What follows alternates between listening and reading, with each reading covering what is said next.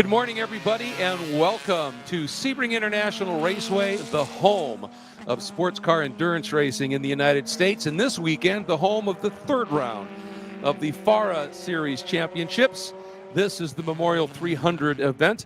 It's been part of the FARA lexicon for a long time, and of course now our second year with new ownership, new guidance, and decided to expand things a little bit, and we have 3 races. This is the first of 3 in a row for FARA right here at Sebring, and quite honestly, probably the most historic of the racing venues in the United States, to be sure.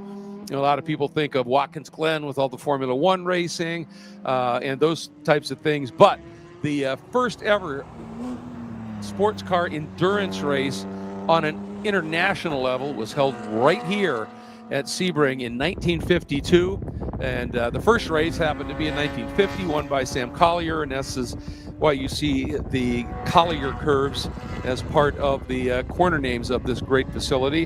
And in 1959, you know, you think about Sebring being the home of Formula One. 1959, first Formula One race on U.S. soil right here at Sebring. So an awful lot of history that flows through this incredible venue, and you know, how cool is it to have FARA actually be a part of it this year.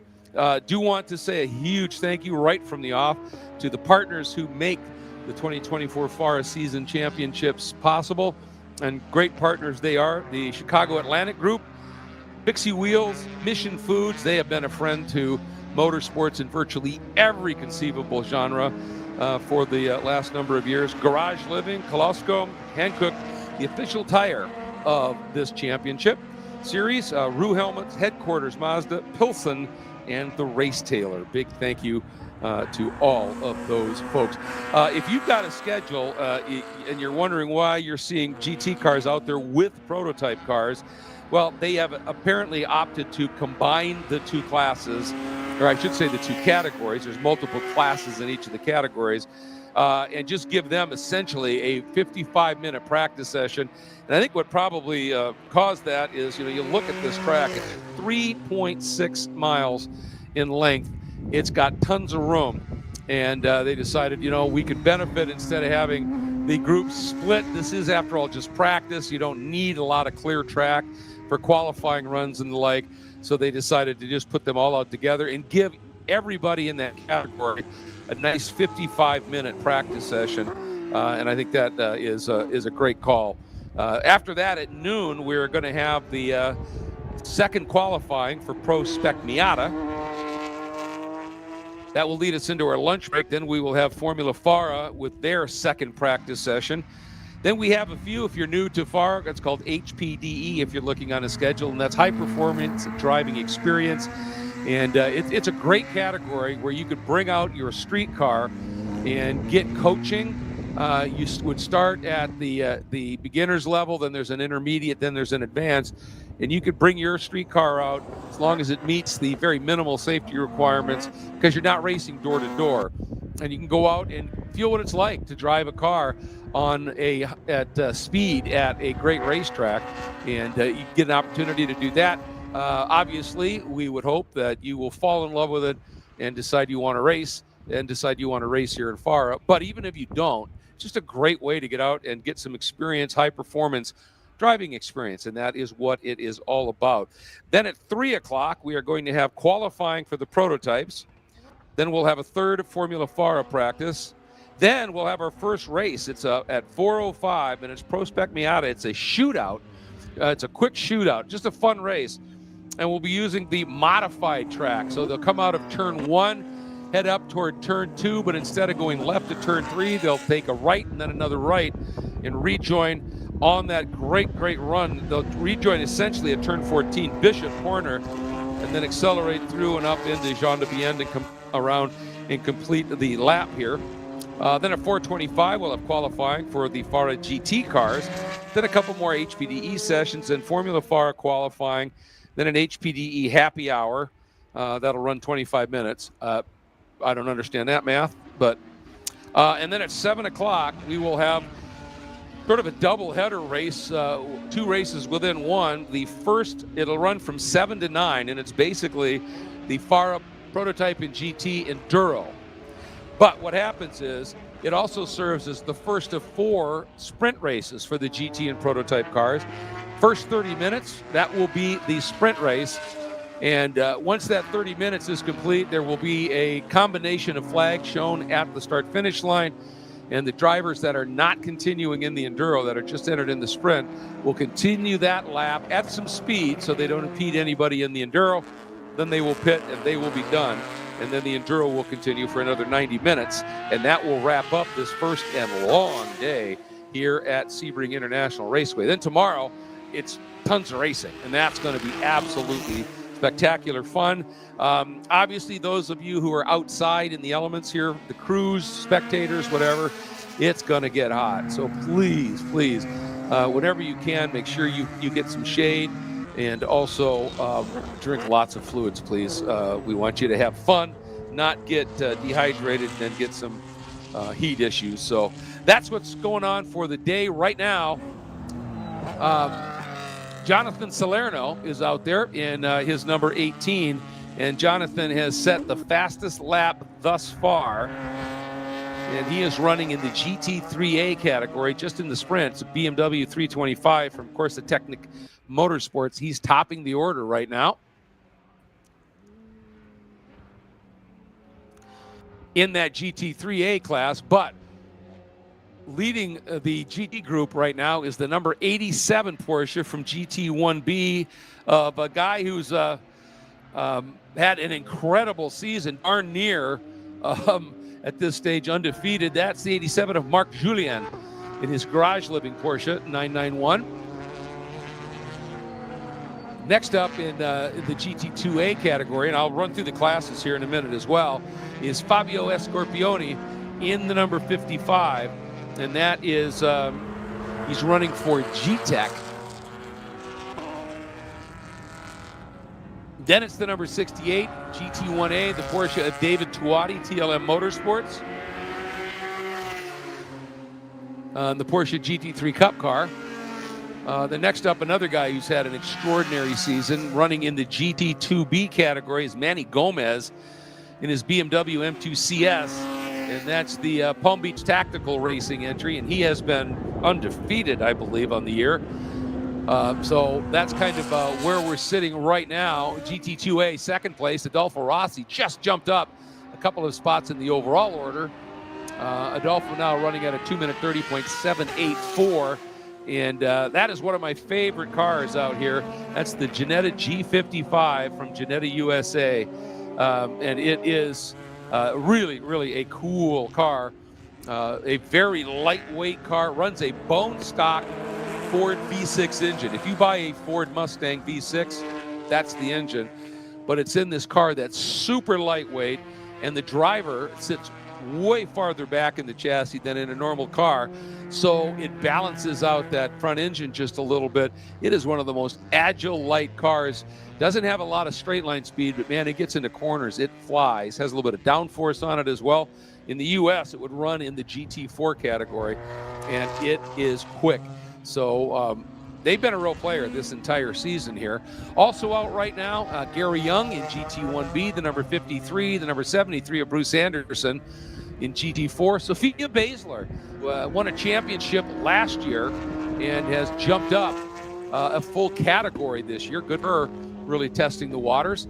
And she has now moved up into GT1B after winning the GT2A championship last year. So I was talking to her just a little bit earlier outside, and she said, I'm so glad I got a little track time yesterday. She said, because I've driven this track, and I've obviously driven this car, but I've never driven this car on this track.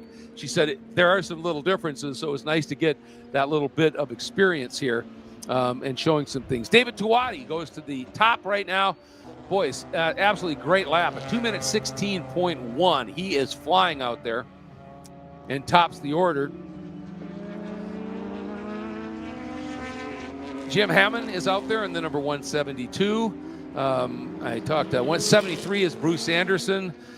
Peter Beaulieu in the number 25 is out there. The 27 of Silas Passos, and running in GT4A. Then Patricio Franulik, who is, boy, talk about a stalwart in this championship. I've been announcing it now for 2 years. And I know he was around in FARA before then, and he has every race he's out there giving it his all. The number 99 is Adam Fetterman. Those two guys are both running in GT. Well, Patrizio is in GT3A, Silos Passos and Adam Fetterman in GT4A, and then a couple of people that have not yet really set any laps. Marco Pisa has not set a lap yet. And there are more, but obviously they are waiting a little bit to come out and put up some lap time. So that's where we sit here fairly early in the going in this 55-minute combined prototype and GT session.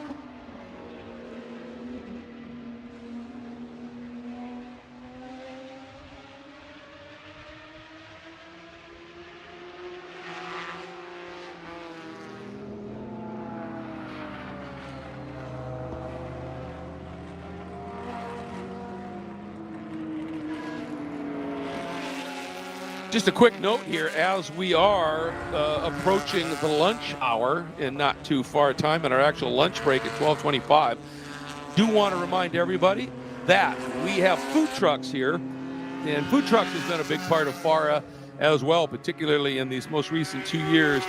When we race at Homestead, we have a great group of food trucks that come out for that, and we have food trucks here, and as you know, the food at the food trucks is usually absolutely extraordinary, and would certainly want to have you head over there and give them a try. You're not going to regret it, that's for sure. So, and they're located over by the podium. And if you're new to Sebring, the podium is sort of in between the exit of turn 17 and the middle of the pit straight, and it's back over in that corner, not too far from the Hall of Legends building. It's in that area, and they have the food trucks over there, and they are ready to make you a fantastic lunch. And since we're running into the evening, a good dinner as well. So let's check that out, and you're not going to regret it one bit. The number 241 of Aiden Ramos, who waited a little bit before he came out, has just jumped into third overall in a 2-minute 21.5. And his number 241, another of the front runners running in GT1A.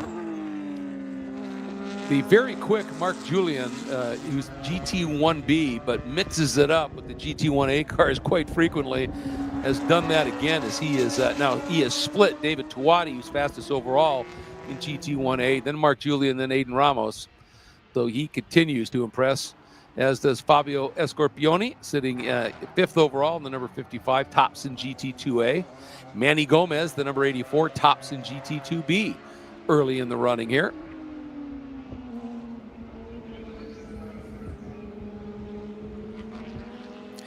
Topping GT3A right now is the number 77 of Marco Pisa. Tops in GT4A is Bruce Anderson, the number 73.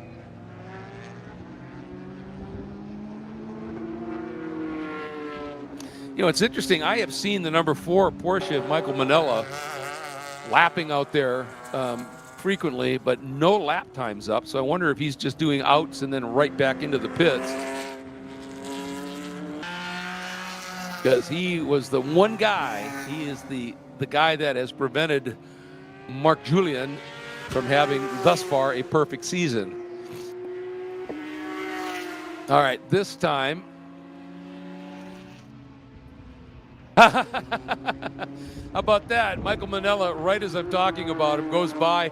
goes to the top overall in that GT1B Porsche, pushing David Tuati's GT1A Porsche back by about almost a full second, Michael Manella.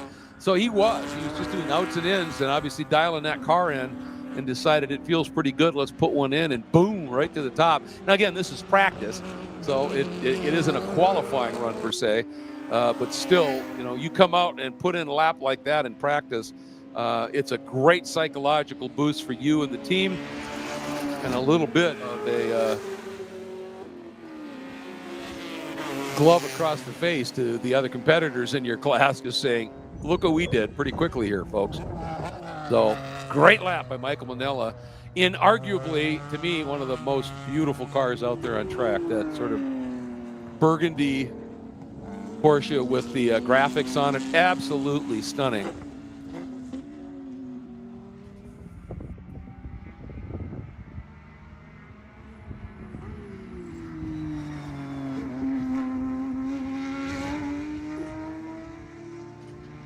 As a matter of fact, folks, we're going to pick him up here in just a minute as he comes through. He's letting some prototype traffic through. Here he comes.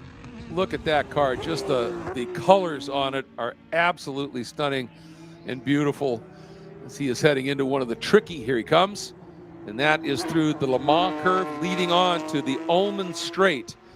And it is the longest straight here. Now, there's lots of flat out sections here, but the Ulm Straight is the longest straight. And you can see, if you've never been here to Sebring, folks, that there's a large part of this track that is still running on the original taxiways and runways of what was called Hendricks Field way back when. It was a training airport, essentially, for B-17 and B-29 bombers. And so Alec Ullman is the guy. He was an engineer and also loved driving cars fast, loved racing, and said, why don't we follow what was happening in Europe at the time, where they were converting old World War II airfields into racetracks. You know, you think about Silverstone as, you know, one of the prime ones, but there were so many. And so he, you know, went to the Sebring Airport Authority and created this track. It's gone through a few different modifications now. Like this section right here is now, you know, permanent. It's paved. It is not utilizing any of the airport runways or taxiways, but eventually you connect up to them, especially when you come out of Tower Turn. Pretty much that entire run from Tower Turn all the way down into the final turn and back over into Turn 1, that is all original stuff. It's never been updated, never been paved, and it makes Sebring one of the bumpiest tracks on the planet. A number of top-level endurance teams in international endurance racing come here, and they'll do 36-hour runs in their cars because the concept is, if we can drive 36 hours at Sebring and not have anything break, we can get through a 24 hours of Le Mans or a 24 hours of Daytona, because Sebring will certainly show you any weak links in a car. And let's not forget, it's also relatively brutal on the drivers, because all the bumps that car is taking get translated right up through the driver. And, you know, and the funny thing is, I've talked to a number, including Johnny O'Connell, who's the winningest driver ever at Sebring.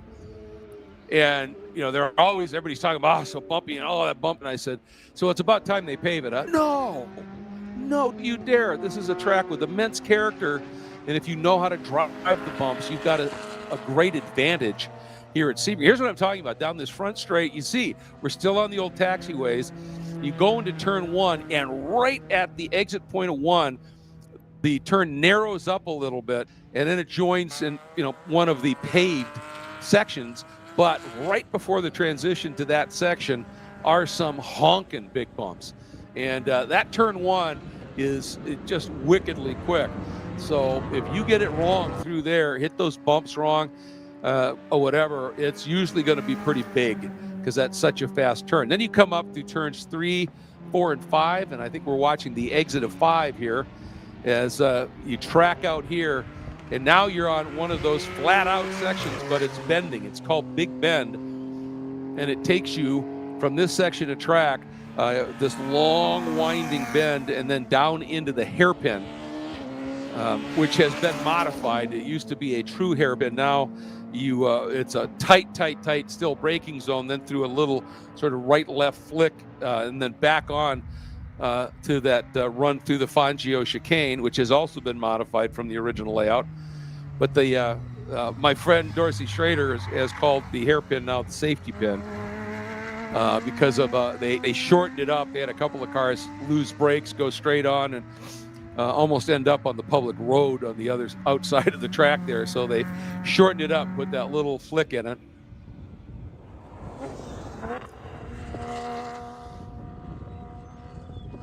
This is one of my absolute favorite parts of this racetrack, the double left-hander through Bishop, where these guys are coming. It is flat chat, even in fast cars, but it's also a clinch it kind of fast through there, because as soon as you get through Bishop, you've got to get on the brakes, slow down for Jean de Bienne bend, just turned 15, and then here, that little transition through the exit of Jean de Bienne into Le Mans. And then again down that long back straight. As you can see some of the times here now up on the left side of the screen. And Michael Manella, what a lap he put in. That is impressive considering he is not in the quote-unquote fastest class out there. So doing an absolutely fabulous job. Hey, Isabella Abreu has come out now. And she is having an incredible season in the GT4A category, and is driving beautifully and is really, really quick in that car. So having a very solid run for her as well.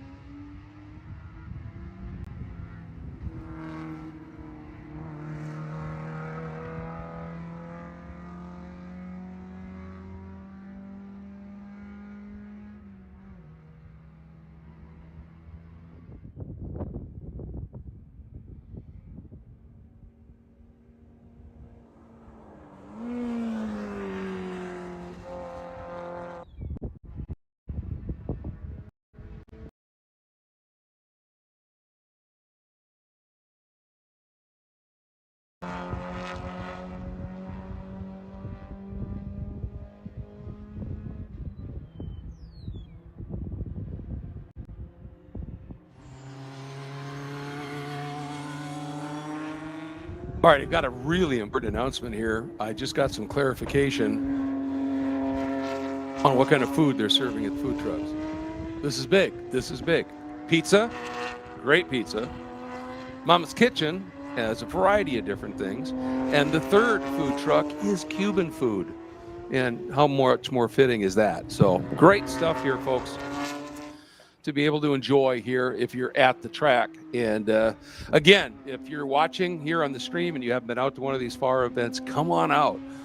They really look after the spectator as much as they do the competitors, providing all of these wonderful opportunities like the food trucks and the like. And if, as I said, if you want to come out, bring your car, and just make sure that the trunk is cleared, there's nothing loose inside the car. You could sign up for an HPDE session and do a little driving out there and get that experience. But even if not, you just come and enjoy what's unfolding here. And tell you what, Michael Manella, that time he set has yet to be usurped, but somehow the number 241, the Porsche of Aiden Ramos, has split Michael Manella and David Tuati. There was only a second between him, and Ramos has slotted in about a tenth quicker than David Tuati and about 8 tenths off of that very fast time of Michael Manella. So Aiden Ramos doing a really stout job right now as well.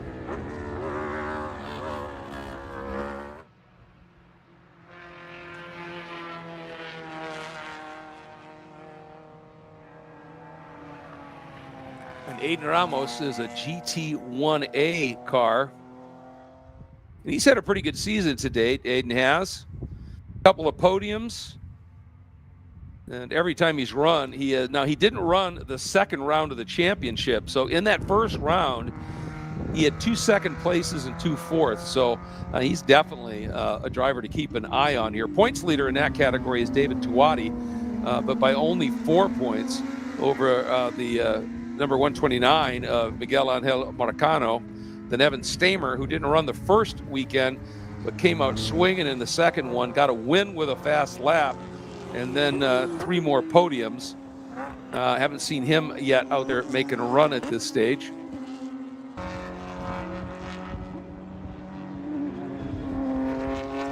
And then, as I said, Michael Manella is the guy who had stopped the absolute freight train of Mark Julian. In the first weekend, Mark had 4 wins, 3 fast laps. Then in the second weekend, he won the first 2 of the 4 sprints and looked like it was on again. And then Michael Manella was able to outrace him in that third sprint race and took the win over Mark Julian, and that stopped the freight train. Julian responded, however, in the fourth and final sprint with a win there. So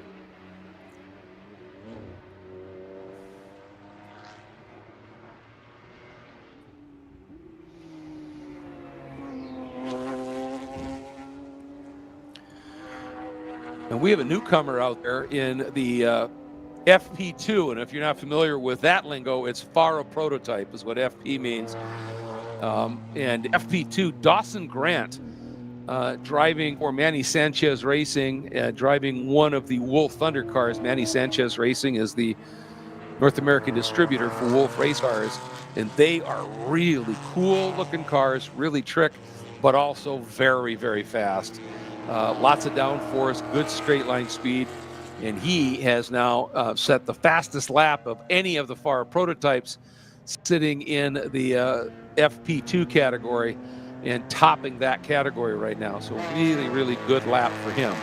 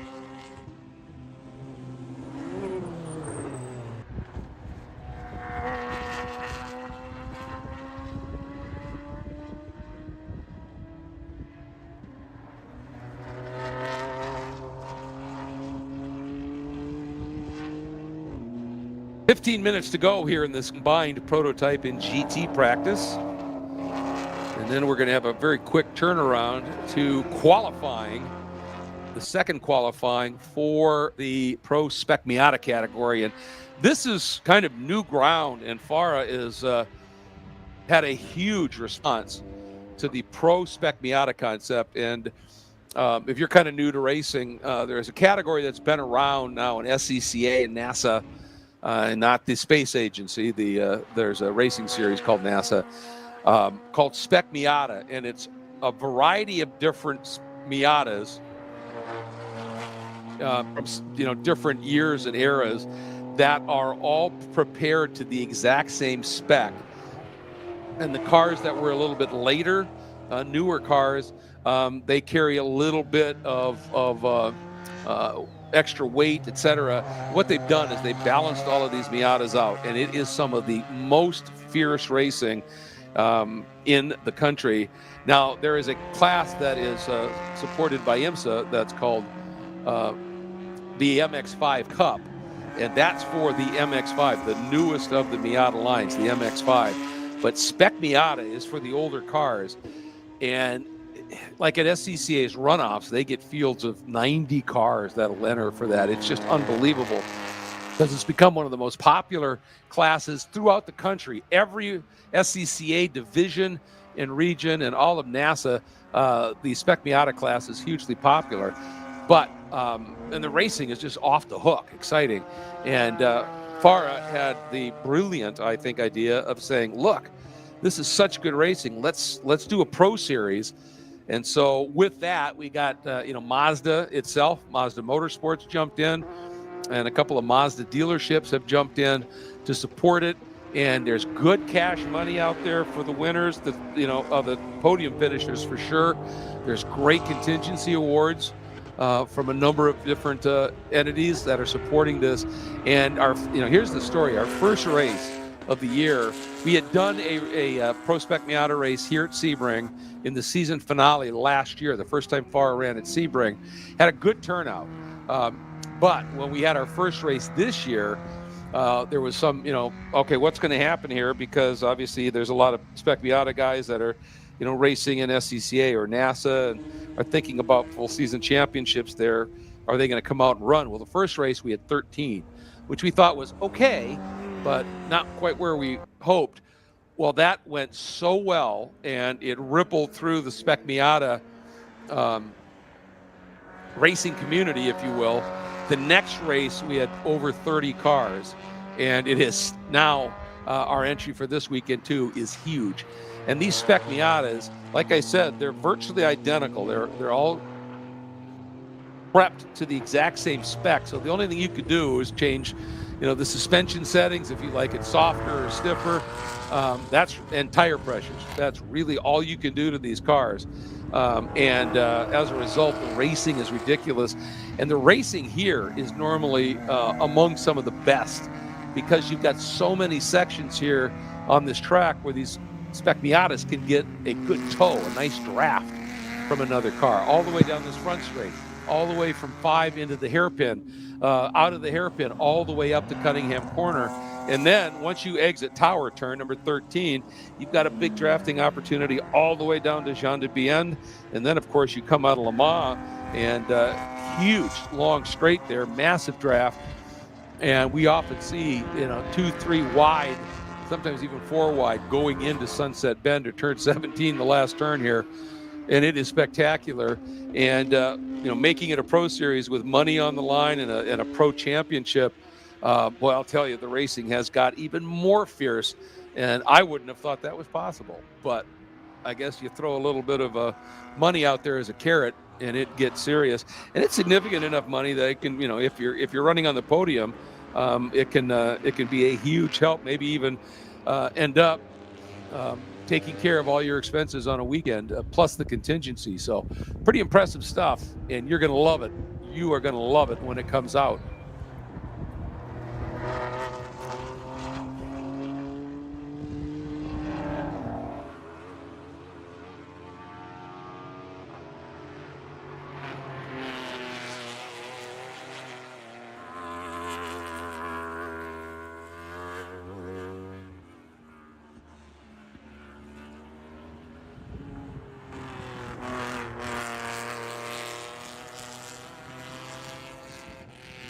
10 to go, and nobody has yet got Michael Manella's superb time. And this is, one of those things that I love, to see a GT1B car. And what really separates the classes, it's all power, horsepower, engine displacement, horsepower versus weight. And that's pretty much how it's broken down. In a GT1A car, those are like Porsche GT3 Cup cars. They are really quick machines. GT1B would be just a step down in the performance, and obviously not a huge step down in the performance to a GT1A car. And then you move into GT2A. Again, that's one more step down, a little bit bigger, because it changes the whole numbering category. So it goes to GT2A and then GT2B. Again, just that little step down in performance. Then you've got GT3A and B, GT4A and B are the classes in the GT end of things. Then you've got FARA Prototype, or FP1, FP2, FP3. And at this stage, I don't show any entries in FP1, but we've got a nice turnout of cars here in FP2 and 3. So that is going to be really fun to see that as well.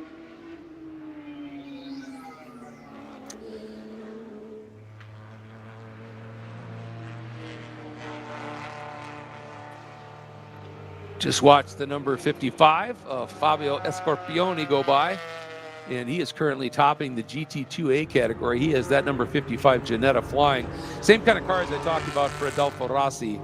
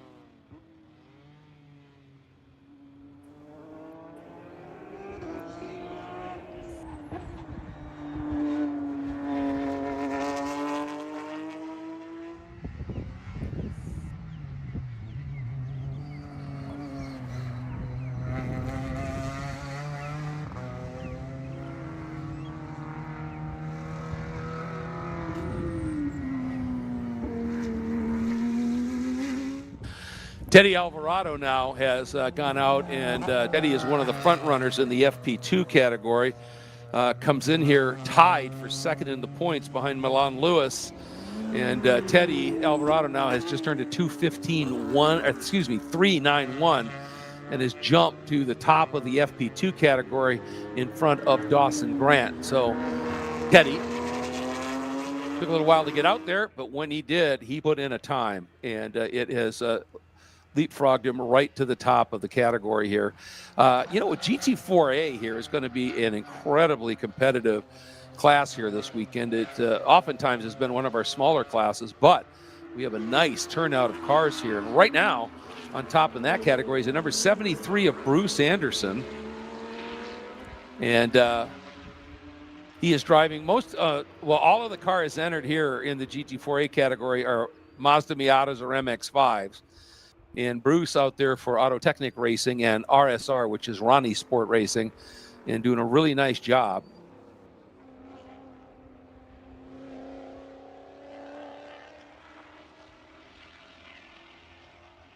And some of the cars that are running in GT4A are running in Pro Spec Miata spec. So they can also run in Pro Spec Miata. Some of the other cars running in GT4A are not at Spec Miata prep levels, so as a result, they simply cannot run in Pro Spec Miata. They might be a newer MX-5. They might have a few different little items on the car that would knock them out of the Spec Miata, Pro Spec Miata category. As Patricio Fanulik goes by in that number 71. He has been such a huge supporter of this championship, driving a BMW 318.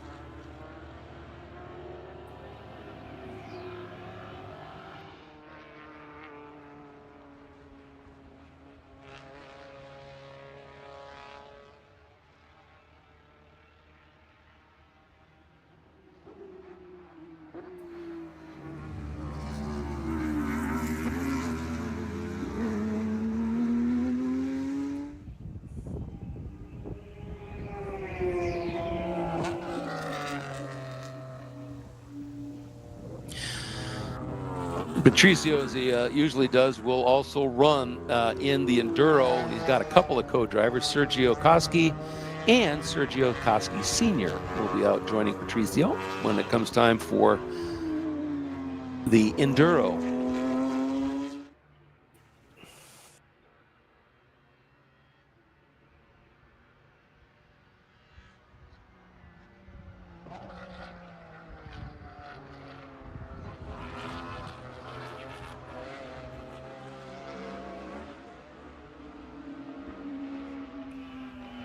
Right now, it's Aiden Ramos leading in GT1A. David Tuati is second in GT1A. David Tuati, one of the co-owners, three of them now, that are part of this absolute new ownership group here at FARA.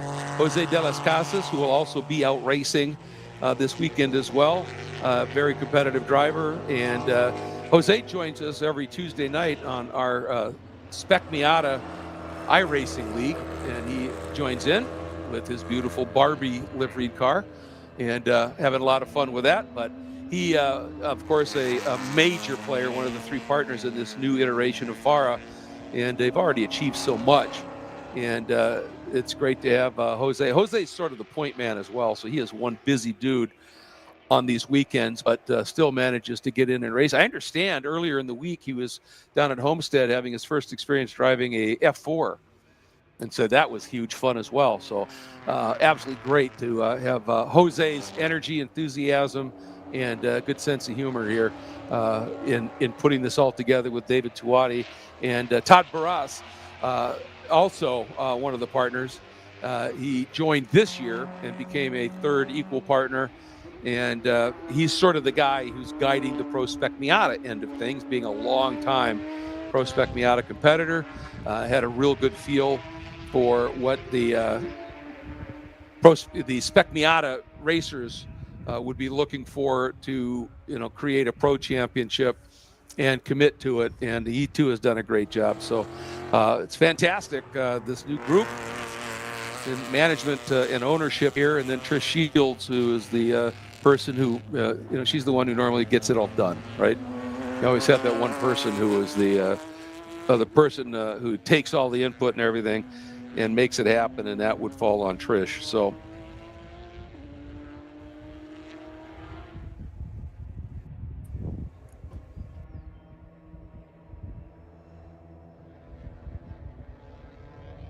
and I think we're going to see a checkered flag here in very short order. What a story it is. Michael Manella this is a track where horsepower, engine displacement matters. There's no question. But it's also a track where big bravado can also make a difference. And Michael Manella has taken the GT1B class car to the top, and by 0.8 of a second. That is a remarkable accomplishment here. And that just means that he doesn't maybe have quite the straight line of a GT1A car, but he is making up for it in these corners. And, believe me, Sunset Bend turned 17, as bumpy as they come. And if you can get through there and are confident and are willing to throw your car through that corner, you can make up a lot of time. Turn 1, same story. You can get it done there. And that run from the Cunningham corner, turn 10, through the Collier curves up in the tower, that too, if you have that feel, that knife edge feel, you can really make up some time there. And the checker is out. We'll see first car to get it. I think that was the number 118 of Marcos Ventos.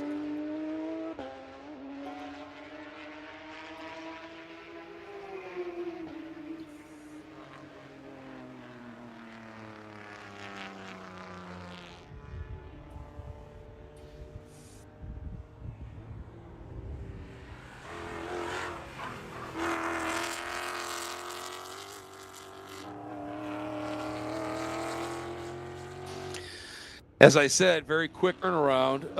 Haven't seen any indication, as Michael Manella just enjoying one more lap. I think he just picked up the checker and should be working his way now through turns. Yep, I see him coming under the bridge. Exited turn 5 and that beautiful big bend run down into the hard braking. He's still on it. Why not? And a couple of reasons that you would stay on it and drive pretty hard is you want to keep the heat in the tires so that when you come in and pit, your crew can immediately get some tire heat measurements. And it's amazing how knowing what the tire temps are on the inside, center, and outside of those tires could tell you how the setup on the car is working. If you see extreme heat on the inside, it means too much camber. And we got to, camber is if you see a tire on a car where the bottom of the tire is sticking out a lot more than the top, and that's actually negative camber. But you want to run that because it's aggressive and it helps the car plant when you get into a turn. But if you run it too aggressively, you can overheat the inside, and that means what it means is generally when you've got that much heat on the inside, you'll be low on temp, middle to outside, which means you're not getting enough of the tire on the ground.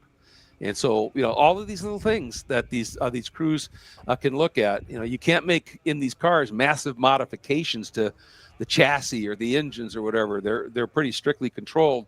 But those little things, and when a driver and his crew chief or engineer or whatever they have get that car set up the way the driver likes it, and suddenly that driver goes, man, this car feels great. I have massive confidence in it. And when you have confidence in a car, that's when you go fast. And so that's what they're all working on as this combined practice session is in the books. Again, in just about 3 minutes, we'll have second qualifying for Pro Spec Miata. That should be fantastic, and we'll be back with you here on DriverSeye Live in just a minute.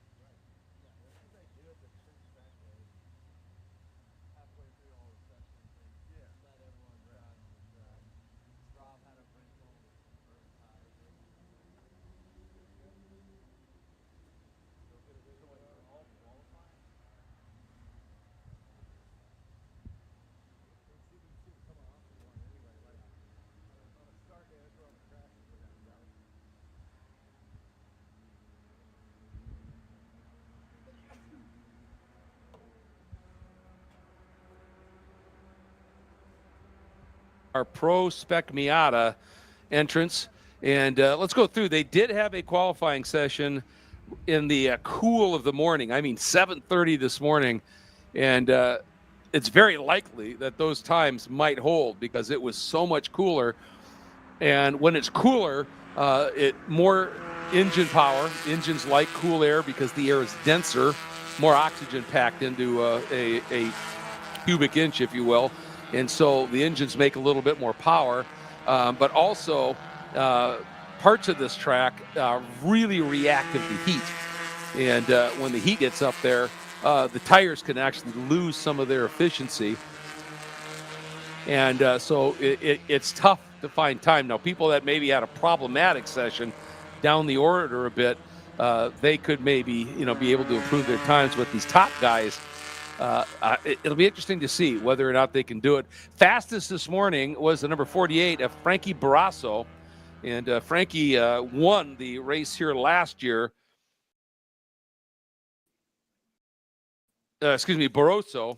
And he won the race here last year. So he loves this track and is clearly very quick. He's currently fourth in the points coming in his Autotechnic Spec Miata, but tops that first session. Clearly, he likes this track a lot. A couple of drivers that we don't have names for in second and third. I'm going to see if I can find them real quick here.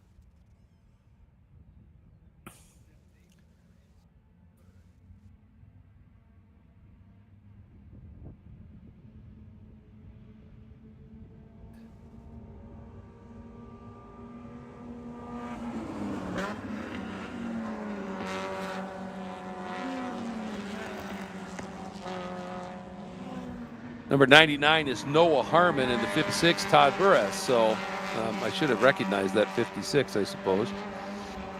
So they were second and third in that morning practice session. Noah Harmon second, Todd Burress third. The 101 of Mikhail Fountain was fourth. The number 51 of Nico Fondrini was fifth. The number 54 of Natalino Scapatici was in the sixth spot. In the seventh spot was the number 7.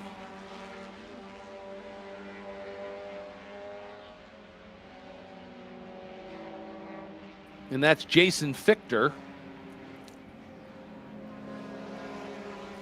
8th, the number 12 of Marcos Vento. 9th, the number 74 of Rob Bailey. Completing your top 10, the 192 of Corey Collum. Now, Barroso's time was a 2-minute 36.367. He was just a quarter of a second clear of Noah Harmon. And that's kind of a big gap for these cars, believe it or not, folks. Oftentimes in a quarter second, you can have 3 or 4 cars. Then another chunk of time, this is really extraordinary, back to Todd Burress. About a second back to Todd Burress, which again is a huge chunk of time. Then Mikhail Fontaine at a 2:37.9, only a tenth off of Todd Burress. And then the field gets close like we're normally used to it. I mean, the difference between Natalino Scapatici in the 6th spot and the number 7 of Fichter, 16 one-thousandths of a second, and the difference between Fichter in 7th and the number 12 of Marcos Vento in 8th, 3 one-thousandths of a second. So that gives you an idea of how close things are. And you can see here, as you're watching these guys, normally a lot of times in qualifying, cars will look for a gap, right? And they'll complain, I had traffic on that lap, I couldn't get going.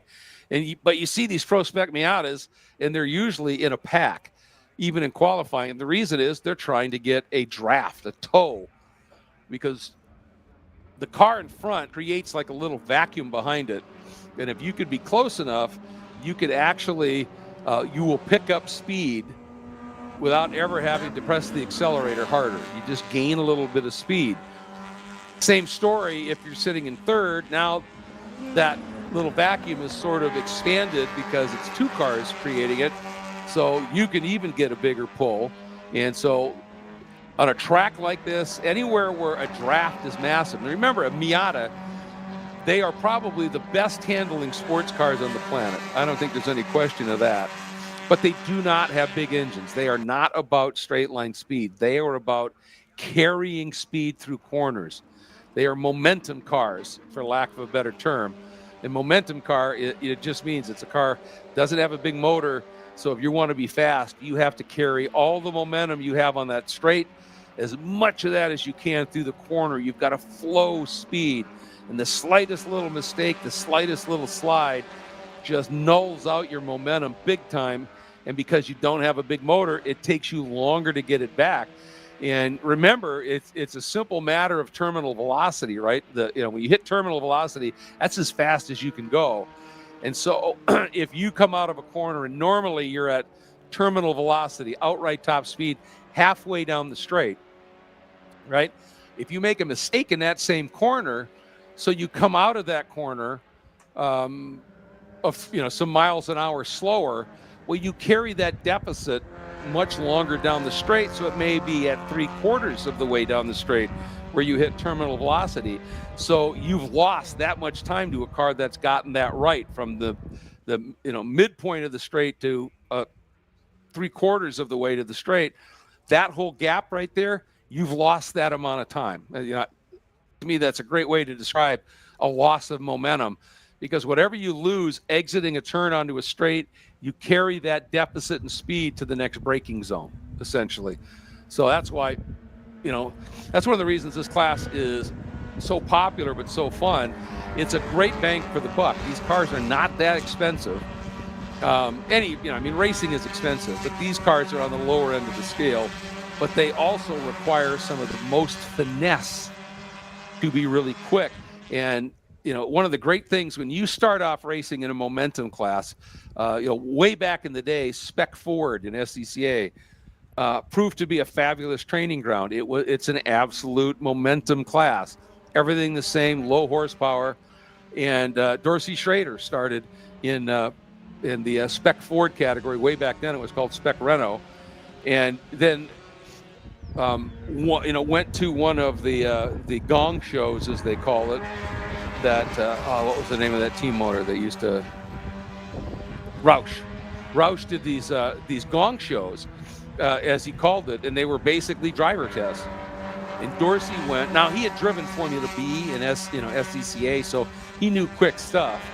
But he went from the Spec Racer Ford Pro Series, did the gong show in Trans Am cars, blew everybody at the gong show out of the water. Roush hired him for Trans Am, and he won the championship in his rookie year. And we were talking about that, and I asked him, how could you make that? And he said, because of the Spec Ford.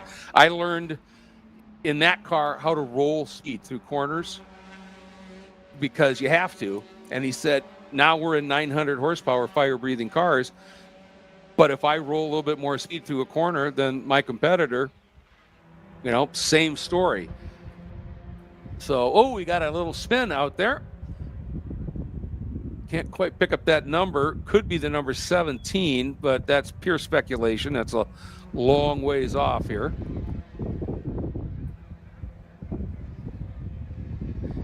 That would be Kalen Kinley, if that is what it is. All right, got it turned around and moving. Just a quick spin. I think it was Kalen. And one of the nice things about this place, there are a couple of spots where if you get it wrong, it's pretty significant, but there's also a fair amount of runoff in little spots here.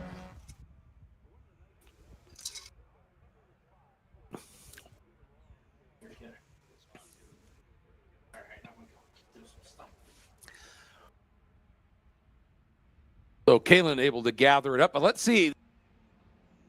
This qualifying, a 2:39.4 is the fast time right now. And again, it was a 2:36.3, and it's Mikhail Fontaine, or not sure if that's Fontaine or Fountain, but Mikhail in the 101 is the fastest right now. But as I said, at a 2:39.4, the 31 of West Gucic sits in the second spot at a 2:39.5. That's 60 thousandths of a second separating those two. Then the number 7 of Jason Fichter, who was 7th in the morning session, is now 3rd, but at a 2:39.8. 74 Rob Bailey is 4th. The 66 of Earl Hart is 5th. The number 13X of Alfredo Zidane jumps up into the 5th spot, just pushes Nico Fandrini in the number 51 back to 6th. See, this morning Earl had a 240.1, and he just turned to 240.5, so even down in the top, outside of the top 10 area, it's going to be tough for these drivers to try and really make a big jump. Let's see, EJ Tamayo sitting 13th right now in the number 110 at 243.5. This morning he went at 241, so it's the heat. Now we do have a little cloud cover coming on, so that will help in terms of cooling the track a little bit. When you get some cloud cover and it stops that acute angle of the sun just beating down on the track, that will help a little bit, but you're still dealing with the heat. which the engines don't have quite as much power, and it also affects the brakes. They don't cool quite as efficiently. And the problem is with the heat here, it's also very humid. And, when it's the proverbial dry heat, I just spent about a couple of weeks ago out in the southwest southwest portion of the country, particularly in southern Utah, in the Grand Circle, they call it. And it's warm, but everything evaporates off super quick, and it cools. Humidity allows nowhere for that heat to go, that moisture heat to go. So, keeping the engines cool is another thing. And, as the engines get warm and they start running at the top end of the heat range, they lose power.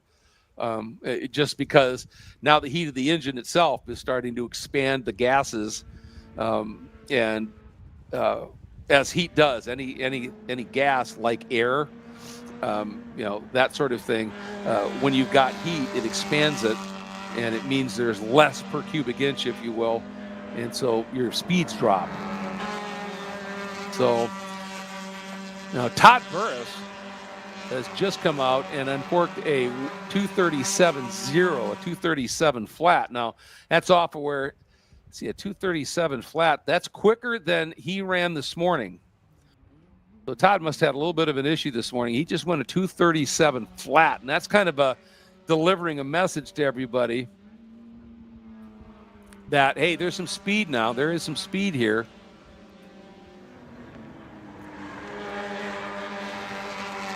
And really, that's just going to sort of cement Todd's third place qualifying ever, because we combined the two qualifying sessions, and the fastest time from either session, whatever session you set your fast time, that's the time that's used to set the grid. And the way it works in this series, the shootout race will be based on this grid, but sometimes for fun, they'll just flip it. They'll say, we're going to invert the top 10. We're going to do, so we'll find out what's happening there. It's a non-points race. It's just for fun and running on the short course. But the two primary races, this qualifies you for that first race and where you're going to start. Second race is based on finishing order in the first race. So with the exception maybe of Burris here putting up that time,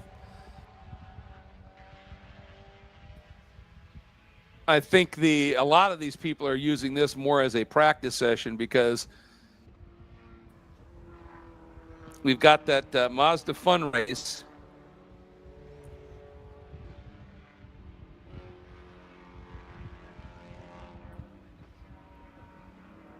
Then our first actual race for Pro Spec Miata will be at 8:30 tomorrow morning, so that will mirror more closely the qualifying session they had this morning.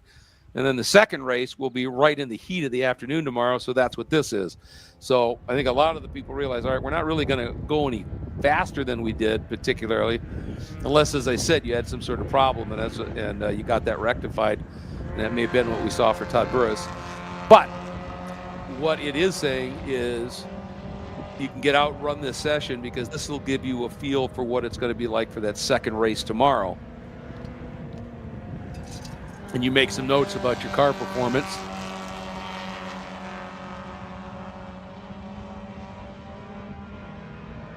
Holy cow, Todd Burris went a 236.4.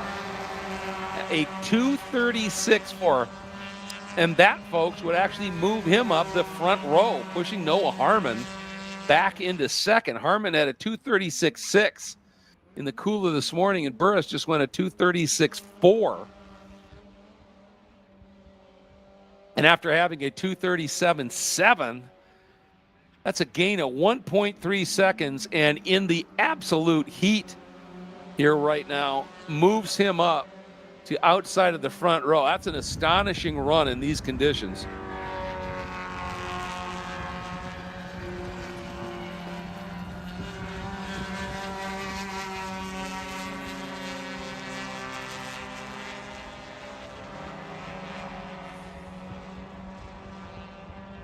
See, a 239.8 for Gerke. He put in a nice lap, but still at a 240.8. So Yeah, nobody's really bettering what they've run here. Hey, also want to let everybody know this is a big deal here. After this session, we have our 1 hour lunch break.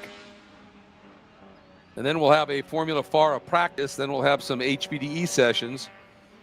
And then prototype qualifying coming up at 3. But after this, it's lunch break time here at Sebring International Raceway for the Memorial 300, round 3 of the 2024 FARA season. You want to get yourself over in the queue for those food trucks. Believe me, trust me, go.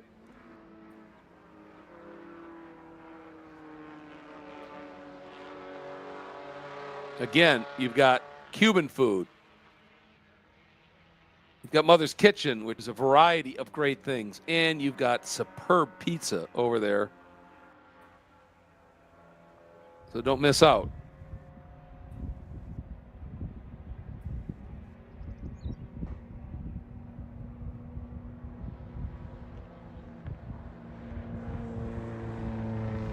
The session's scheduled to end at 12:25. There's still a bit of time left.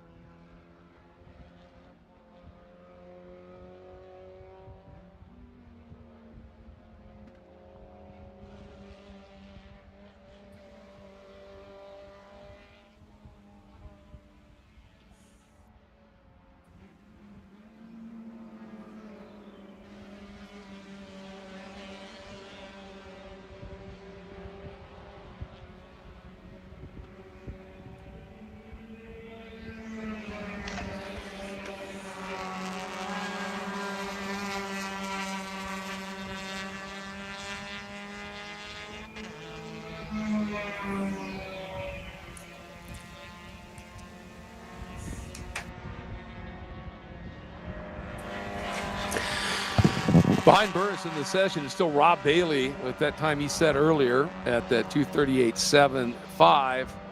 Then Wes Duchek in the number 31. Only 28 1,000ths back in third. And then we have Jason Victor in the 4 spot. In the number 7, the number 101 of Michael Fountain. In the 5th spot, 99 Noah Harmon now has moved up into the 6th spot in this session. And the 13X of Alfredo Zidane is 7th. Nico Fondrini in the 51 is 8th. 9th is the 66 of Earlhart. And completing your top 10 is the number 14 of Jacob Gerke.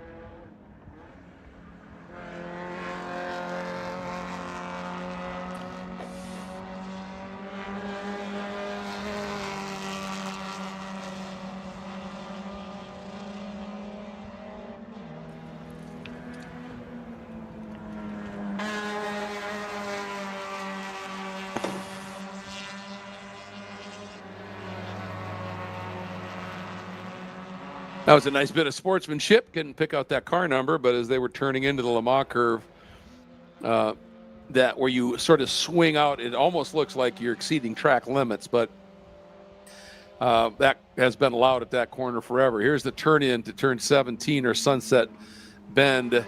And what you don't see here is this is a great passing area, but you get under the bridge, it is bumpy, incredibly bumpy coming in. We just saw that car right there, that blue hooded with the white side. That Spec Miata coming into this section of track used that little flick out but went way wide, knowing they weren't on a flyer, and let a couple of other cars go through. And that's track awareness. That is, that's track awareness is the thing that, one, helps you make friends with other drivers, and two, helps you avoid incidents, which of course makes friends with other drivers. But just knowing where everybody is around you. And if you're really good at track awareness, you use that. Now here's what I'm talking about, the bumps. Look at these cars right there. Boom, boom, boom. And these cars are more softly sprung than hardcore race cars. But even these cars feel these bumps through here. And there is line through there. It's not necessarily the fastest line if the track were smooth, but it's the fastest line with the bumps. There you see that those cars. Believe me, that may not look like much here, but at speed, it just rattles through the entire car. As I said, these cars a little bit more ground clearance, a little more softly sprung than some of the more hardcore race cars. And the prototypes through here are just insane, bouncing everywhere because they're so stiffly sprung. And now imagine for the 12 hours of Sebring here, the prototypes in particular pounding around this track for 12 hours. And you literally, it pounds the driver. Every time a driver gets out of the car after a shift here, usually they go right to wherever their physio is. And that's usually a sports medicine trained masseuse and therapist. And they just work them over so it'll help them recover more quickly to get ready to get back in the car later. And it just takes a pounding here. And then you add in heat. And 12 hours of Sebring is in March, and you get some warm Marches here on occasion.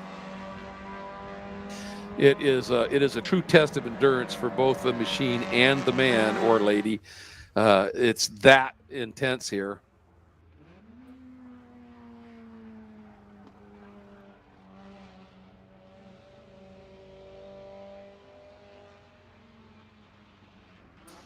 As you can see, that time by Burris, almost 2.3 seconds clear of everybody else in the field at this point. A couple of people, and again, we're looking at times from this session, not combined times. You see that unknown driver there, that 787. I believe that's Robert Ashcroft.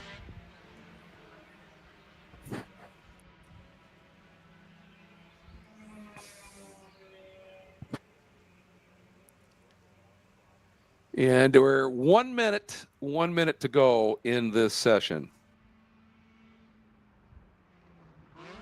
And with that exception of Todd Burris, nobody else really making massive improvements on their time, or any kind of improvement for that matter. And again, that's just down to simply the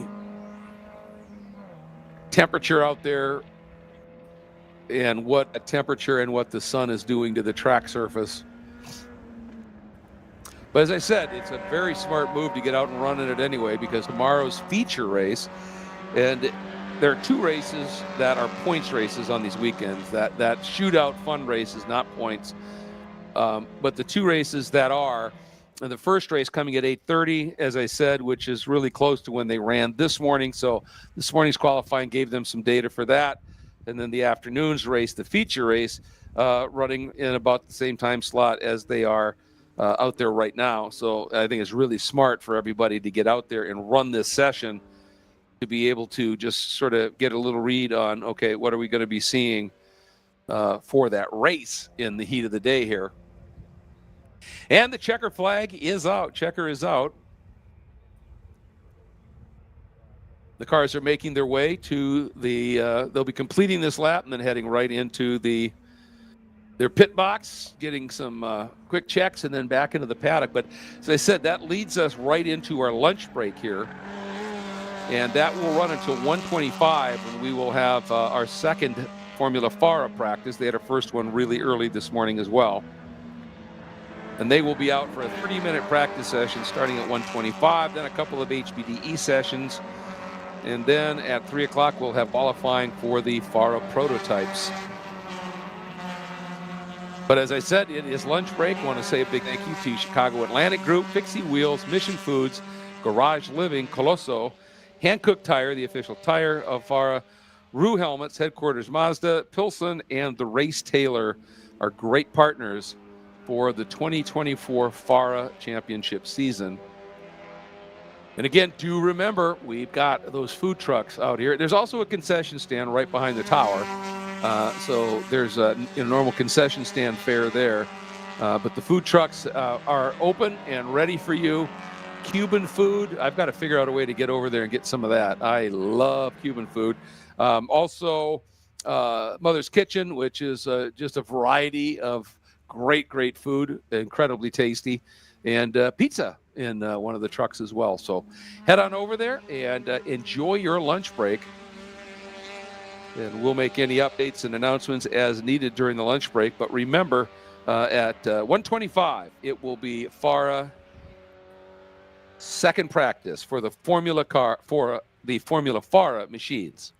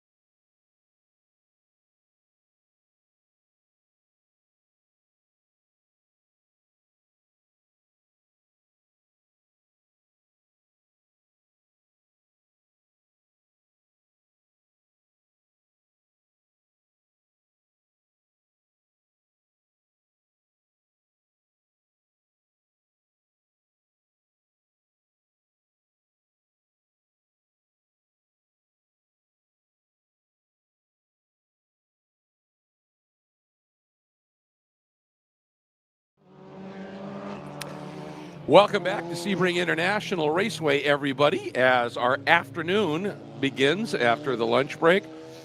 And for those of you who are here at the track, I'm confident that Mother's Kitchen and the pizza place are great. I can tell you now with authority that the Cuban food here is fantastic. So was able to grab a bite during the lunch break, and so happy I did. Really tasty stuff. And that's got me all set to talk about Formula FARA. And this was a series, a class, if you will, that ran in FARA a number of years ago. And this year, they decided we want to bring that back. And so they have put together this program, and it's an absolutely, to me, it's a great way for young drivers who are coming out of karting to be able to get their first taste of experience, perhaps, in a formula car with a little bit of downforce. Because if you're going to go anywhere in your career, you're going to be dealing with downforce. And whether it's prototypes or whether it's in open wheel cars, they all, little wide run there at the exit of the first part of the hairpin, and just dropped the left side tires, was able to gather it up and continue. And again, I should point out these cars were out at 8 this morning, and they had a long practice session, about an hour and a half, because they didn't get really any testing yesterday. And so the conditions are going to be vastly different. So anybody who goes out and just tries to hustle it right away are going to be in for little surprises like that. They're going to find the grip just isn't quite there because of the heat that we are having here today. And the sun has just been relentless here on the tarmac. And that just cooks the tarmac a little bit and makes for its own set of issues, if you will. So that's what they're dealing with. And what'll happen is when it's hot enough and the sun is beating down enough, all the rubber that's laid down on the track in the groove, which is normally what really gives you grip. It isn't just the tire onto the pavement. It's the tire rubber that's been embedded into the pavement a bit that grips with. It's rubber on rubber in a way. And that is what grips and gives you all that traction, all that purchase coming out of corners. However, when it gets hot enough and the sun is relentless enough, sometimes it cooks the oils out a little bit of that rubber that's been embedded, and then it becomes really, really slippery, really greasy feeling. And you got to learn to make that adjustment here, and that's going to be interesting in this first part of the session. Again, this is practice, unlike the Pro Spec Miatas we had recently, which was qualifying.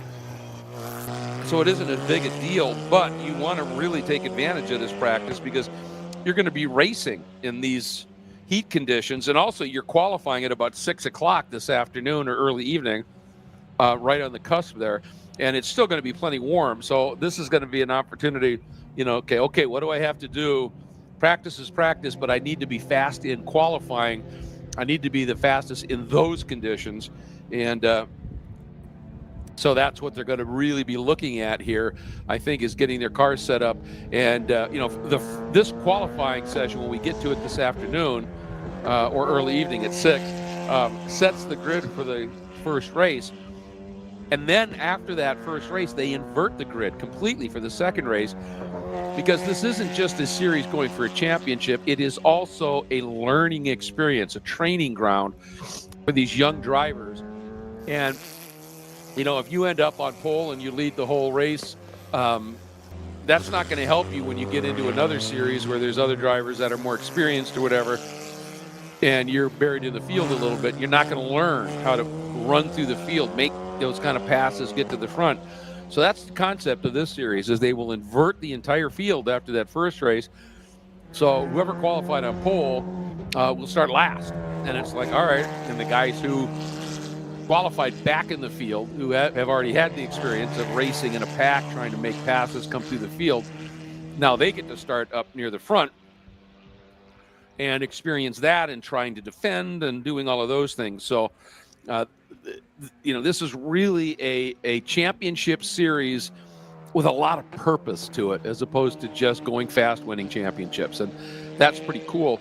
And it's one of the more cost-effective ways you can do it. They use a slightly older F4 chassis, and they use it's a near stock engine, Honda-derived engine in the back, so they're quite reliable. But using that slightly older chassis and that basically stock engine keeps the running costs way down. Keeps the running costs way down, and that allows people to step out of go-karting, which, you know, has its own expense level for sure. But, you know, if you step into just an outright accredited F4 level series or something, it's a huge money leap, lots of money. Here you can get that, and it's just a slightly older chassis. It's still very effective and teaches you all you need to know about the downforce and the suspension setup and the work. And but it's a much more cost-effective way to do it. I think it's brilliant, and I hope we continue to get. We've got, you know, consistent fields this year of about 10, which surprises me because I think this is a perfect place to come and really learn your craft for an extremely reasonable cost, and that is the key. In the first session this morning, Gaston Arazu, who has been one of the absolute front runners since the season began here, put in the fastest lap time at 2 minutes 16.148, driving for Scuderia Buell, and he is quickest now too, and has actually improved his time. Hey, for everybody here at the track, we need Mika Thompson, M-I-K-A Thompson. You need to go back to the gate. Go back to the entry gate. Apparently, you left your credit card there at the entrance. So, Mika Thompson, go back to the entry gate. Your credit card is still there, and you can pick it up.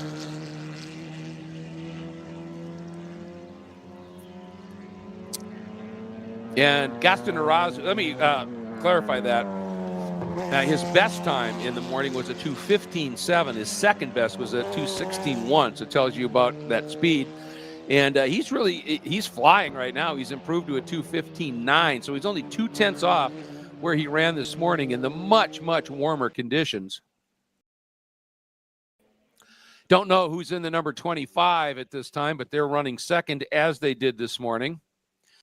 Cash Felber this morning in the number 1 turned to 2:17.85, and he's at a 2:19.9. As I said, not a surprise to see some of these drivers maybe off the pace just a little bit.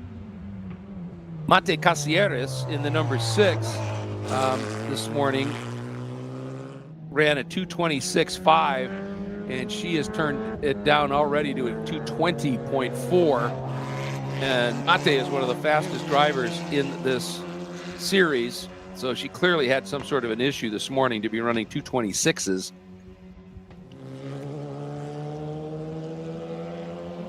So whatever it was, looks like they may have resolved that and got her back on pace here. And now she just needs to, again, this is practice, so now she just needs to, all right, is the car right? Is it resolved? And the problem is, I don't want to look here. Yeah, she didn't get very many laps run. There was a long session this morning, and she only got 4 laps done. So she lost a ton of track time. So right now, she needs to start compressing the process a little bit, and she's capable of it. She just needs to, at this stage, go, all right, couple of laps, car feels good. Now really push it and start to get the setups, get it dialed in. I would expect to see her in and out of the pits a few times.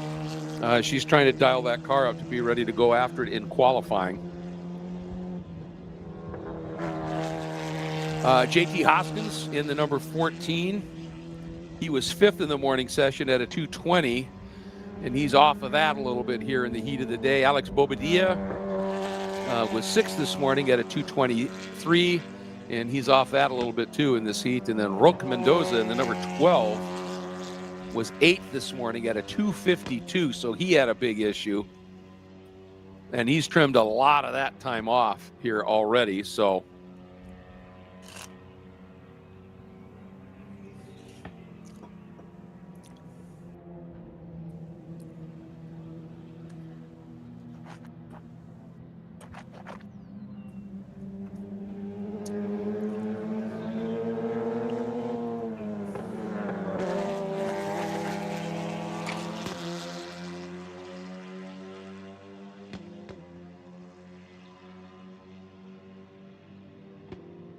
One thing about these cars, they, as we talked about, they don't necessarily have a really powerful engine, but they're extremely light.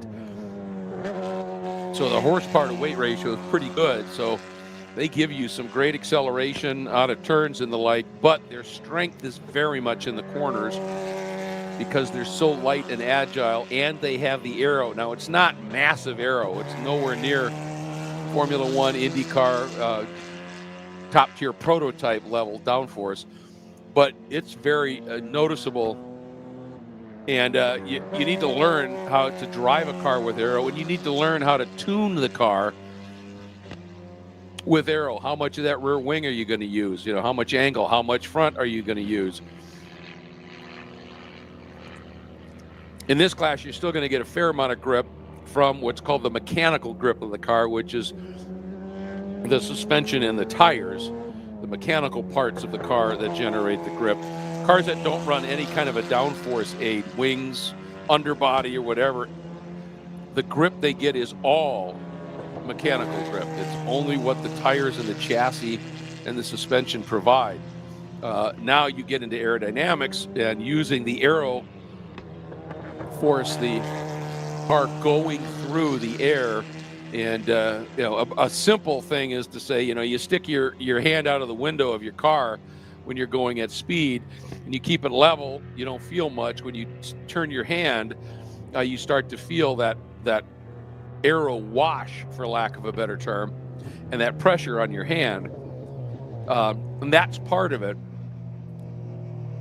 But that kind of aero, when you see those little flaps on the back of the wings and stuff that come up, that would generate that kind of aero, that also creates a lot of drag, because you can feel it when you got your hand out the window and it's level. You don't feel any, it's just, you can hold your hand there. The minute you tilt your hand down, now you can feel that just pushing against it and trying to slow you down, right? And that's drag. So you want to be able to minimize the drag, especially on these lightweight, underpowered cars. Minimize the drag, but still get a little bit of downforce. And remember, when you're looking at the wings on these cars, except for those little rear flaps, which are often called gurney flaps, something like that, those flaps on the back, they create drag, but the wing, and a little bit of downforce, obviously. But the wings themselves, the actual downforce is generated from the underside of the wing, because they're sculpted like an upside down airplane wing. And on an airplane, the lift that's generated is from the top of the wing surface, not the bottom. And it's how that wing is sculpted, and you look at the cross section of those wings, it's sort of, the front end is kind of bulbous, and then it tails off down the back.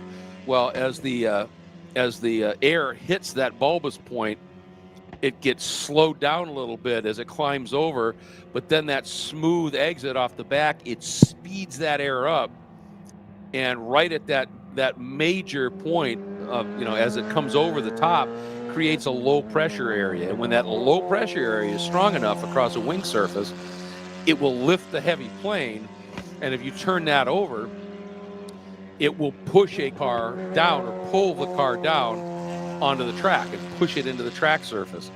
And that's how aero works on these cars. Now, there's another form, which is the underbody aero, which is tunnels under the car that do the same thing essentially, but they just suck the car down onto the track in that case, as opposed to pushing it down like wing generated aero. And if you look at the back of these cars when they come by, you can see there are two wing elements on the rear of the car generally, and one on the front. So you can, that's where you can tweak and adjust.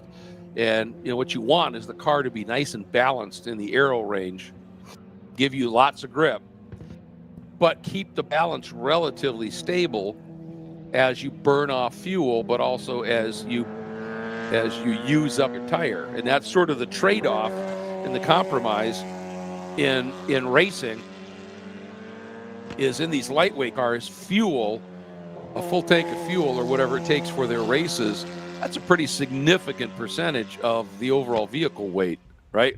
So as that burns off, it's going to change the handling immensely, and the car is going to get more responsive. It'll accelerate quicker, it'll stop better, it'll go through corners better, but at the same time, you've been using up the efficiency of the tire a little bit, because no matter how good a tire is, the more you push it hard like you do in racing, it just loses a little bit of its edge and a little bit of that effectiveness.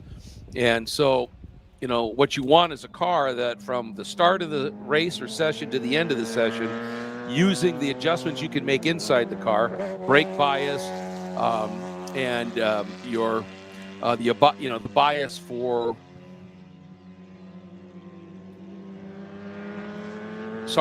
for changing the stiffness of the suspension a little bit front and rear. You can use there's an adjustment inside most of the cars where you can make the front a little bit stiffer, you can make the rear a little bit stiffer. And so as that fuel burns off and your tires go off a little bit, you can keep that car within the balance that you know is fast. And then you have to factor in the aero and make sure that as you go through that progression of the car getting lighter but less grip from the tires, that the aero is on the, because you can't change the wings. You know, once you're out on track, there's no changing the wings and the wing angle. So that's where you need to tune that aero so that through that progression of all the other stuff during the race inside the cockpit, the aero will remain in that right window for speed. So all of that really to just sort of give you a feeling of how many variables there are in a car that's running aero. There are plenty in a car that's just no aerodynamics on it and just plainly looking with mechanical grip, but you add in that aero and suddenly the variables just expand exponentially.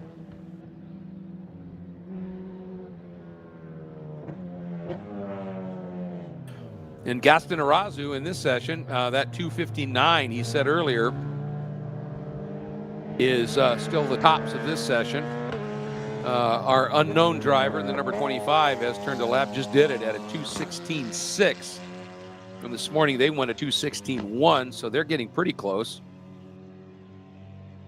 Cash Felber, who this morning won a 2:17.8, has now gone at 2:18.7. And Mate Casieres now is starting to get pretty serious about it. Like I said, she's turned a 2:20 compared to a 2:26 this morning. Still a pretty significant gap to Gaston. But again, this is practice. And if she had issues this morning, she's going to be, like I said, probably spending a little bit more time ducking in and out of the pit lane.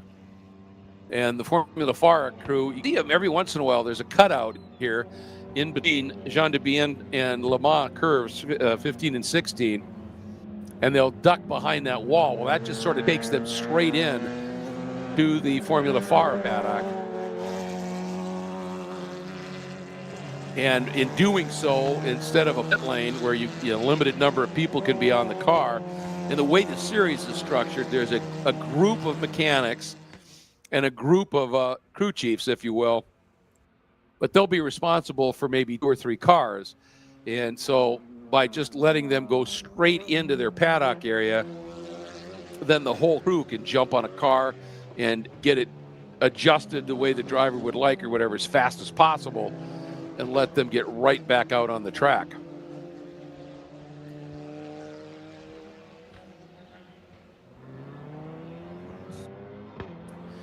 And I just want to make sure everybody understands. You see Mate Casieres' time there, 4 seconds off the pace of Gaston Arazu.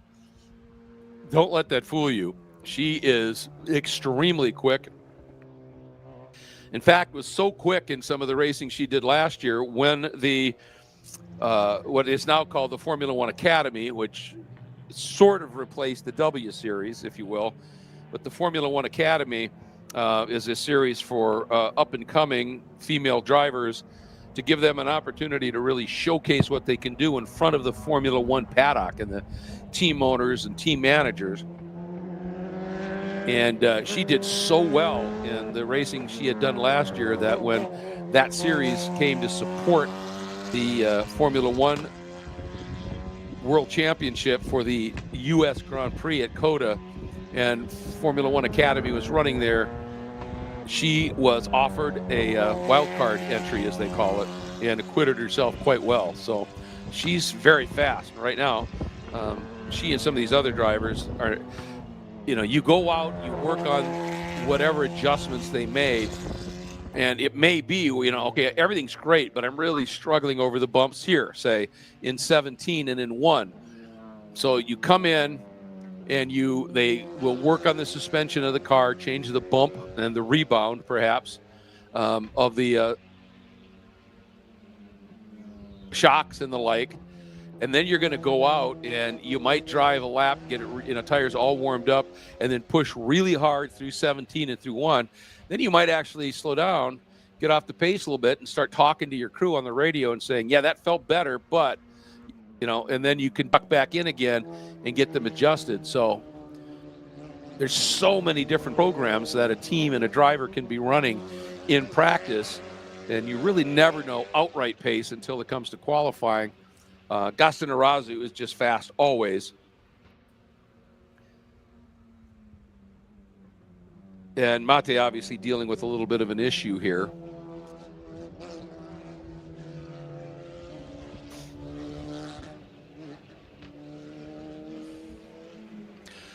Notice that Roman Felber, who had a really solid run in his number 2, up in 4th in this morning's session.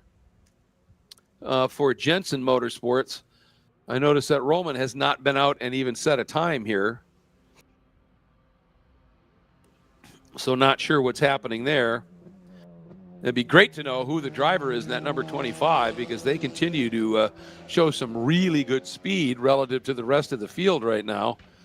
They're less than a second off of Gaston Arazu and over 2 seconds clear of the rest of the field, which are huge margins in this series.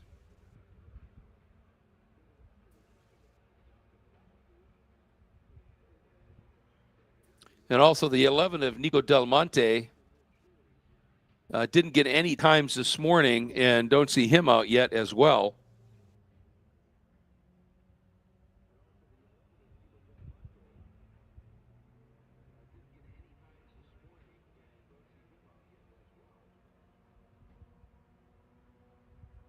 Seven minutes left to go in this session, and then we're going to have about an hour of high-performance driving experience on the track.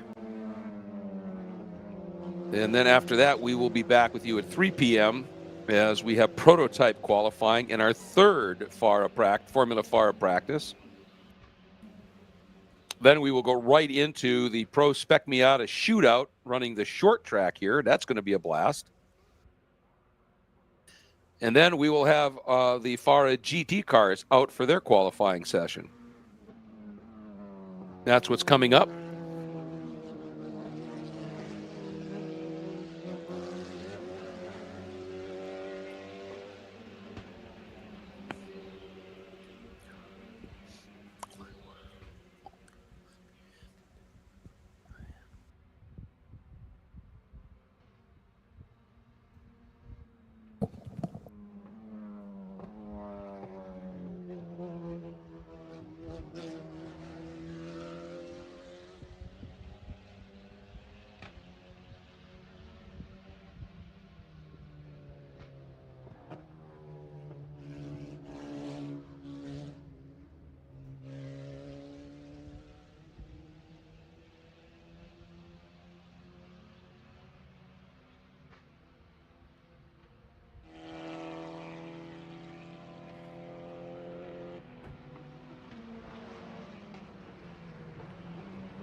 Nice.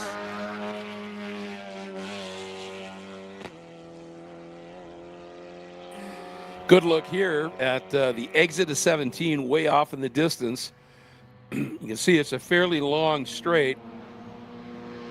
And then you turn in here to turn 1. And you don't, in these cars, you really don't lose much speed. It's a fairly long corner, very quick. And the issue with this corner is the exit, because it tightens up as it transitions onto one of these sort of what I would call the paved sections of this track.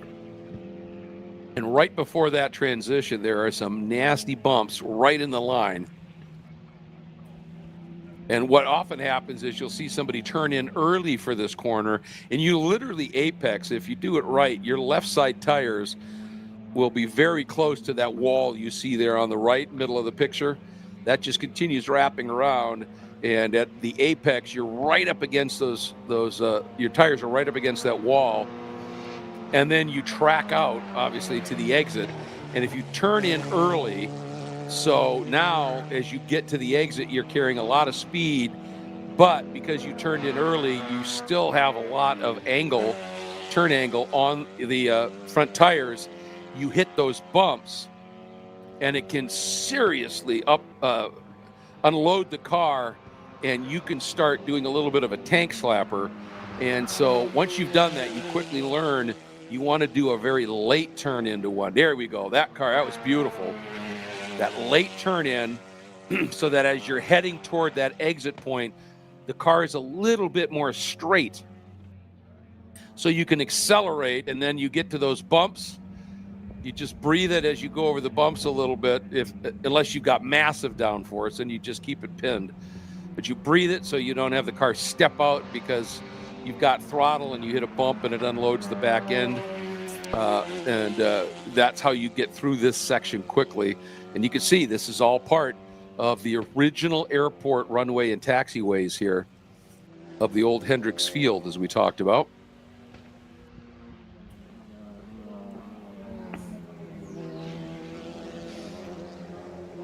This corner, the entry to 17, is just stunningly fast.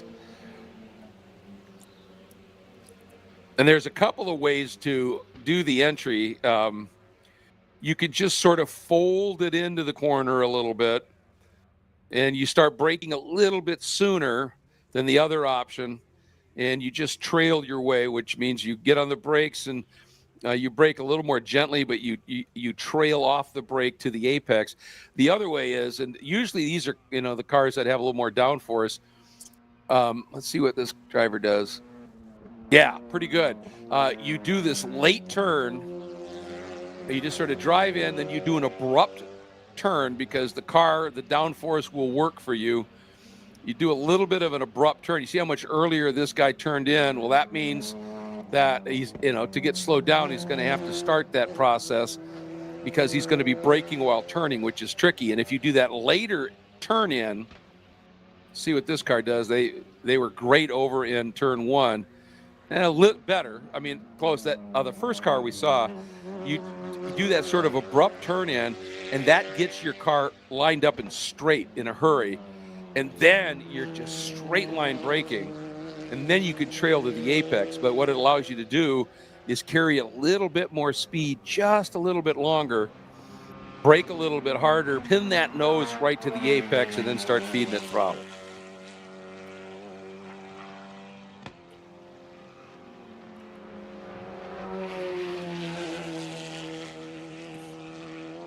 Minute and a half to go in this session.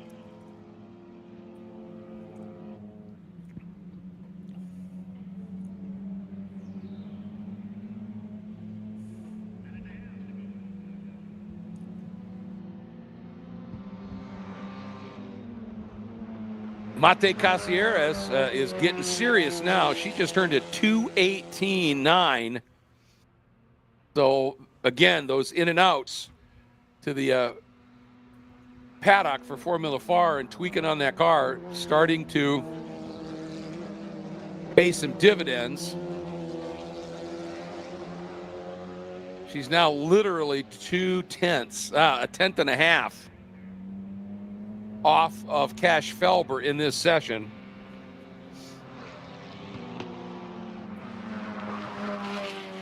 Look at this, working on picking up a toe here. That's how you get it done. Roque Mendoza has set his best time so far.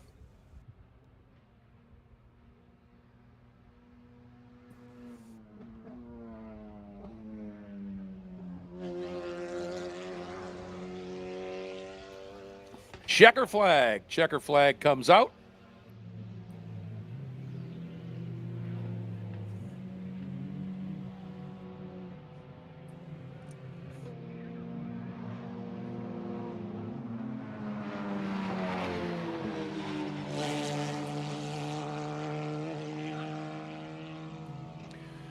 Ooh, Mate Casieras just turned a 2:18.2 and jumps up into the third spot.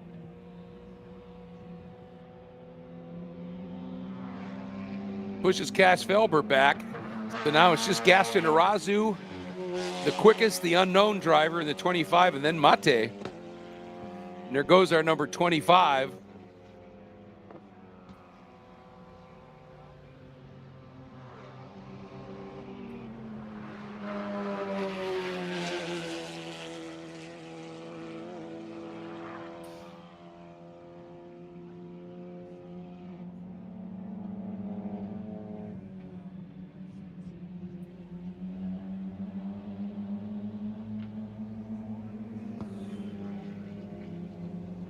JT Hoskins comes by, picks up the checker flag. The team he's running for is called Inter Motorsport.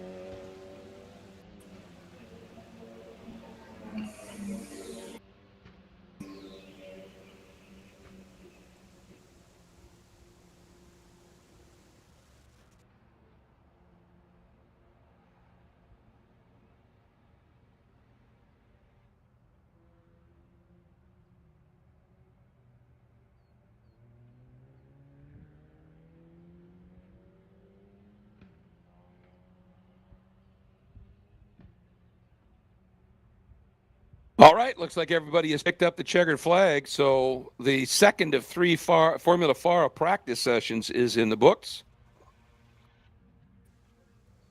And now we go into a couple of our high-performance driver education experience sessions here. We'll start with our advanced session and Super Lap Series drivers, and then we'll have our novice and intermediates heading out. And then at 3 o'clock, we'll be back on the stream with FARA Prototype Qualifying. We're going to have 4 sessions back-to-back. FARA Prototypes in their qualifying, third Formula FARA practice, then our Pro Spec Miata quick shootout on the short track. That should be a great time. 15-minute race, just go after it and have fun. Now, they're going to have to be a little careful because they do have 2 races tomorrow, obviously. But they'll get after it and have some fun. Then we will have the FARA GT cars, their qualifying session. Then we'll have a couple of HPDE sessions. Then Formula FARA qualifying. Then an HPDE happy hour. And then at 7 o'clock, we have the combined FARA Enduro, the prototypes and GT cars, running in the 2-hour Enduro, the first 30 minutes of which will be the first of 4 FARA Prototype and GT Sprint races over the course of the weekend. We'll be back with you at 3.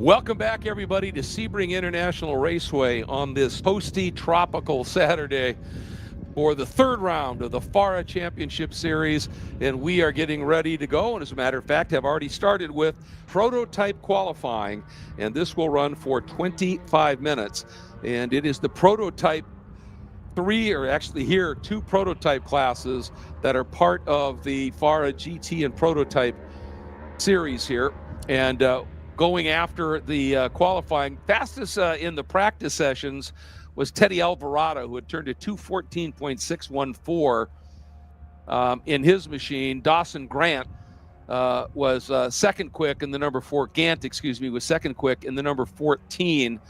And so we're going to see how this all plays out. We have Jimmy Crawford is going to be out there in his prototype. And want to just take a look at Jimmy Crawford. It's an absolutely beautiful Ligier, the JS51. It's a 2008 model. It's blue and gold, and it is really, really stand out in terms of the look that it has here. He's going to be out there. We're expecting Manny Sanchez out there as well, and a Radical SR3 for Manny Sanchez Racing. Looking to see Roger Wilson. These are all FARA Prototype or FP3 cars. Roger Wilson driving the Sebaco NP01, and then the number 42, Langdon Morrison, another one of those Sebacos, and Russell Allen in one as well. In the FP2 category, as I said, Dawson Gant. We also will see Teddy Alvarado, but Jorge Luis Cruz, who I've had the pleasure of calling him in numerous runoff races in a Formula Continental type of car, and now has moved over here into the Wolf Thunder chassis, which are really spectacularly cool looking cars for Manny Sanchez Racing. Mac Lewis will be out in one of the Ligier JS53 Evo 2s. That's the Direct Graphics Steadfast Racing entry. And Teddy Alvarado, as I mentioned, out there as well. Number 42 of Langdon Morrison goes by.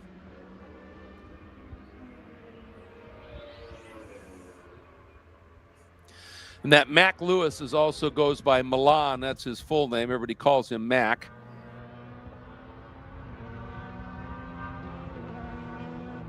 So you may have heard him referred to previously as Milan. And interesting story for him. He came out of the GT category, won a championship last year, and it wasn't the GT1 or GT2 category. It was, I believe it was GT3. And made the big step right up into FARA Prototype 2 with his Ligier. And as I said, is the JS53 Evo 2. And one would certainly expect him to be right at the sharp end of things here. This session is going to run for 25 minutes. Then at 3:30, we'll have our third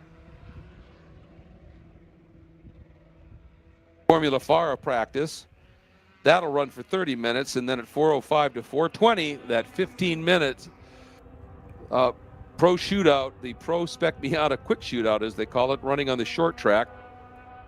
And then we'll have the FARA GT cars qualifying from 4:25 to 4:50, and then we have a couple more of the HPDE sessions, then Formula FARA qualifying at 6, then another HPD session, and then from 7 to 9, the combined sprint and enduro for FARA GT and prototype cars. Currently quickest, it is Jimmy Crawford. But he is, I'm not exactly sure, to be honest with you folks, where he ran in that practice session. So he just turned a 2:58.7. We would expect that to be significantly quicker here at some point.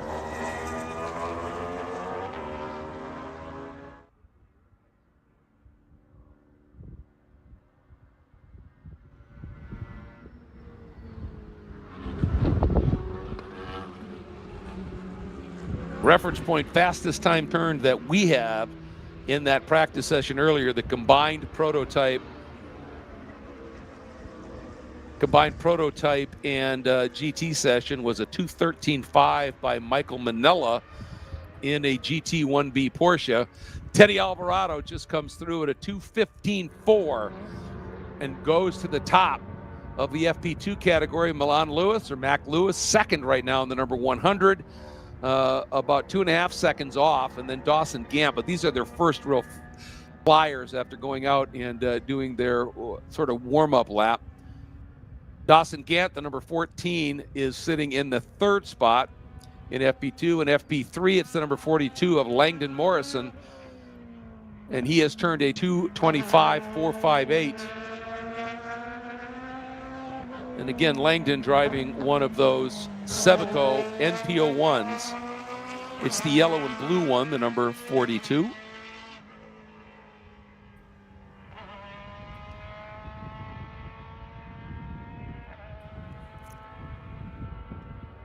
Now, these qualifying sessions, obviously, far more critical in terms of establishing yourself for the races that are coming up. And keep in mind, the way this all works is this qualifying session sets you up, in this case, for the first of the sprints and the Enduro, if you're running the Enduro as well. We'll talk more about how that's going to work in a bit. But this qualifying session sets you up for the sprint that's coming up later this evening, as well as the Enduro. But the sprint races tomorrow, 3 of them, the finishing order of tonight's sprint will be the starting lineup for tomorrow's Sprint 2. Finishing order is Sprint 2 starts. That's the starting lineup for Sprint 3 and so on. So this is really important, because if you don't qualify well here and you get mired back in the pack a little bit, sometimes it can be a little tough to dig yourself out and get up to where you want to be, so you have a little better starting spot. Now, there aren't that many of the prototypes here right now. 8 were entered, 9 were entered, and I only see, at this point, 6 taking times.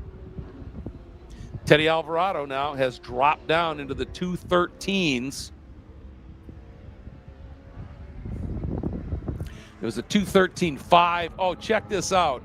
Michael Manello went a 2:13.577. Teddy Alvarado just went a 2:13.552. That is incredibly close. And again, that was practice from practice earlier. Milan Lewis continues to be about 2.5 seconds off of Teddy Alvarado. And again, they're both in the FP2 category, but they're vastly different cars. The Wolf Thunder chassis that Alvarado was running looks almost like a Formula car with some bodywork draped on it. And Mac Lewis's car is a built from the ground up prototype. Not that the Wolves aren't, it's just they have a very different kind of look to them. One that I happen to like a lot.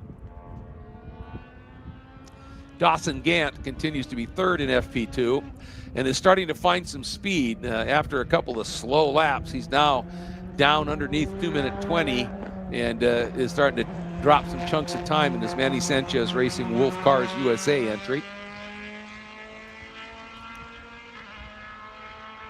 And it is Manny Sanchez in the number 22, topping the FP3 times right now. And he's racing in a Radical, the SR3 RS, which is a very quick version of the Radical.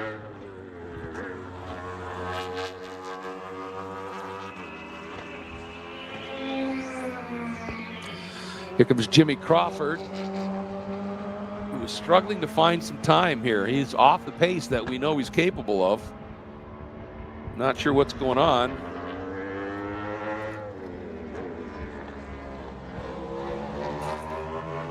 Now, he may not have been able to get out in yesterday's practice or test sessions or this morning. I didn't see him out this morning, so if he doesn't have any familiarity with this track, that may be what he's working on right now. It's just learning this. Keep in mind, it's 17 corners, and there are a couple of little swoops and turns that really aren't counted here. And the bumps. And, we talk always about the bumps in turn 1 and turn 17, but there are bumps when right as you start the braking into the hairpin.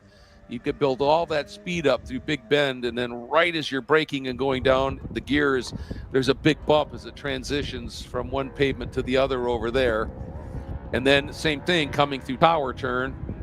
You come off of one of the, off of the paved section from Cunningham through Collier into Tower, and then you're turning back onto the concrete runways, and that's a rough go.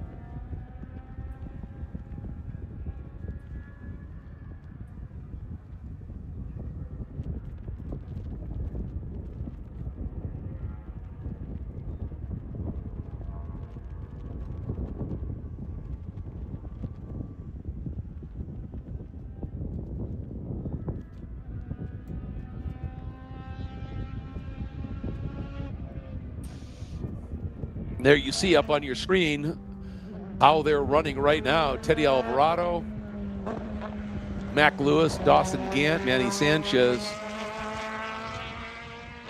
And Dawson Gant, that's your top three right there, is FP2. They're all FP2 machines. FARA Prototype 2 and then FP3. And as you would imagine, a little less power, a little less performance capability. And that is really the differentiator. And then there is an FP1. We don't often get a lot of takers. When they come out, those things fly. That's where you would find, say, an IMSA level LMP3 prototype.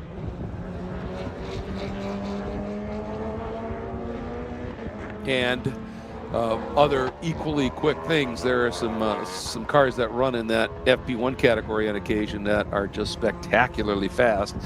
But as it is in racing, those cars, you know, the more the performance, the more the cost.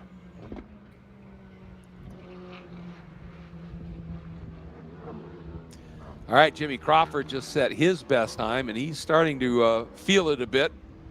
And he's quick at Homestead, a track he knows well. He goes very quickly indeed.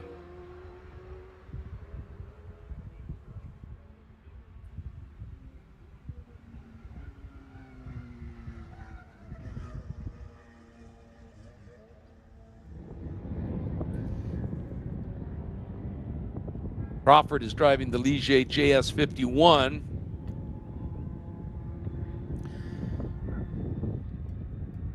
Just a few years older than the JS53 Evo of Mac Lewis. Mac running for Direct Graphics Steadfast Racing.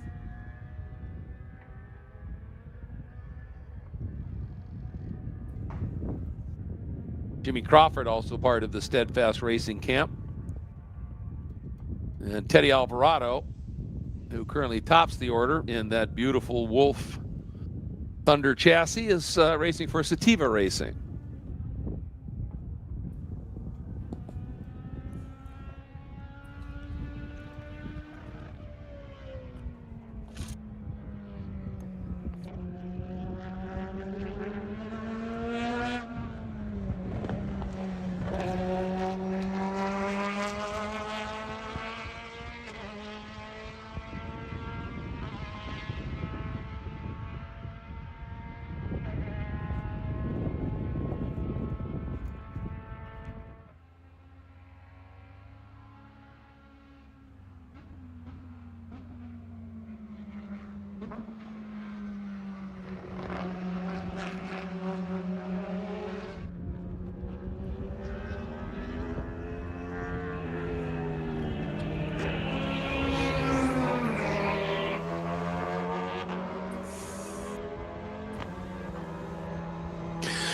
Sounds to me like Jimmy Crawford is having a little bit of an issue because he just came down the front straight and then had to lift way, way before the brake zone. I mean, just past start-finish line. So I think he's got some sort of a problem with that car. Remember, heat, people don't like heat, cars don't like heat, especially motors and engines. Because when it gets hot, they just lose a bit of performance.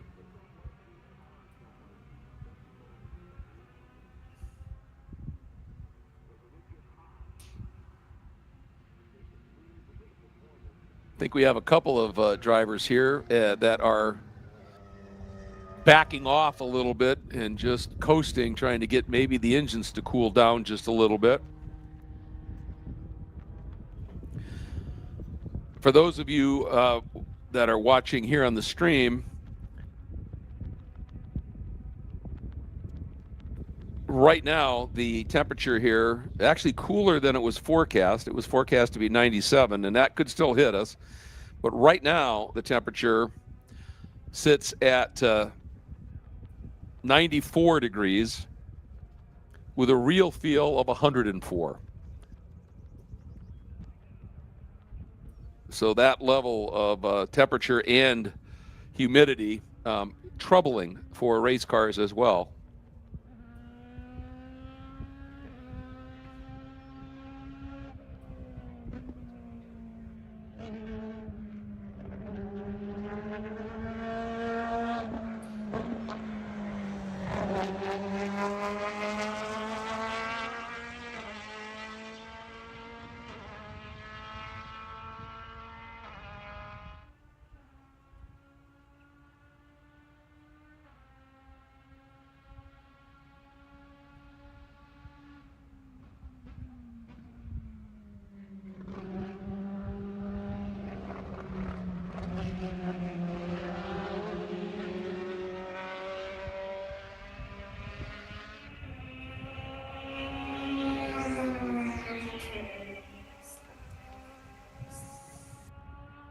Well, I think that's exactly what Jimmy was doing, and now that I think about it, I think he was easing off just a little bit.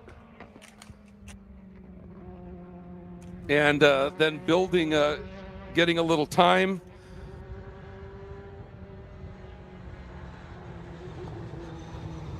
To cool that engine off. And he has just gone through and set his best time, a low 2:27. So he's starting to get serious.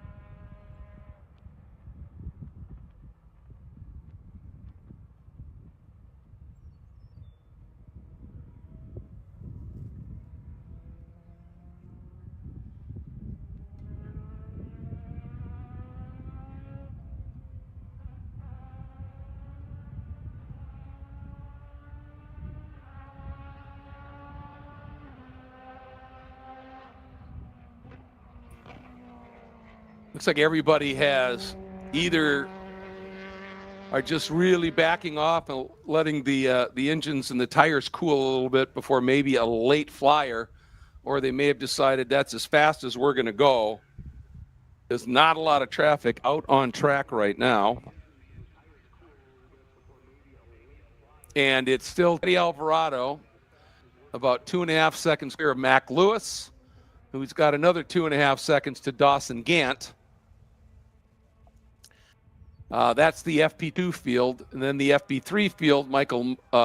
Landon Morrison has under a second. That Manny Sanchez closed it up late here, and it's under a second the difference between provisional pole sitter Langdon Morrison and the number 42, and that is for Langdon once again. That's one of those Sebaco NPO1 Evos. just outpacing Manny Sanchez's number 22, the Radical SR3 RS. And then just a couple of seconds adrift to them is Jimmy Crawford in that number 5. And that is the Lee JJS 51. And I think, as I said, I think Jimmy Crawford is just really probably still trying to learn the track. I don't think he got out in that morning session because every lap he turned was significantly quicker, big chunks of time.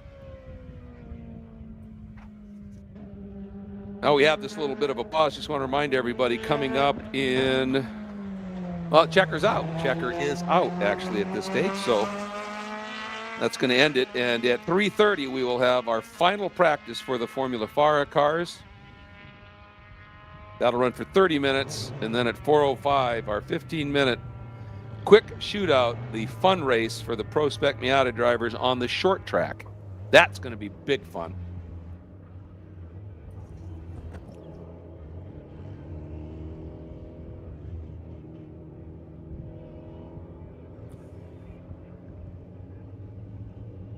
I don't think we have any cars out on course right now, so you're going to get ready for the FARA. Let me try that again. Formula FARA cars will be coming out here shortly.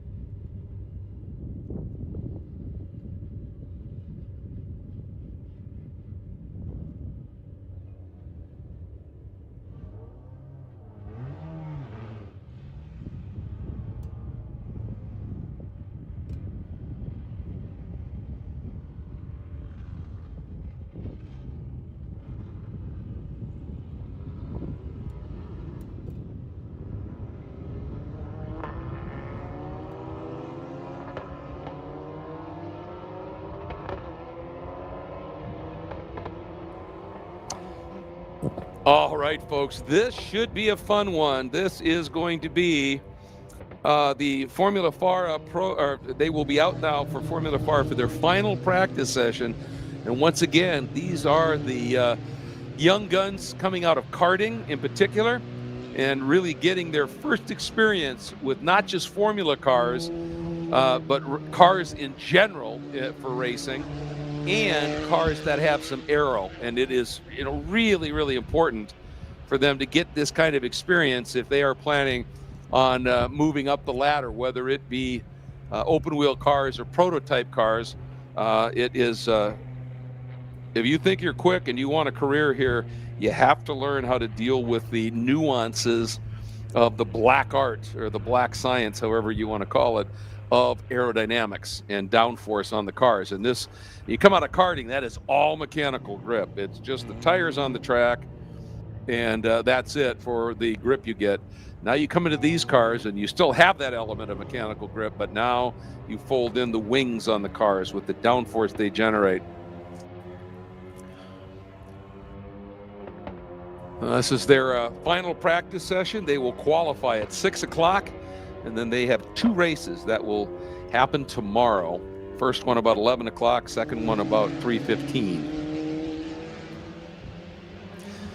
But this should be the one where they start to really push,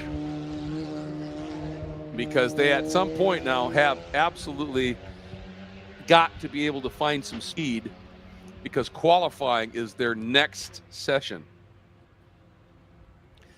And to me, all eyes right now are on Mate Castilleras, who had that problem clearly in that first session, but came out guns a-swinging in that second session, and turned some really impressive times late, as they were doing lots of, they duck into the pits, she'd go into the pits, they tweak on the car, she'd come back out, go quicker, and sort of rinse and repeat. And they got that car, looked like, to be in a pretty good spot. And then if the last couple of tweaks they could make on it are going to pay off, we're going to see it now, because this is when you need to find out, is this car ready to do what we know Mate is capable of doing in qualifying?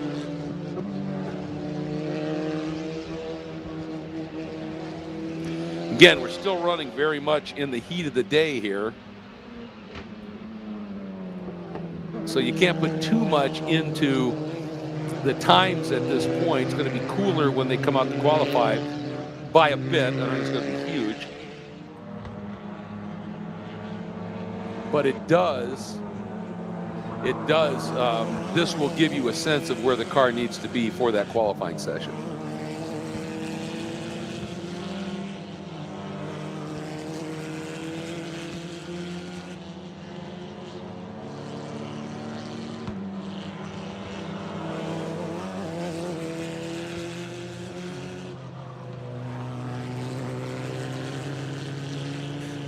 See, at one of our, that looks like one of our Jensen cars, this will be one of the Felbers, I think, running a little wide, and that's that tricky exit of 1 that we've been talking about. You can see all that dirt on the offside of that curb. You know, that was grass at one point, and that just, you see lots of cars having offs over there, because you can see when you get that shot, I don't know if our producer Jordan can put up the entrance into 1 if that's working right now. And just got word that that is going to be up in a little bit here. But you could see how wide, when we do that, how wide the entrance is, and then it absolutely bottlenecks down into that little ribbon of asphalt right there. You're transitioning right there off of the airport taxiway and runway onto actual pavement, as you whistle through 2 and then turning in here, the yellow car, into turn 3. Let's see, Gaston Arazu puts up the first really quick lap at a 2:19.1 here in this practice session. Our mystery driver continues to be just that, is sitting second.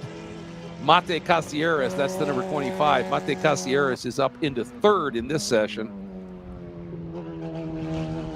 which way farther up than she was in either of the previous sessions this early. That's a good sign. Arazu just comes through with the all orange number 27, drops to a 2:17. Cash Felber comes through in 2nd now. Here comes Roman Felber, and he's now he is in 4th, so I think it was him. Our mystery driver comes through to 2:18.9.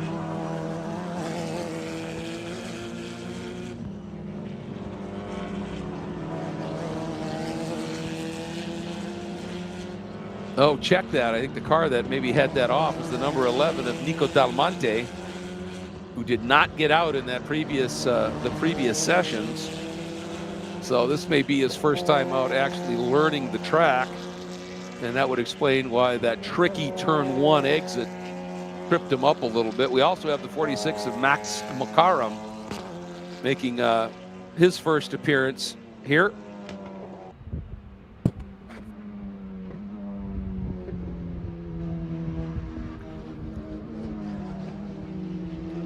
He ran in the second round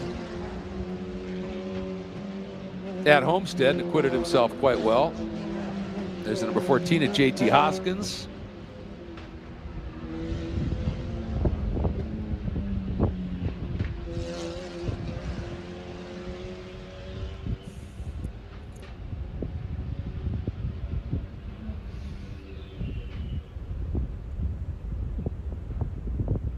Mate Casieres jumps right back into third.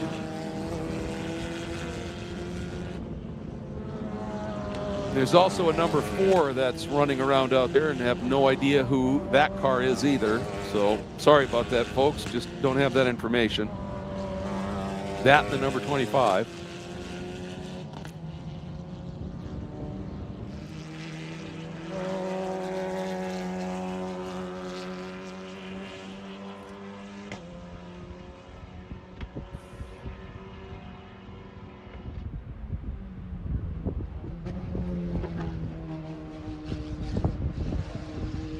I would certainly assume in the championship at this stage, and again, I don't have this info either, that Gaston Arazu is probably your point leader. He has been consistently right in the mix. And Mate Casieres has to be right up in that area as well, driving that number 6.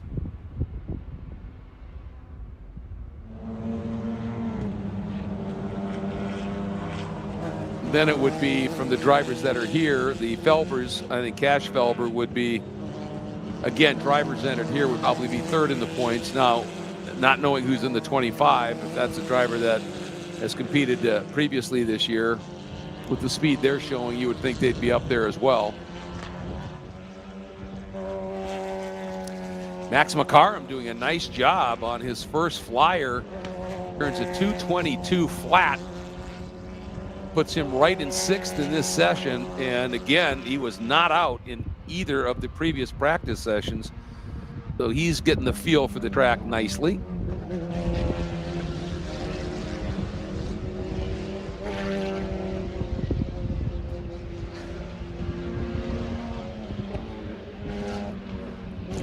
And I see the number 4 goes by, and he doesn't even register on the scoring, at least the 25 does.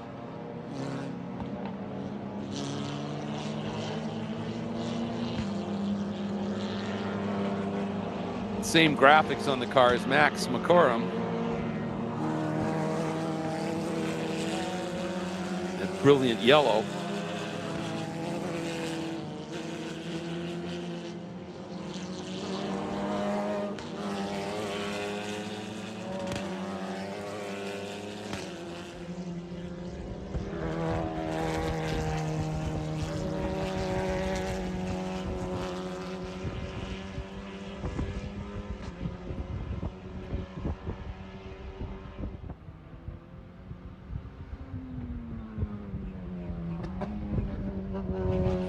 There you can take a look at the scoring pylon on the left there. Arazu, our unknown driver, Casieres, Cash, and Roman Felber. And then Max Makaram, Alex Bobadilla in the 09, 14 at JT Hoskins, the 12 of Roque Mendoza, and we have no clue where the number 4 would slot in.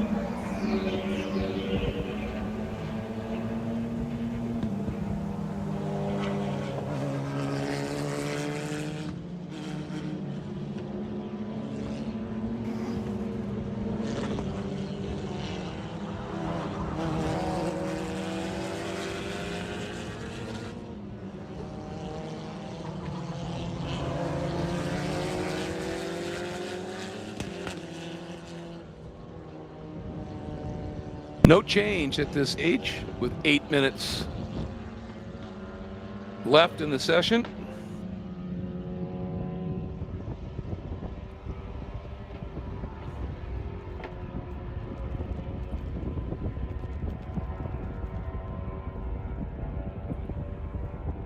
All right, well, there's also a mystery number 8 that was running out there. Now, have the understanding that's Beckham Yassir, who is one of the front runners in this series.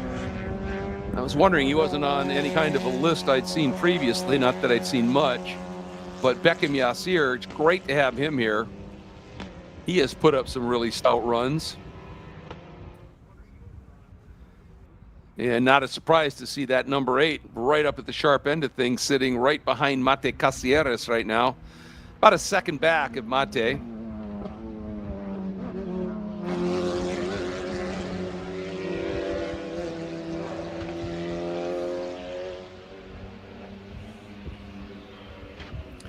Beckham just coming by, sets his quick lap at 2:18.8. And now that margin's down to under half a second adrift of Mate Casieres.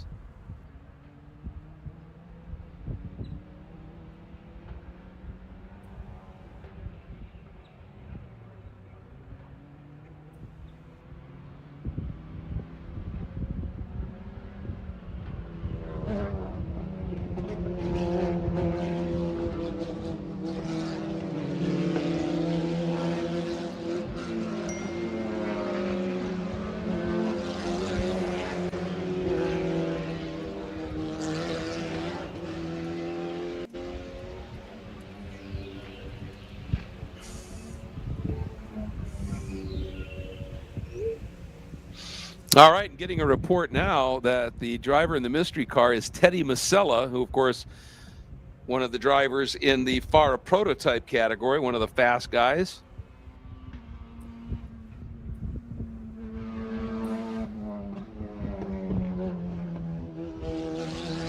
So that makes sense that he'd be up in the sharp end of things.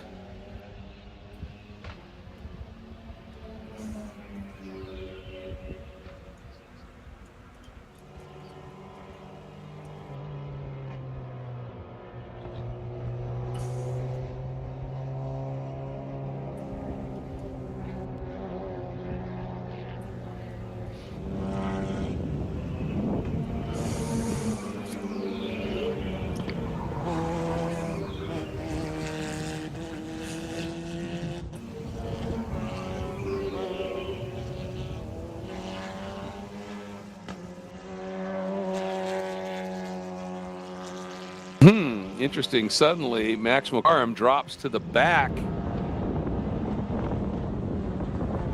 Not sure what the issue is there. After having been up in the 6th spot, Beckham Yassir, as I said, continues to improve. He just comes through at a 2:18.6, and that is, he trimmed it from a half a second now to 3/10 off of Mate Casieres. Again, this is practice. And I don't know that Mate's come around for a little bit, so she may have ducked in again to get a little tweak done.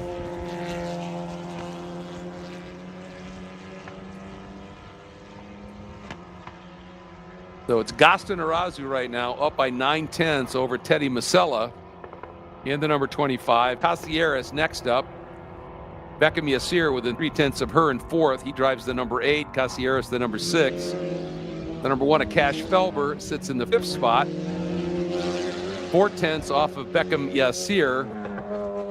In the 6th spot, the number 2, Roman Felber. Over a second off of Cash. Then in 7th, it's the 09 of Alex Bobadilla. Only a half second off of Roman. Then in 8th, the number 14, JT Hoskins, who's a couple of seconds off of the field. Then Roque Mendoza. And interestingly, Max McCarm turned to 2:22, which would have put him up into, at this stage, into the 8th spot. But for some reason, he's been moved to the back.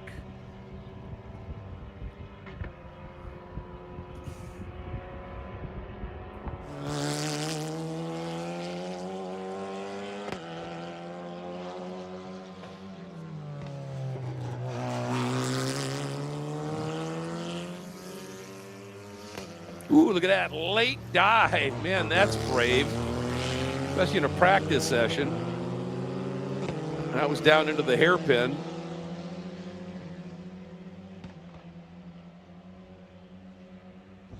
But when you see that shot, here you see the exit of 1, that's 2, that little flick to the right, then the left right at the bottom of the screen is 3. And this is all part of that paved section, not part of the airport runways. But when you come down into that turn 7 that we just saw that late pass made, you can see where it's really dark there. And then when it suddenly gets kind of, there's light, there's dark, there's light, there's dark, right there's that bump. You see the front end of that car unload? And that's a sign when you're looking at racetrack pavement and you see that sort of stripe look of black, then lighter, then black, then lighter, that means it's bumpy in that section because you're braking and the tires are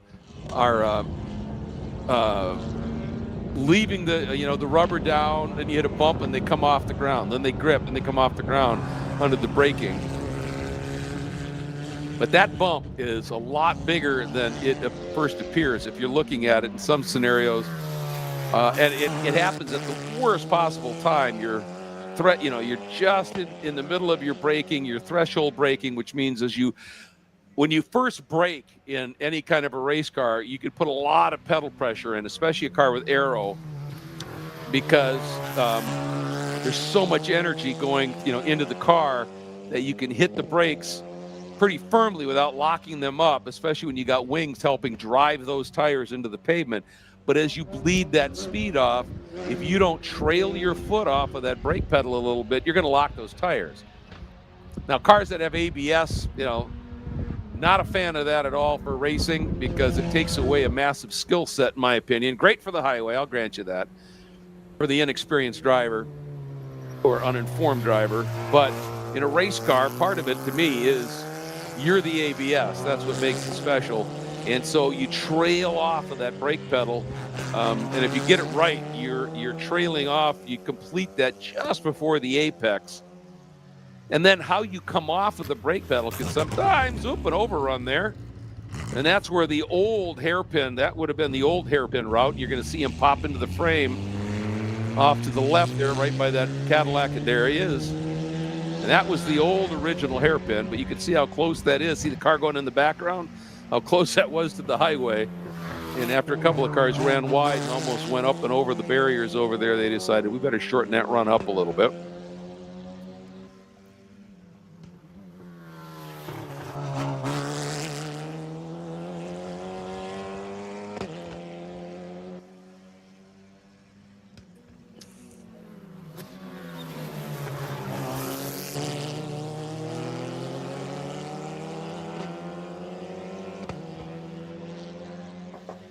Ooh, Beckham Yassir just went a 2:18.3 and has moved in front of Mate Casieres by 44 one-thousandths of a second. So Beckham finding some speed here. Mate has been in the pits for a while. I think she might be out here for the last few minutes of this session. Scheduled to end its last 10 of this session. So she obviously went in, spent a fair amount of time over there getting some tweaks done on that chassis.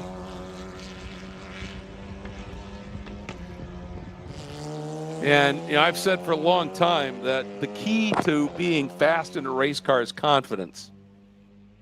And some of that comes down to just being comfortable in the car. And I don't mean that you're pinched or you're whatever, but that the car just feels comfortable to drive. You could push it and it isn't spooky when you turn in. It's not doing things that upset you or whatever. And so when you're comfortable in the car, when that car feels comfortable to drive, that builds confidence. And confidence breeds speed. When you're confident in a car, that's when you're willing to push that envelope a little bit, take that car to 10/10ths. And there's one step above that, being able to find 10/10ths.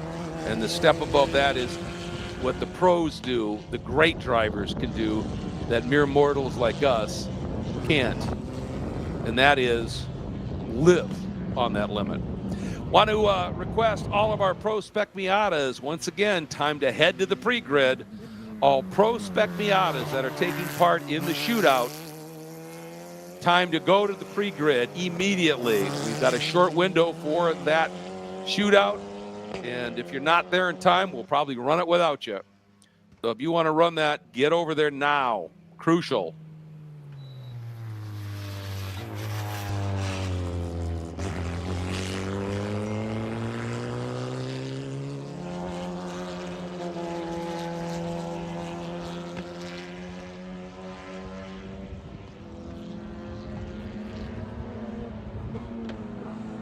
Hey, we've got a couple of really special fans here. We want to say a big hello and welcome to Siena de las Casas, and Aliyea Martinez. Welcome, you two. Hope you're having a great time and enjoying this event here. Know it's a little toasty out there, but just nice to have you here, and hope you two are really enjoying yourselves. And if you would like, have Dad bring you up here to the announce booth. You can check it out from here. Great to have you here.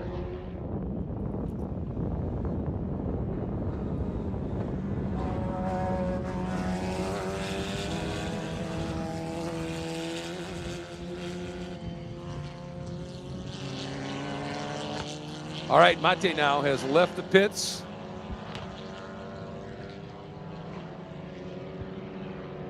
We have about 7 minutes to go, so it'll be interesting to see if they were able to affect anything more significant for her to be able to get after it here.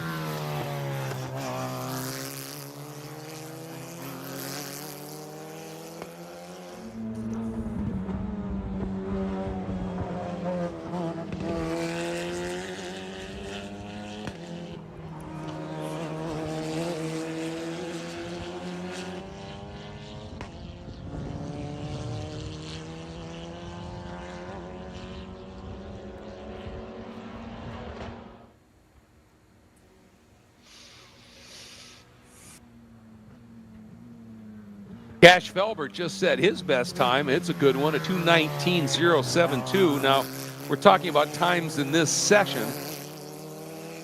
Gaston Arazu in that cool morning session went at 2:15. And he's been able to go at 2:16.8 here. So that's just a factor of the heat. But Felber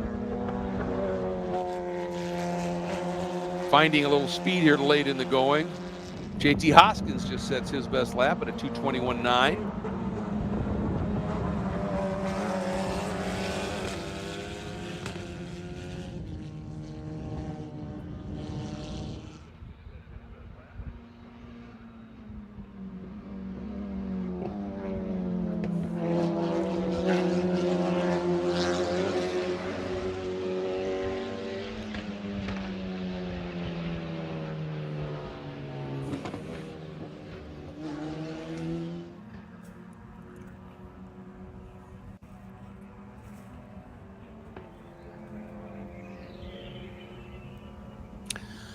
I don't know what's going on with Max Mokaram. He just went by again. He's out there lapping, but suddenly he's not showing up as completing laps as he goes by.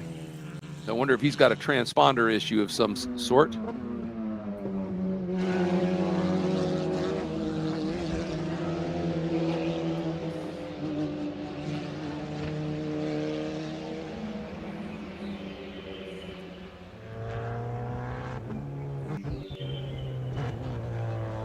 Gaston Arazu has just spent a chunk of time in pit lane as well.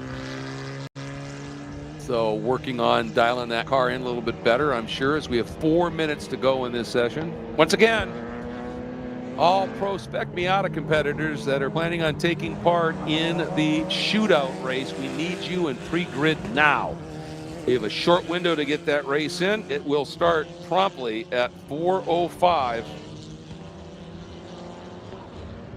So you need to be over there because we're not going to be waiting on you.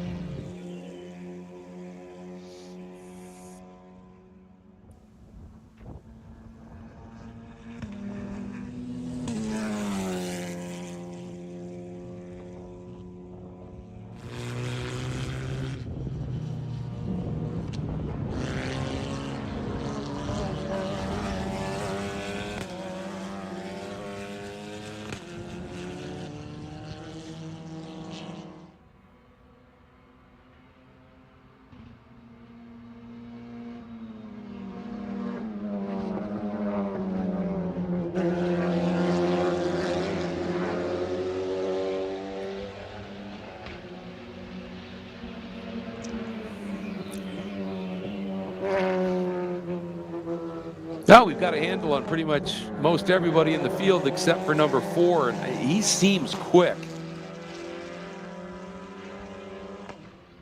But do not have, he doesn't even appear. So I wonder if it's possible he might be one of the instructors who is just out putting in reference laps and dialing a chassis in or something like that.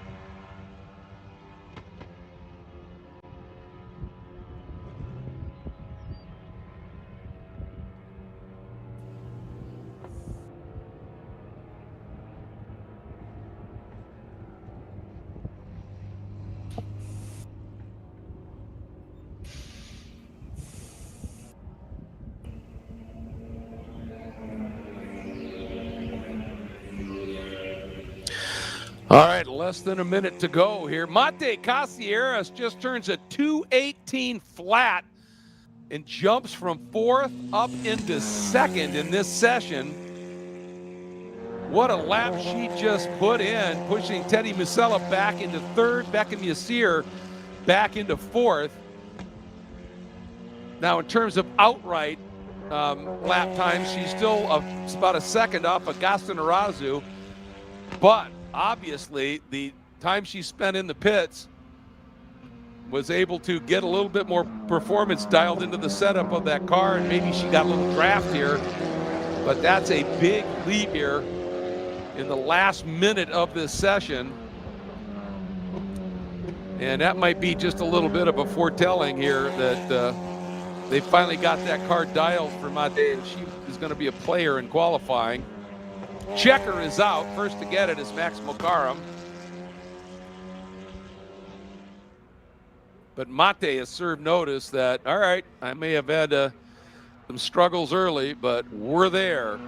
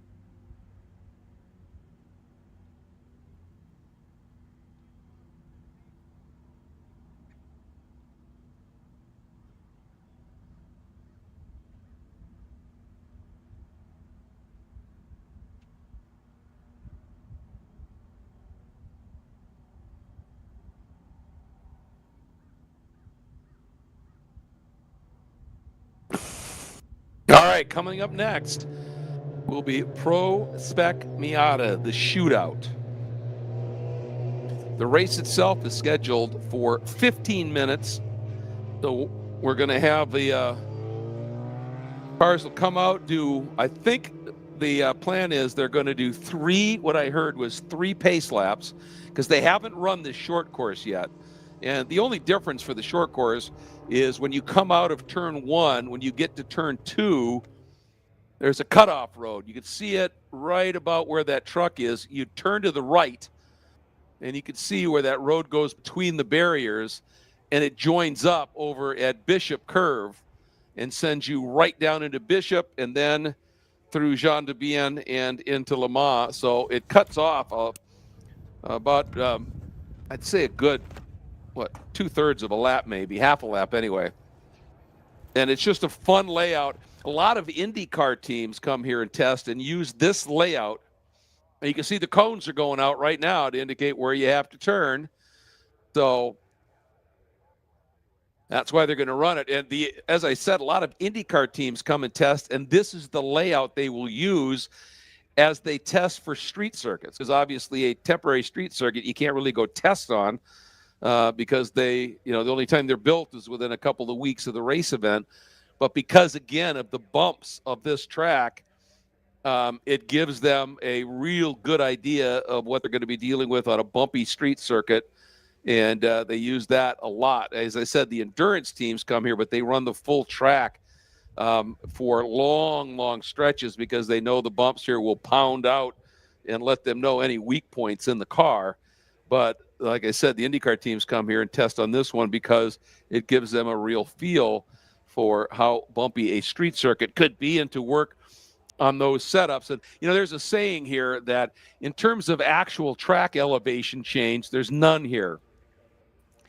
But at Sebring, when you look at the traces of bump versus rebound in the shocks, and bump is, when you hit a bump, as the shock compresses, rebound is how it comes back, and how you set those two things up. When you hear about them saying 1 or 2 clicks on a shock, that changes the bump and rebound. But when you look at the amount of movement of the bump and rebound on the shock tower, oftentimes people say it's got more elevation here than any other track because of the bumps. It's just that crazy here. And so for the shootout on the modified course, what I was about to get to is, since they haven't run that yet, they're going to run 2 or 3. They said they will decide when they get close. These guys all have a lot of experience here at Sebring because there's a major Hoosier Tire-sponsored Super Tour event here, and they all run here. And there's another event in the fall that most of them come and run. They know this track well, but they don't usually run that short course, so they're just going to give them. And, obviously the race course on the line is going to have a lot of rubber down, have a lot of grip. When you make that turn in right where those cones are and dive to the right, as soon as you make that turn, there's no grip. It's very little grip because that's not run, and it can often be a bit dusty. And we know that they've been over there, blown it off and swept it, but there's still just no grip. And so you need to be prepared for that. It was pointed out to all the Pro Spec Miata drivers in the drivers meeting by our absolutely superb race director, Gerardo Bonilla, who said, I made a real point of it that when you turn in, that's why we want to give you a couple of pace laps at least through there, is when you turn in, feel that lack of grip. And the cars are out, so let's take you through the starting lineup here. On the poles, the number 48 of Frankie Barroso. He won the Sprint, the Pro Spec Miata debut event here last year. Last race of the season was here at the Race of Champions for FARA, and that was where they debuted the Pro Spec Miata class, and he won that race.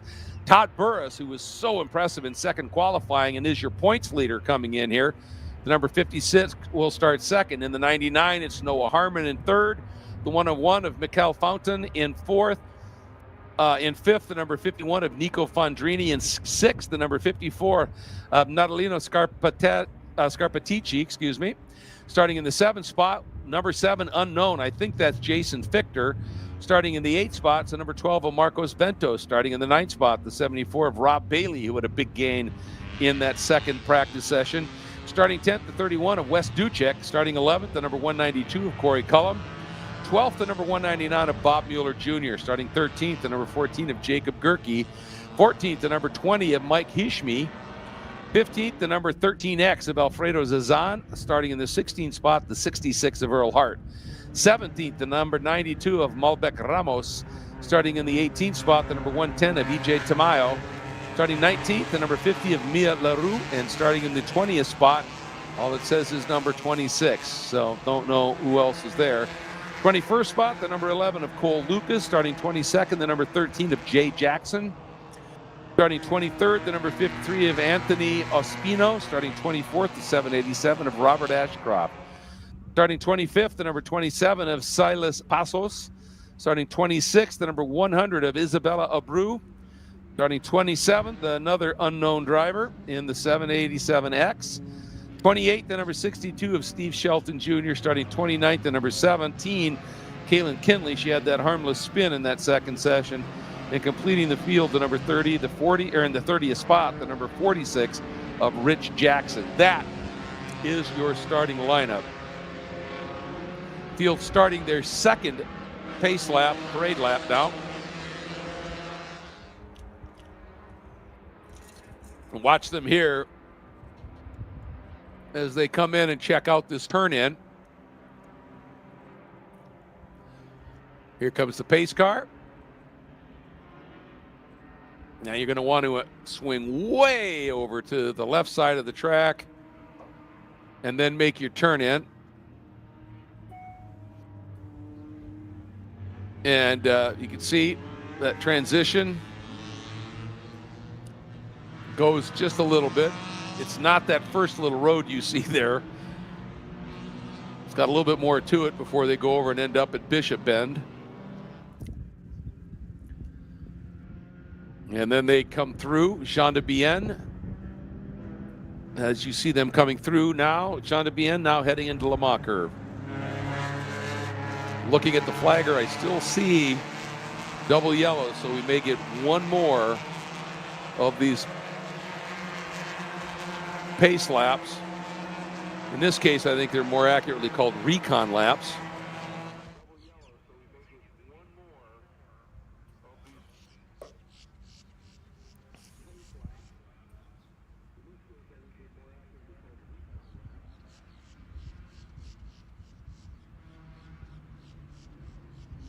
Hey, Jordan, can you take me off air real quick?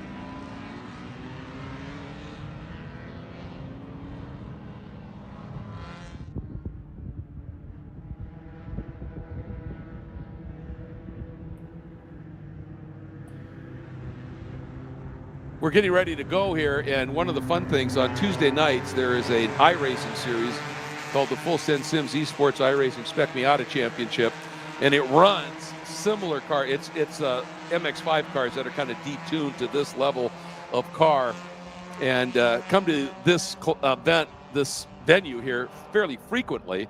Run the full course on occasion, but run the short courses as well, and what we found, I do the announcing on that, and it's sponsored by Full Send Sims, one of the fastest sims coming up, fastest companies in terms of growth in sim world with some trick stuff. And they are, you know, we know the big track is this great racing, but they were surprisingly competitive on the short track as well.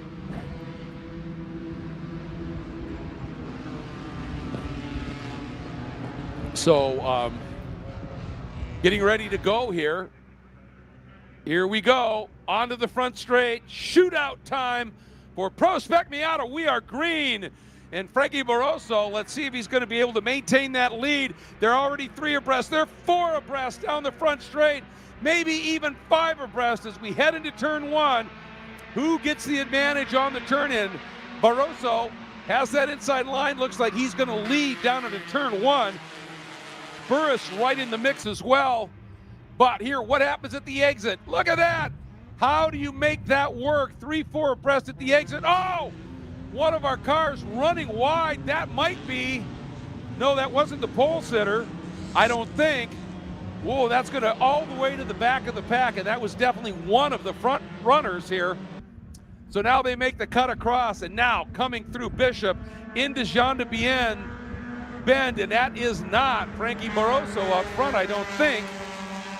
So could that have been him? Boy, what an amazing moment that would be. Now everybody going to try and let things settle once we get through the Mach curve and make our way down this long Ullman back straight, heading down into the very tricky turn 17 or Sunset Bend. Here we go, turning in. Boy, that could have been a massively good start by Marcos Bento, that blue Mazda Miata. See if that was actually him. We'll let me settle here as they come by. And indeed, to the front goes the 99 and Noah Harmon. It is Marcos Bento in second. Rob Bailey, what a start for Rob from 9th up into 3rd. Nico Fondrini to 4th. Alfredo Zidane into 5th. That was our pole sitter, Frankie Barroso, going from 1st to last, heading into the braking zone there. That we told you this was going to be tricky. And you know, part of the things is you run wide there at the exit of 1. Somehow, if you're going to carry any speed into this little quick flick to the right here in turn 2, ooh, couple of cars side by side. Oh, we got a wreck, I think, in the chute, or at least a car off. You can see, yep, you can see the safety vehicle drivers jumping in. I think there's a car. Did he continue? It's tough to tell there in that little chute, but it sure looked like somebody ran wide and then maybe ground up against those tires. Wow, Noah Harmon, 3rd to the lead. Marcos Bento, though, 8th into 2nd. Bailey from 9th into 3rd. Well, everybody's going to be talking to those guys about, all right, how do we do that for the big races here? Because this is hugely exciting already here.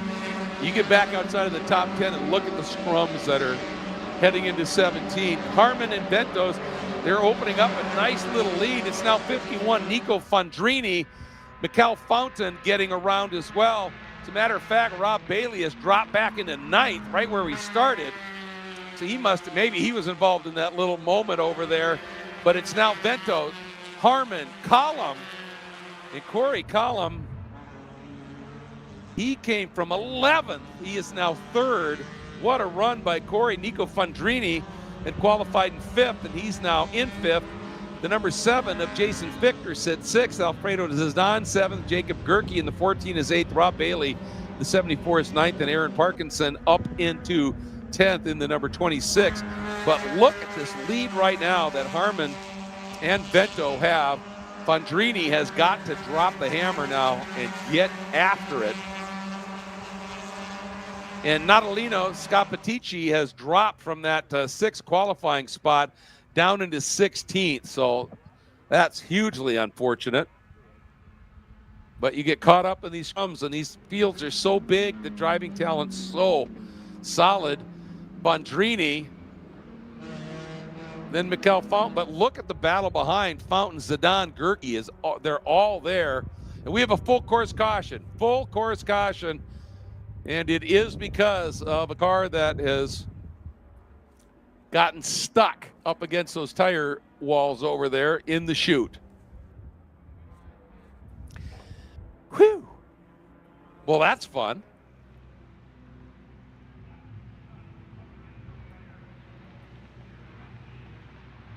Now, unfortunately, I can't get him on the mic, but I'm going to do sort of a little quick interview here with the founder, the creator of Full Send Sims and our Full Send Sims series.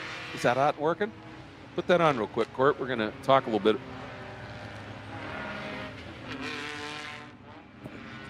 Joining me is Court Schmidt, who is the owner, the founder of Full Send Sims. I love the slogan, practice makes podium. We've seen that play out how many times? And also of our Tuesday Night iRacing series. But you've got some big news. This series, FARA, I hear has come on board now as a supporter of the Full Send Sims iRacing series. Yep, so Full Send Sims is happy to be here, but we're also happy to announce that FARA is now a partner sponsor of our virtual iRacing series. And it makes perfect sense. You know, this Pro Spec Miata series, it's 100% exactly like we've even got guys racing in this series now that run in the virtual series. Absolutely. Vice versa. So, yeah, we're really excited about it. That's great news. You're right. To me, it seems like a perfect match. This is a series that's now in its second year, and there's 3 seasons a year. And we just completed our first season, early into our second season. And the first season of 2024, talk about immensely competitive. It was fierce stuff. And I think it's, people are starting to recognize that series, not just the quality of the talent of the drivers, but the way that you guys go about the production for it, and live on YouTube, and people are watching it going, I've had a number of people say, that was a real race, right? And say, no, that was actually an iRacing sim race, but the production's done so well. Sim TV and Kyle Heyer doing an incredible job, but you seem to have got the right people in the right places to make this thing really grow. I think so, yeah. Being a racer myself, I wanted a series that, can replicate real world as close as possible and allow these guys to train for real world races, And with our other partners, Final Turn Motorsports, 3P Logistics, they're all prep shops here that are on site now that are hosting a ton of cars in these races. Mm-hmm. We've all got great partnerships going along, and we're building an environment that, is great entertainment, but at the same time is great training for these guys also. Well, and that's really the key. And, your slogan, practice makes podium, you chose that specifically because you're a racer. You got all your sim training building military sims and running them, so pretty high-end stuff.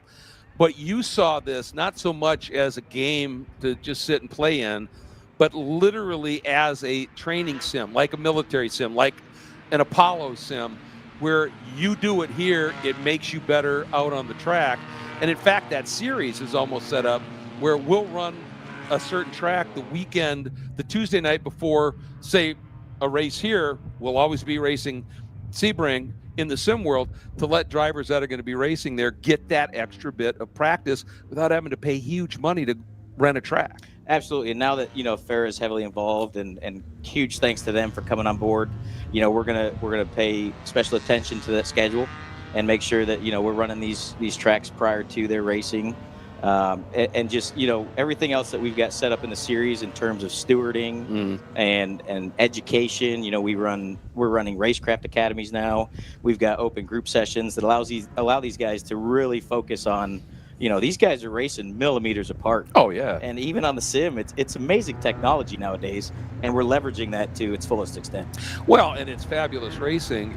One of the things is the competitiveness, certainly, but the ability to use these sims, like you said, to get that little bit of extra track time.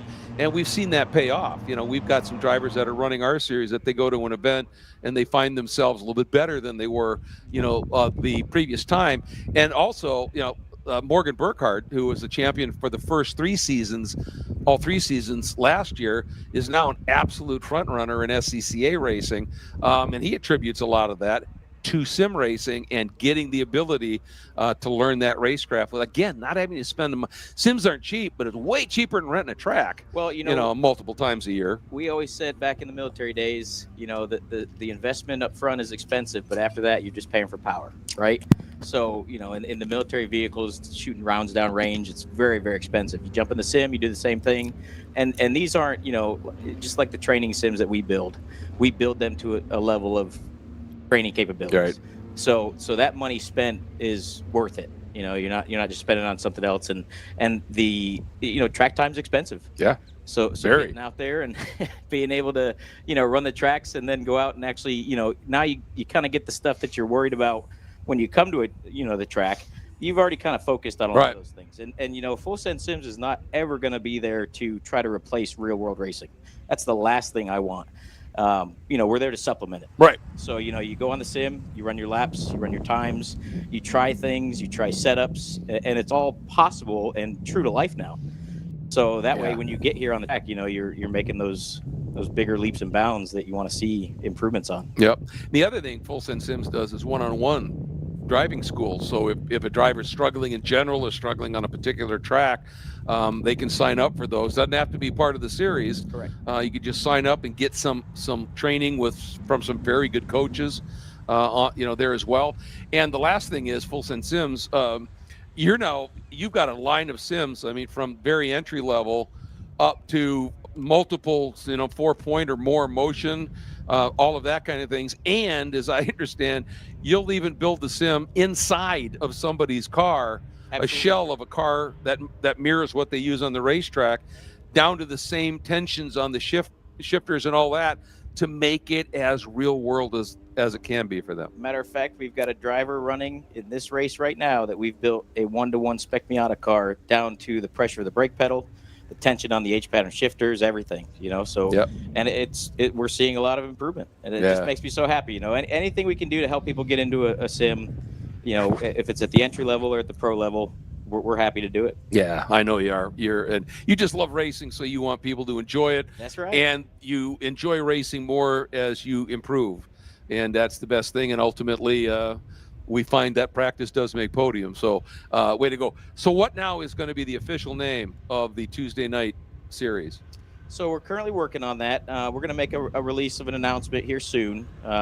This is actually the first announcement we've made of the sponsorship with FARA. Oh, nice. And so we'll be releasing that pretty soon. Okay.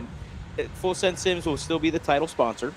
FARA will be a partner sponsor of that. Okay. And then, how we're going to work that in, more to come on that. Sounds great. Well, it's exciting stuff nonetheless. And Court, thanks for stopping up here, man. Thanks for having me, buddy. Oh, it's great to see you. Always. Likewise. Absolutely. So, looks like I see a white flag over there by the flagger. So this one, obviously only a 15-minute race to start with. So they not a lot to be able to work with here when you have a caution like this. Just to remind everybody, coming up after this now, the GT cars from FARA will be out qualifying from 425. Well, we're already past that, to 450.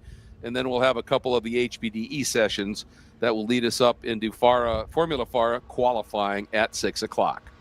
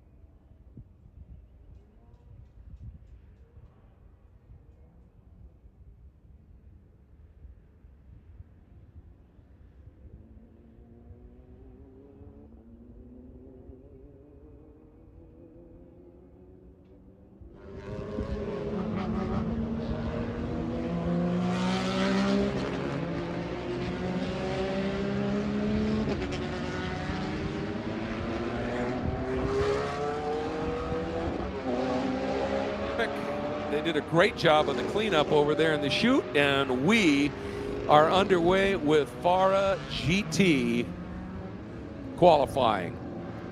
Now remember, we did have the prototypes were already out and qualified a little bit earlier, so this is just the GT cars.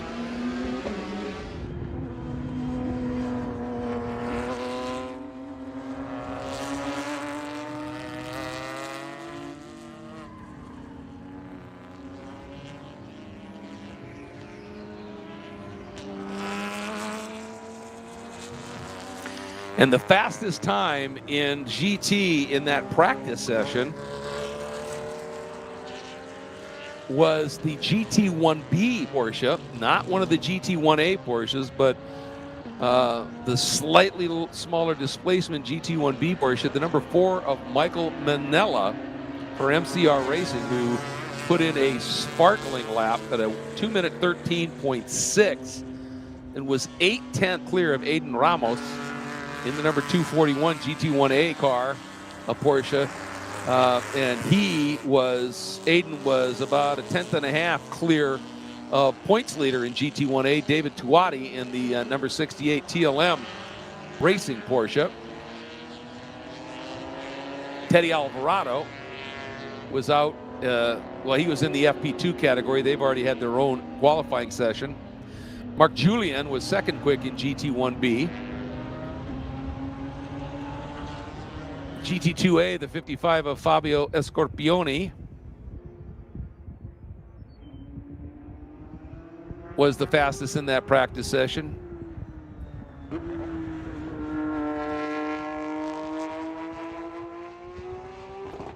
So we'll see what transpires here in this GT practice. This is qualifying, I should make that very clear.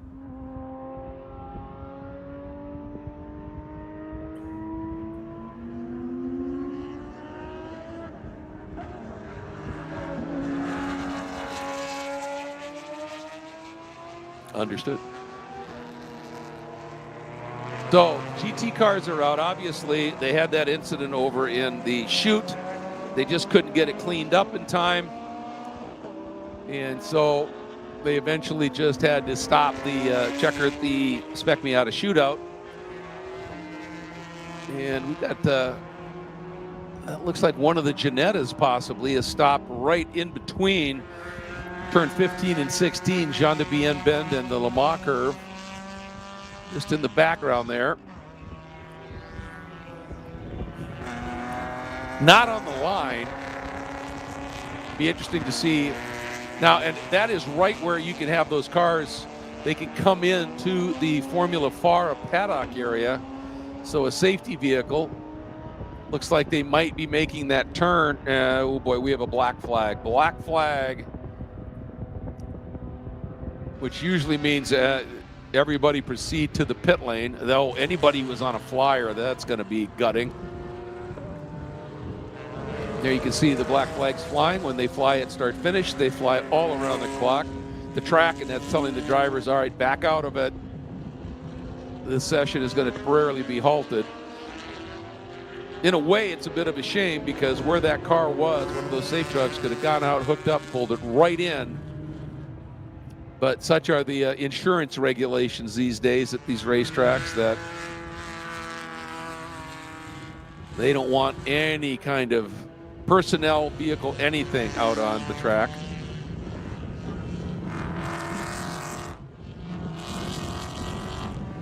When there is traffic out there. So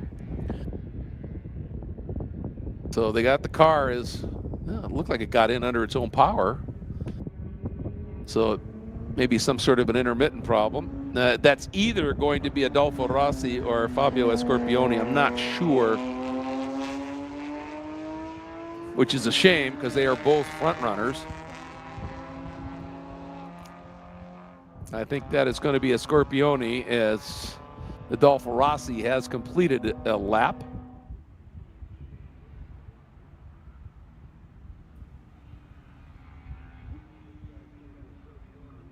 These first laps are, as you would imagine, one in the heat, two drivers just coming out, just getting up to speed, so they're well off of what they were running in that practice time. But in the end, that's irrelevant. It's how you run in qualifying. And if you're at the top, no matter how much you're off the pace of a colder, cooler, faster practice session, doesn't matter. It's how you qualify. That's what establishes the grid. And it's doubly important because this establishes the grid for this evening's combined sprint and enduro race. First 30 minutes of the 2-hour enduro also incorporates the 30-minute sprint, the first of 4 on the weekend for the prototype and GT cars. And so this qualifying session is absolutely crucial. Remember, finishing results from this first sprint will determine the starting order for the second race, and so on. So if you don't get a good qualifying time and you're mired in the back, it's tough to work your way up through the field to find yourself in a good starting spot for the next sprint race. So you want to get it done as much as possible here in these qualifying sessions. So the field doing a nice job and following down into the pit lane here as they are supposed to. And the sad thing is once you call for that black flag, and then we saw that Ginetta drive off essentially under its own power. But once you call that black flag, you've got to follow the procedures. You can't suddenly withdraw it, because the minute somebody comes into the pits, and then the rest of the field stays out, and during that time set a fast lap, it's just an ugly can of worms. So once it's called, the procedure has to be followed. So we are going to see now how quick, I mean, once everybody is in pit lane, I think that black flag is going to drop in a hurry. And what it does, I mean, this is essentially a 25-minute qualifying session. We're 7 minutes in. It's going to cost you maybe 3-4 laps of qualifying time, because now you stopped. Once the track goes green again, you got to go out, do a full out lap, and then start your first flyer or push lap. And you may have already been able to get that done. And really the way you want to treat qualifying is you want to go out and as soon as you can put in a banker lap. And what that means is you put in a lap that's pretty darn good, right? And you put that one in the bank. So if you go out and then push harder and you have an off, you have a mechanical, whatever, you've still got that banker lap. And we're back to green. You can see the cars, folks, as they make their way out of the pits right into turn 1 and start off here. But once you've got that lap in the bank, so to speak, then you can go out with some confidence and push, because well, that wasn't a bad lap. And, I may not be on pole, but I'll be 3rd, 4th, something like that probably. Because you kind of know, you got an idea where you're going to slot in unless somebody turns in something magical. So that's the deal. You get that banker lap in, and then you start to really maybe cool off for a lap or two, and then you get serious about it.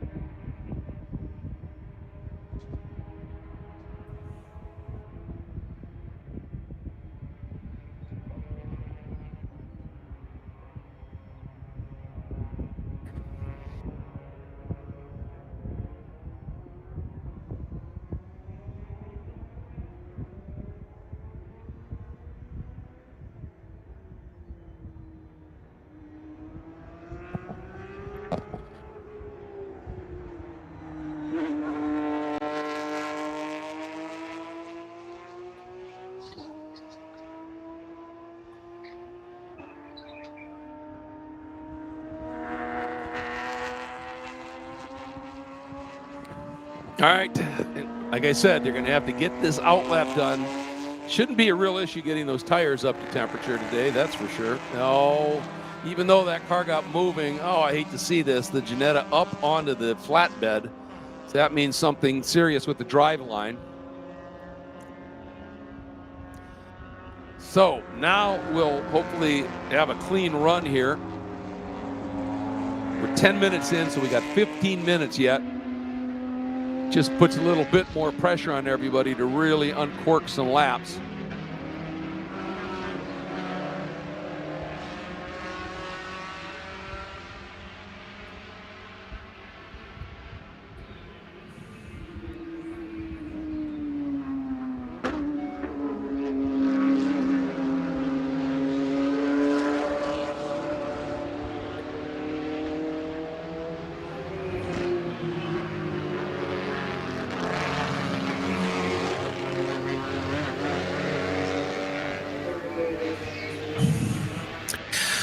Well, I'll tell you, there are some awfully attractive cars in this field here. Gary Young in that gorgeous Ferrari F430.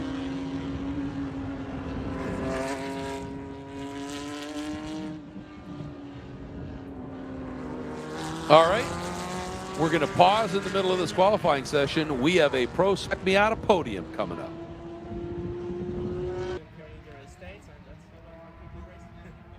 First podium in the United States. That's pretty great.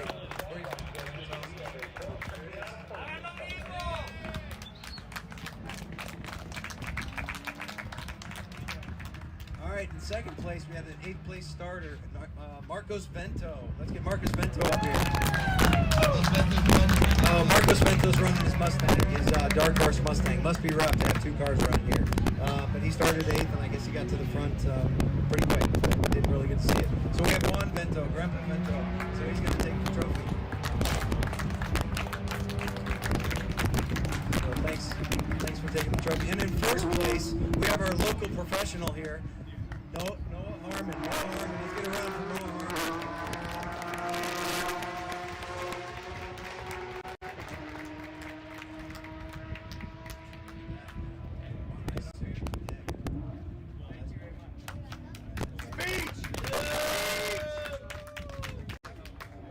Let's get a little speech from Paul here.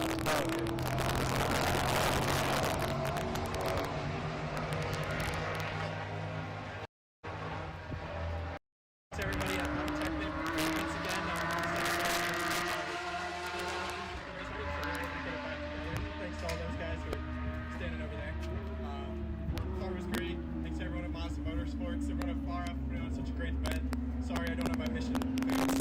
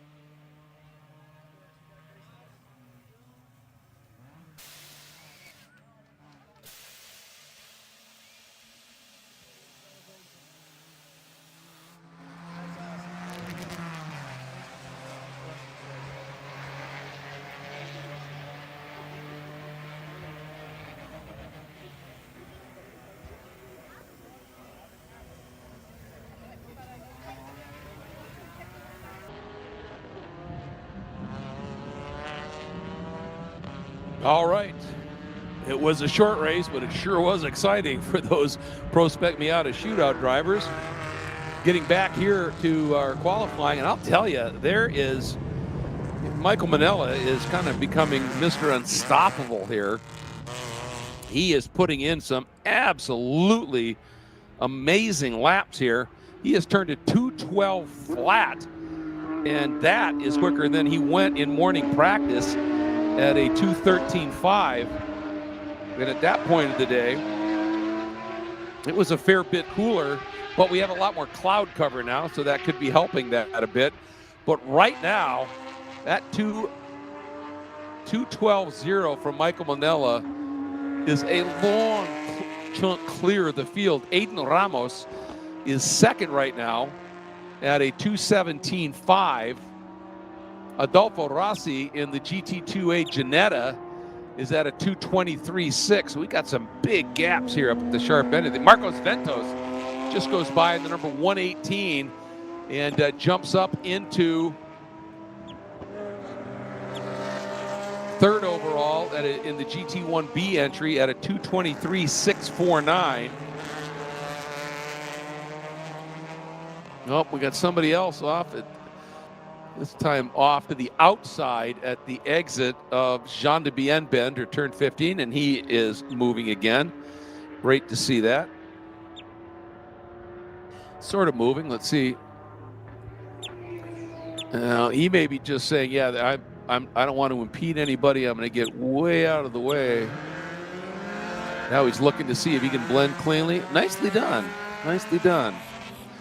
And Marco Vento just had a great race in that Pro Spec Miata race. Marcos has jumped from a Miata into a thundering Mustang here and is having a really good run right now. Of course, that means that he has the opportunity to have had some more recent track time, and that never hurts.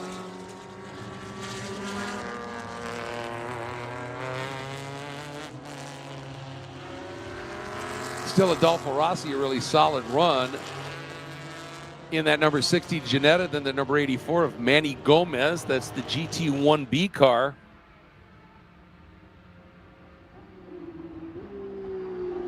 Or excuse me, GT2B car, my bad. And that is the Palm Beach Tactical Racing BMW M2 CS. And David Tuati jumps to the top with the fastest time we have seen this weekend, a 2-minute 9.562 lap. That is well clear of Michael Manella's 2:12 in this session and 2:13 that Michael had.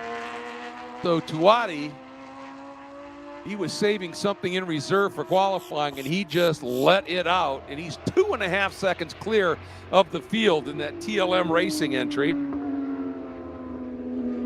Manella remains second. Aiden Ramos is third in the number 241. Marcos Vento in that thundering Mustang is fourth. We have a mystery number 13 out there. GT3A, it is the number 77 BMW of Marco Pisa. And Jose De Las Casas is the co-driver in that car for the Enduro.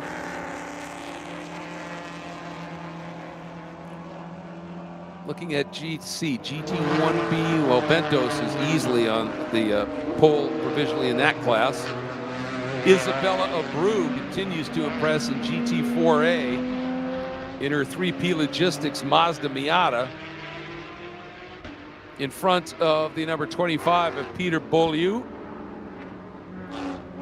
in a Mazda MX-5. Bruce Anderson, they're all Mazdas right now in this class, but some are Spec Miatas, some are MX-5s. Zoltan Wallace in GT3B. I believe he's just jumped up to the provisional pole in that class.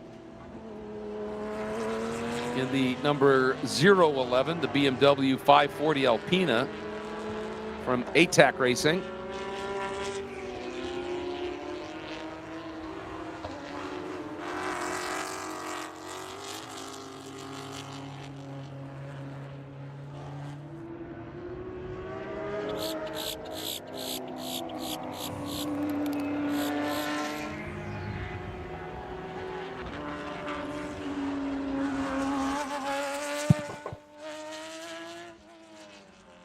And here's the thing. Marc Julien, who is one of the fastest GT1B drivers in the series, the number 87, has not even gone out and set a lap.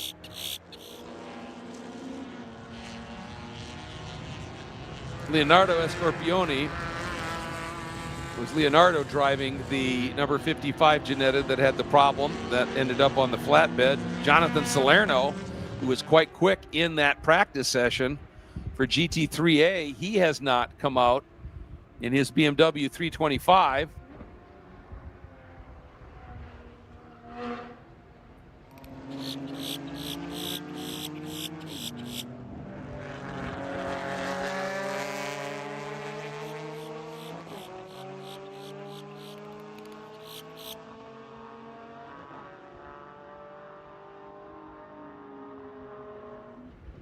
So Tuati leads overall and in GT1A. Michael Manella second, leading in GT1B in terms of the run to the pole.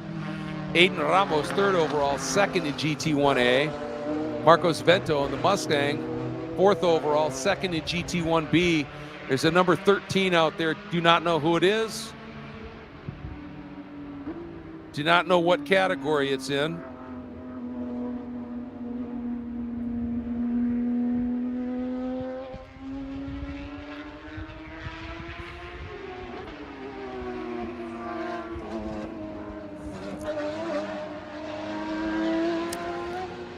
GT2A, the 172 of Jim Haman.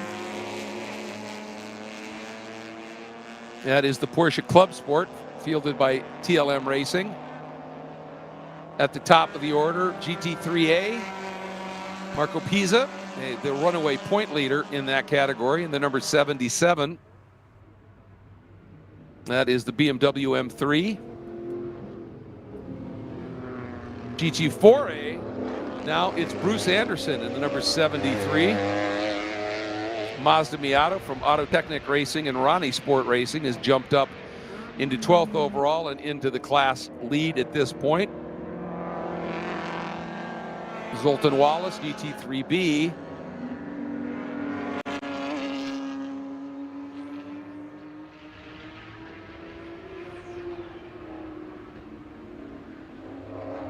And again, nothing from Mark Julian or Jonathan Salerno yet.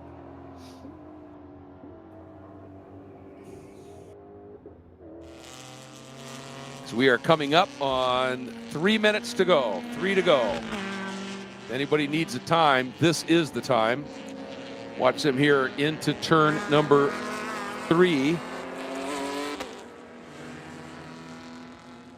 Here comes Marcos Vento in that big Mustang. It is a thundering beast out there. A bit of a window rattler when it comes by our station here. Here's the turn in to turn 17, known as Sunset Bend. And as we get this enduro going, some of the drivers who aren't prepared for it are going to find out why it's called Sunset Bend. There's that beautiful Ferrari F430 of Gary Young. Cool graphics on that car as well.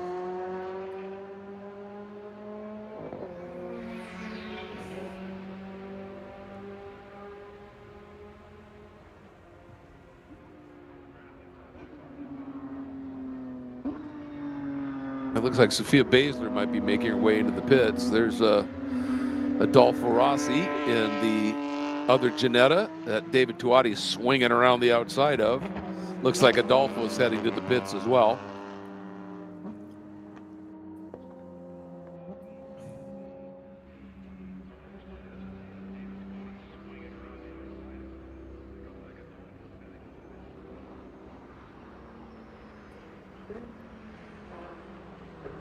You see a couple of cars out there that kind of look like they might be prototypes. One in particular that might be a late entry, but that could be one of the KTM crossbows potentially.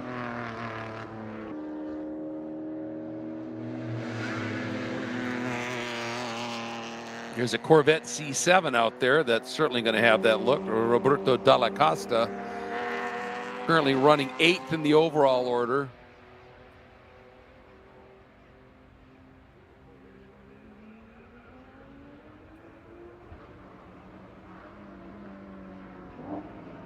Sitting second in GT2B right now. And not too far off Manny Gomez, who's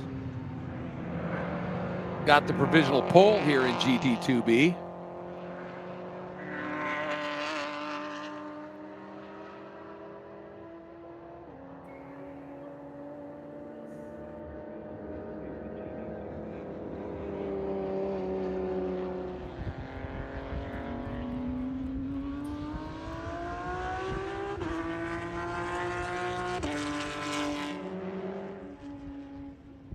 Checker is out. Checker is out. And this is going to lead us, folks, into 2 HPDE sessions, the high performance driver education sessions that will take us to 5:55. At 6 o'clock, we'll have qualifying for Formula FARA. Then we'll have another HPDE session as we get ready to set up for the 2-hour FARA GT and Prototype Enduro, the first 30 minutes of which will be the first of 4 FARA GT and Enduro sprint races.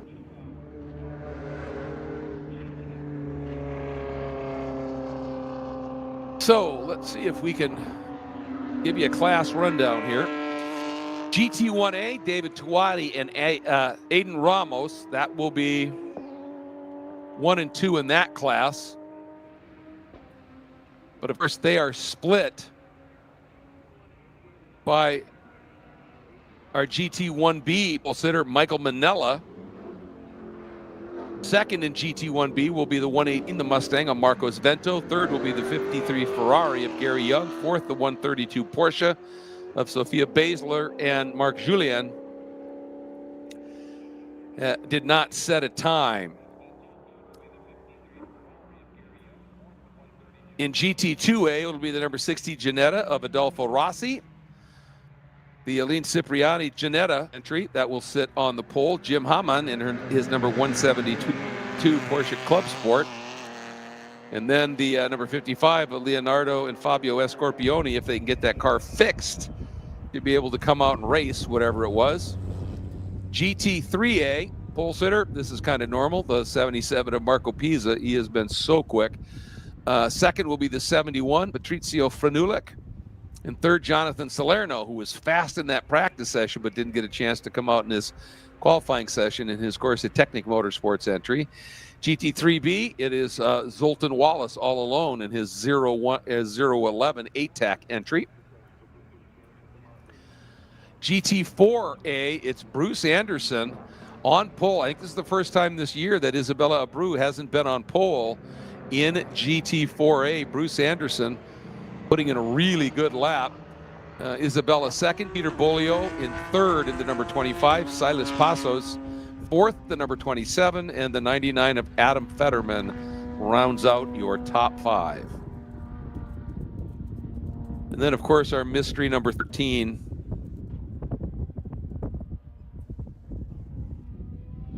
Relatively quick time for that car, just don't know who's in it. All right, we will be back at 6 o'clock for Formula FARA qualifying. That'll be a 25-minute session.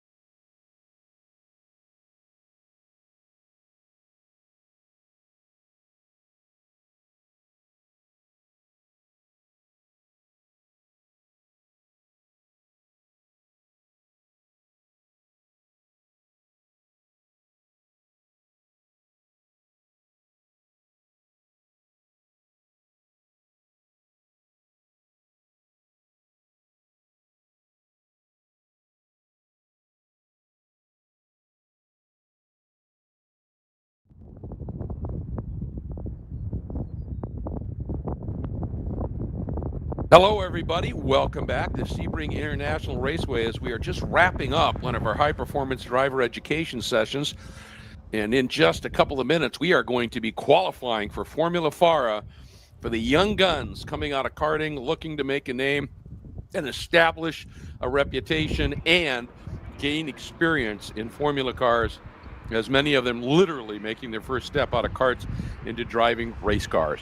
Before we do that, though, I do want to mention something that if you're a passionate racing person, you love to drive cars on a racetrack, you've got a quick car of whatever nature, you love coming to Sebring and driving it, but you're tired of having to tow it all the time from wherever you live and get it out of your garage there and load it up and bring it here, the Sebring Motor Garages and Townhomes might be the perfect answer for you. They're located on Highway 98. They're only 3 minutes from the track. There is a clubhouse and a pool that is open to all. They have garages available, and these are just the motor garages, 2 sizes. They're all 55 feet deep. There is garages that are 30 feet wide, and that's 1,650 square feet. There are garages that are 25 feet wide, and they're 1,375 square feet. And they are really quite reasonable in terms of cost. And just to let you know, all of those units come with a mezzanine bathroom with a shower, full air conditioning, 3-phase 150 amp electric, 24 feet tall ceiling heights. It is permitted for overnight stays. And select units also have a 14-foot high mezzanine for extra long rigs. So that's an opportunity for you to be able to, come here, drive, get a shower, crash overnight, whatever you need to do. Now, if staying a little bit longer and staying in a little bit more luxury is more up your alley, there are also the townhomes, and they are 3-story townhomes. They feature a 30 by 60 garage on the ground floor with private elevator up to a 3-bed, 3-bath second floor. And then to the third floor, there's a party deck with a covered area with a barbecue, bar, sun lounge, over 4,000 square feet in all. And that is available as well. Garages, townhomes, or both, whatever you may be interested in. But just wanted to let you know about that possibility. All you have to do is Google Sebring Motor Garages and Townhomes. You can get all the information there, contact info, and start the process of bringing yourself just minutes away from this glorious, historic facility, and to make coming over here and driving a lot easier and more fun to do. And with that, speaking of fun to do, it is Formula FARA Qualifying. Once again, these are those young guns that I was talking about. Many of them just making their first foray out of karting, looking for experience in Formula cars with a little bit of aerodynamics. Obviously, if your plan is to go racing and continue to do so, and you want to end up in the upper echelons of either open wheel or prototype racing, you got to learn aerodynamics. And that's part and parcel of what this series is all about. And this is qualifying. They've had 3 practice sessions, and the driver who has been the fastest in all of the sessions in terms of an overall time is Gaston Arazu. And he had a really, really quick lap in that first qualifying session in the morning that has continued to stand as possibly the fastest lap we have seen turned. However, there are some real contenders here, as we started to see a little bit later in the day here. Arazu ran a 2:15.7 this morning, and that has stood. He, though, in the second session, the heat of the day, turned to 2:15.9, so he got really close to it. But a couple of drivers, in particular, Mate Casieras, who was clearly struggling in that morning session, spent the second session trying to get that car dialed in. Near the end of it, after being outside of the top 5, she uncorked a 2:18.2 in the heat of the day to give an indication that it clearly had figured that out just a little bit here. And she had been way off in that first session.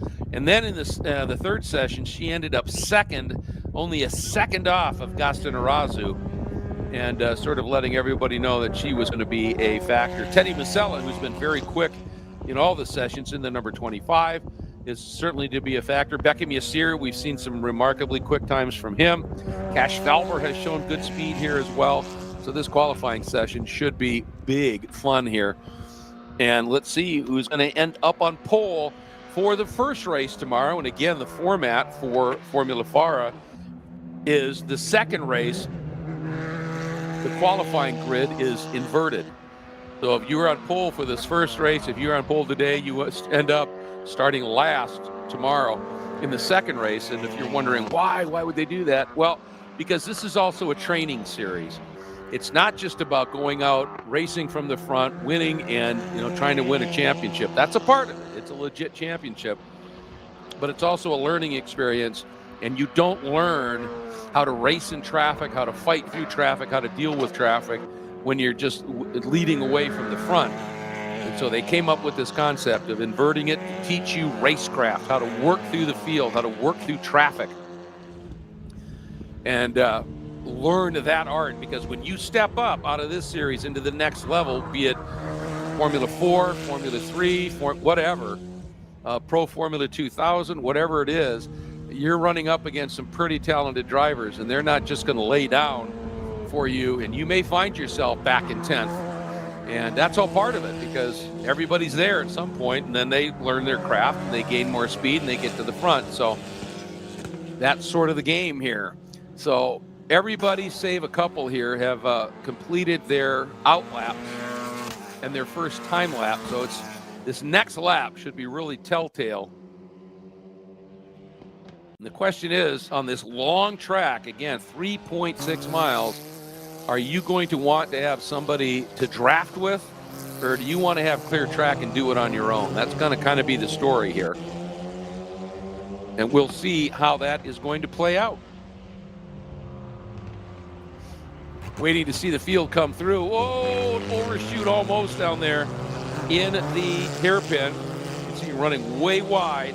Gathered it up, did a nice job, didn't even drop the lefts into the dirt. And you want to avoid that at all costs, because that just dirties up the tire, and it can take corners to get those tires cleaned off again. And you don't nowadays, since they modified the Fangio chicane, you don't scrub a lot in there. So you get up to Collier corner, and you're going to be leaning on those lefts. Cunningham corner, turn 10, you're going to be leaning on those lefts. And they're still going to be dirty, and you're not going to have as much grip. So here we go. Drivers coming through, completing. Cash Felber just turned at 2:19.4, goes to the top. Here comes the number 8 of Beckham Yassir at 2:16.8, and goes to the top comfortably, over 2.5 seconds. Who's coming by next? It's the number 2, Roman Felber, at a 2:20.1. The 2 Felber lads running for Jensen Motorsport. Here comes the number 46 of Max Morkaram. He's got to yet complete an outlap. Here comes the number 6 of Mate Casiera. She goes at 2:19.3. Alex Bobadilla up into the 5th spot. Gaston Arazu just taking it easy on this second lap as well. Teddy Masella now comes through, completes lap 2, goes at 2:16.9, 1/10 off of Beckham Yassir. Gaston Arazu completes his second lap, jumps to 3rd at a 2:17.1, a 10th off of Masella. Cash Felber, Roman Felber, the 1 and the 2, 5th and 6th respectively. The 09 of Bobadilla is 7th. JT Hoskins is 8th. Roque Mendoza is 9th. And Nico Del Monte, Max Morkaram, and Justin DeLucia have not yet, that's on number 4, have not yet completed a lap, or they're having transponder issues.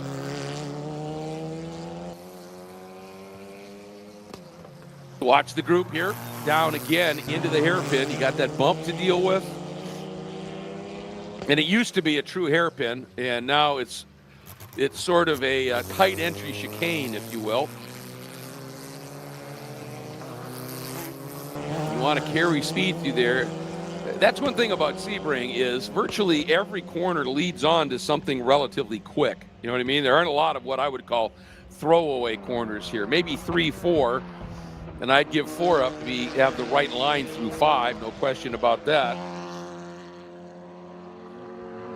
All right. Cash Felber improves his time to a 2:17. Beckham Yassir drops to a 2:16.2, finds a little bit more speed for Beckham. Great lap. Now there's a little bit of a gap here. Roman Felber coming through, improves to a 2:18.8.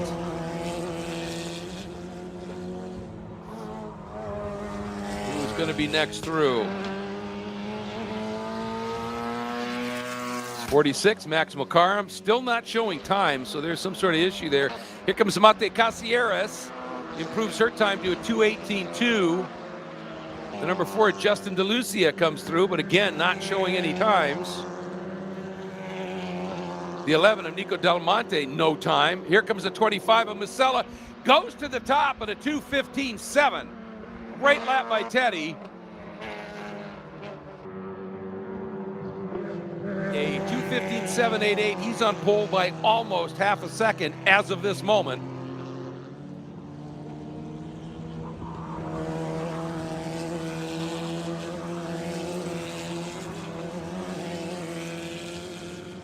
Gaston Arazu comes through, and that 2:17.1 still holds. So he's third right now. 1.3 seconds off of Musella, 0.8. 0.8 of a second off of Beckham.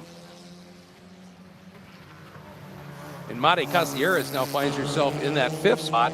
Now, Max Makaram showing some times, and a good one for Max. A 2:18.3, and he's in 6th. Still no time showing for the number 12 of Roque Mendoza or the number 4 of Justin DeLucia. I have to tell you, watching Justin here on the monitors through Big Bend into the hairpin and coming down the front straight, he comes by here with an awful lot of pace. So I've got to believe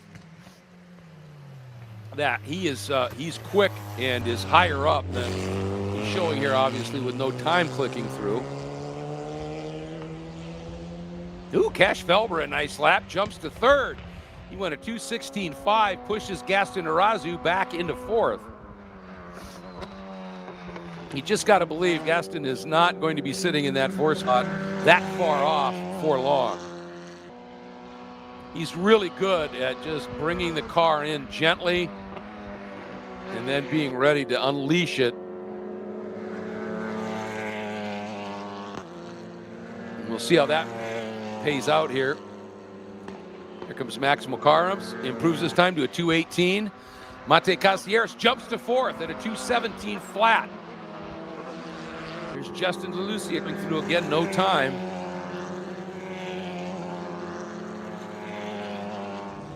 Musella.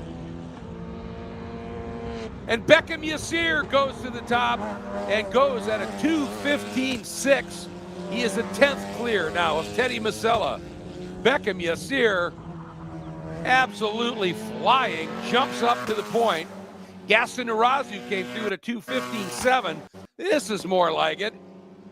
The top 3 right now are covered by 12/100ths of a second, folks. That's what we're used to seeing in this series. Beckham's got a 10th over Musella. Musella has 11 milliseconds, 11 1,000ths of a second over Gaston Arazu.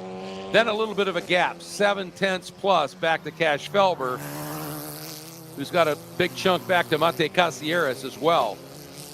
All right, we're getting times now for Justin DeLucia, and he just turned to a 2:18.5. That puts him up into the top 7 right now. He looked pretty quick. Still a bit off of those 2:15s at the sharp end of things.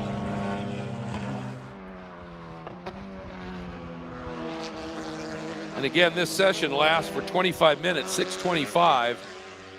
So about 13 minutes to go here. Cash Felber improves to a 2:16. Beckham Yassir drops it again by a 10th to a 2:15.57. That puts him 2/10 clear of Teddy Musella. And Gaston Arazu now is a 1/4 of a second off of pole, but only 11,000 still off of Musella in that front row. And you've got to think not just about pole here, but rows, obviously, in qualifying. If you can start in the second row as opposed to the third, that's big. First row as opposed to the second, also a big deal. Ooh, Mate comes through and does not improve on her time. Looked like she was going to be a contender here. Maybe she's backed off and it's going to set up an, oh, Teddy Masella goes to a 2:15.4 in the number 25 and goes to the provisional pole by 16/100ths of a second.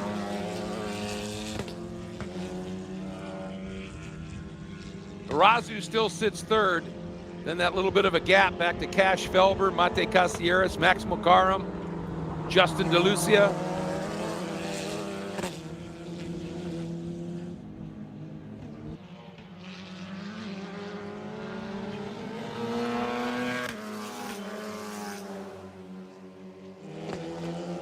Nico Del Monte. It's the first time I've seen Nico here in this series, and obviously he is learning the car as well as the track here. A little bit off the pace right now.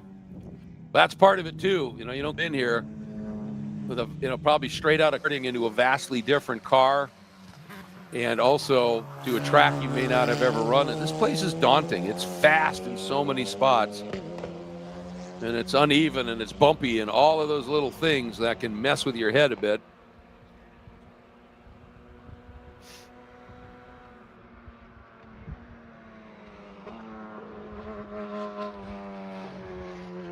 I think I might be seeing Beckham Yassir coming around here.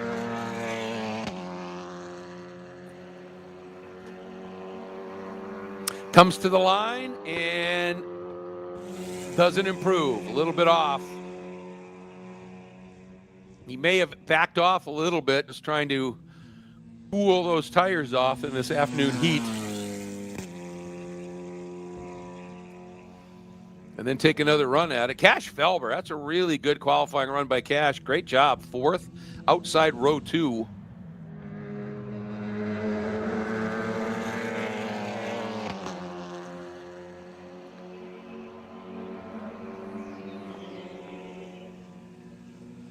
Mate Castilleras improves now to a 2:16.4. She's still fifth. Right now, she's 51/1000ths of a second off of that fourth row. 51/1000ths to be honest. Teddy Masella improves his time just by a little bit. He drops to the 2:15.4.12. He had a little bit higher, 2:15.4 previously.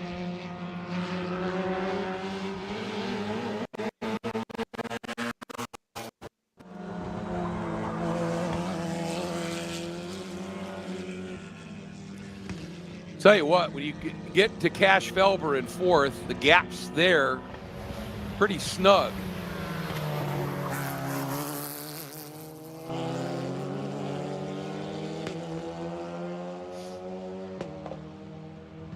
The surprise to me here is Gaston Arazu turned to 2:15.79 relatively earlier in his Daria Buell entry.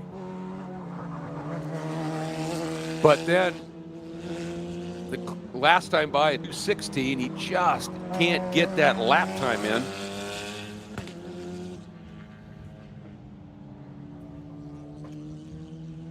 We know how quick he is, points leader. But Musella and Beckham Yassir, Mate Castilleras, all very quick.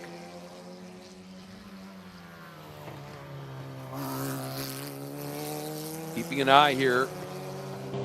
Watch the field to that tricky turn 7. Accelerating up now through what used to be a really challenging chicane, the Fangio chicane. Then they opened it up and it's basically just flat all the way up to Cunningham Corner. And that chicane was a real driver's chicane back in the day.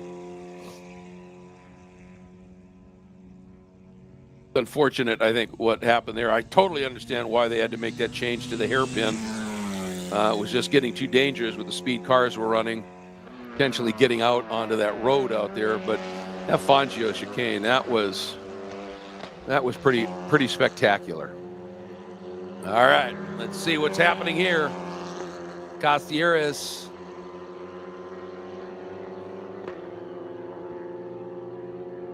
Arazu, again, high 216s. He cannot get into the 15s here. That's a surprise, folks.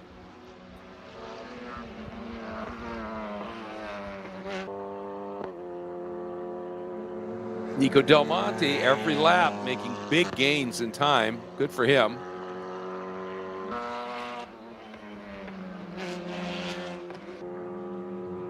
And Justin DeLucia is now only 2/10 off of Max McCarrum in that third row.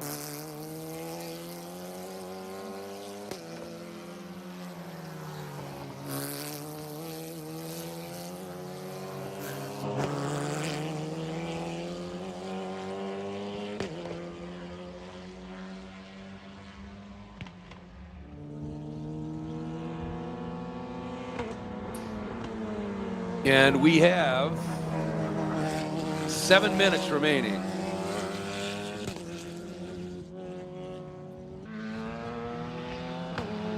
Check that. No, we don't. They shortened this to a 20-minute session, I guess.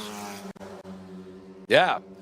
So we are at 1:45 remaining. So for Gaston Arazu, for Cash Felber, for Monte Casieras, for Bucaram and DeLucia, it's go time. If they want to move up a row, it is time to find it.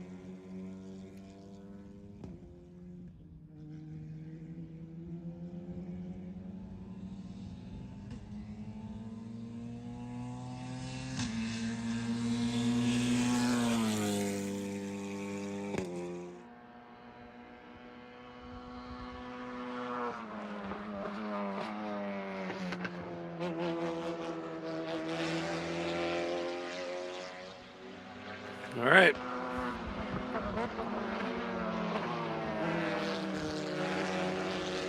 McCarrum.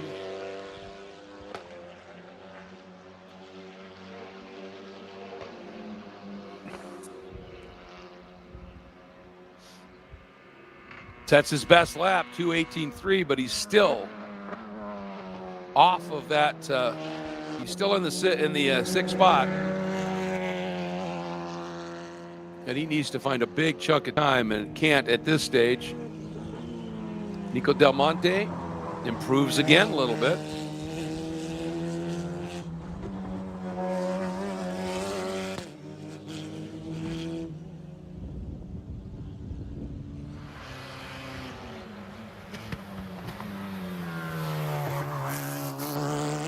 All right, checker's going to be coming out. Anybody who got underneath the checker here before it flies,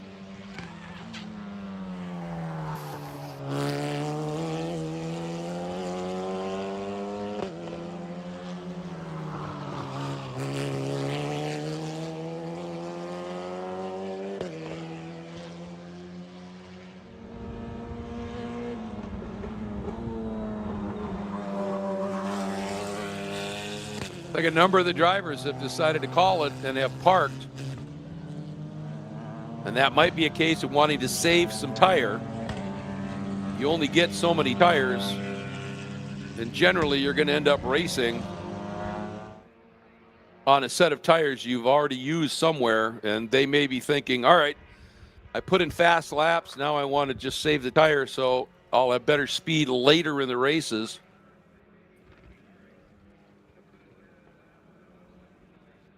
But it is Teddy Masella with the fast time at 2:15.4. With Beckham Yassir second, Gaston Arazu third. Cash Felber completes the second row at this stage. Then Mate Casieras would be fifth. Max McCarrum, that would be your third row.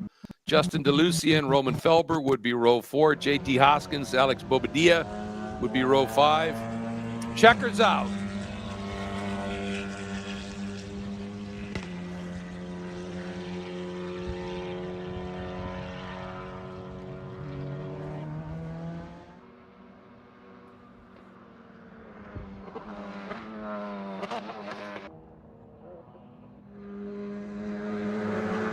Certainly keep an eye here and see if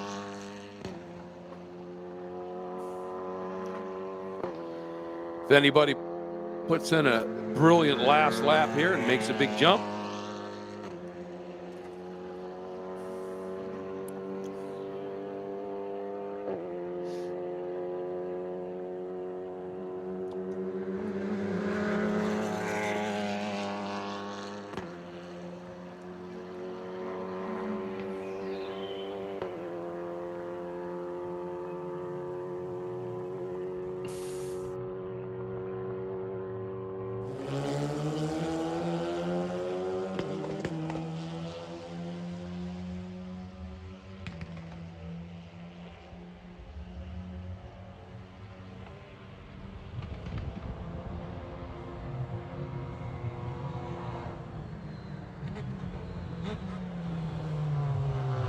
All right, JT Hoskins just came through, set his best time at 2:19.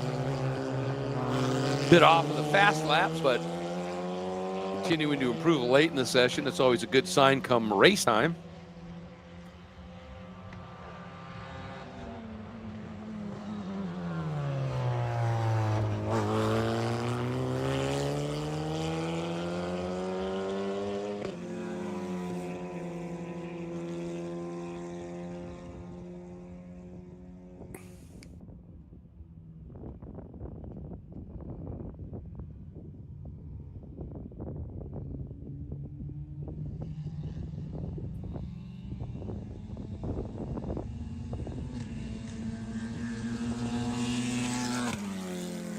All right, I think everybody, well, we got a couple of cars out there whistling through Bishop here.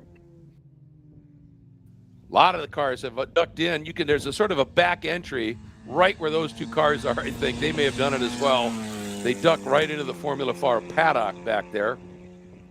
I love this tails away shot here, this double apex left-hander.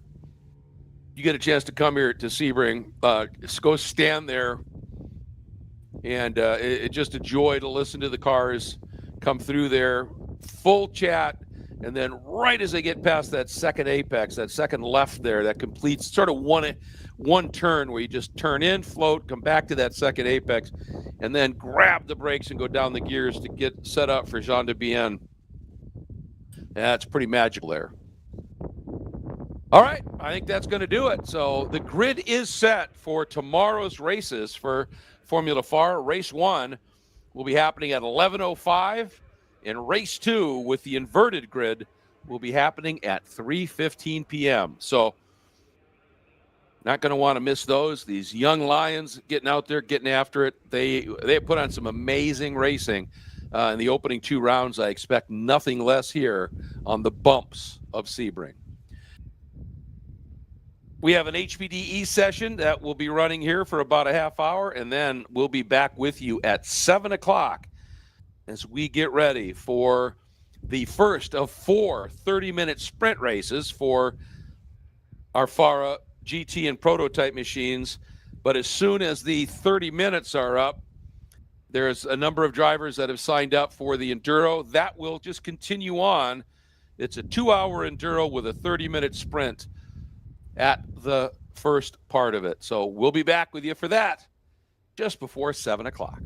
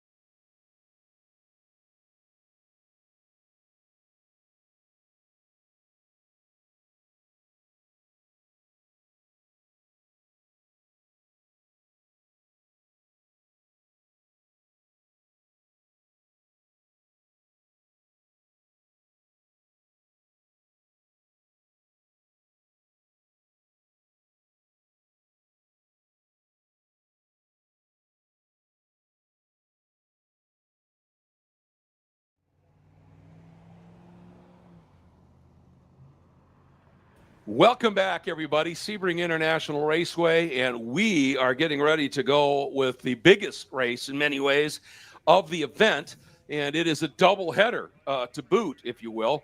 There is a 2-hour enduro that will be starting here in just a few moments, but the first half hour of it will be the first of 4 30-minute sprint events that will be unfolding over the course of this weekend. This one tonight, 3 tomorrow. That's the pattern for the FARA series in terms of the GT and Prototype. So that's going to be happening next. And again, at the end of the 30 minutes, they give a specific flag display at start-finish, and all of the competitors that are running the sprint only will make their way around, continuing to stay at speed so they don't impede anybody in the enduro, and then come into the pits. Their day is done, and they will get their points and the like for the sprint series, and then the rest of the field continues for the enduro.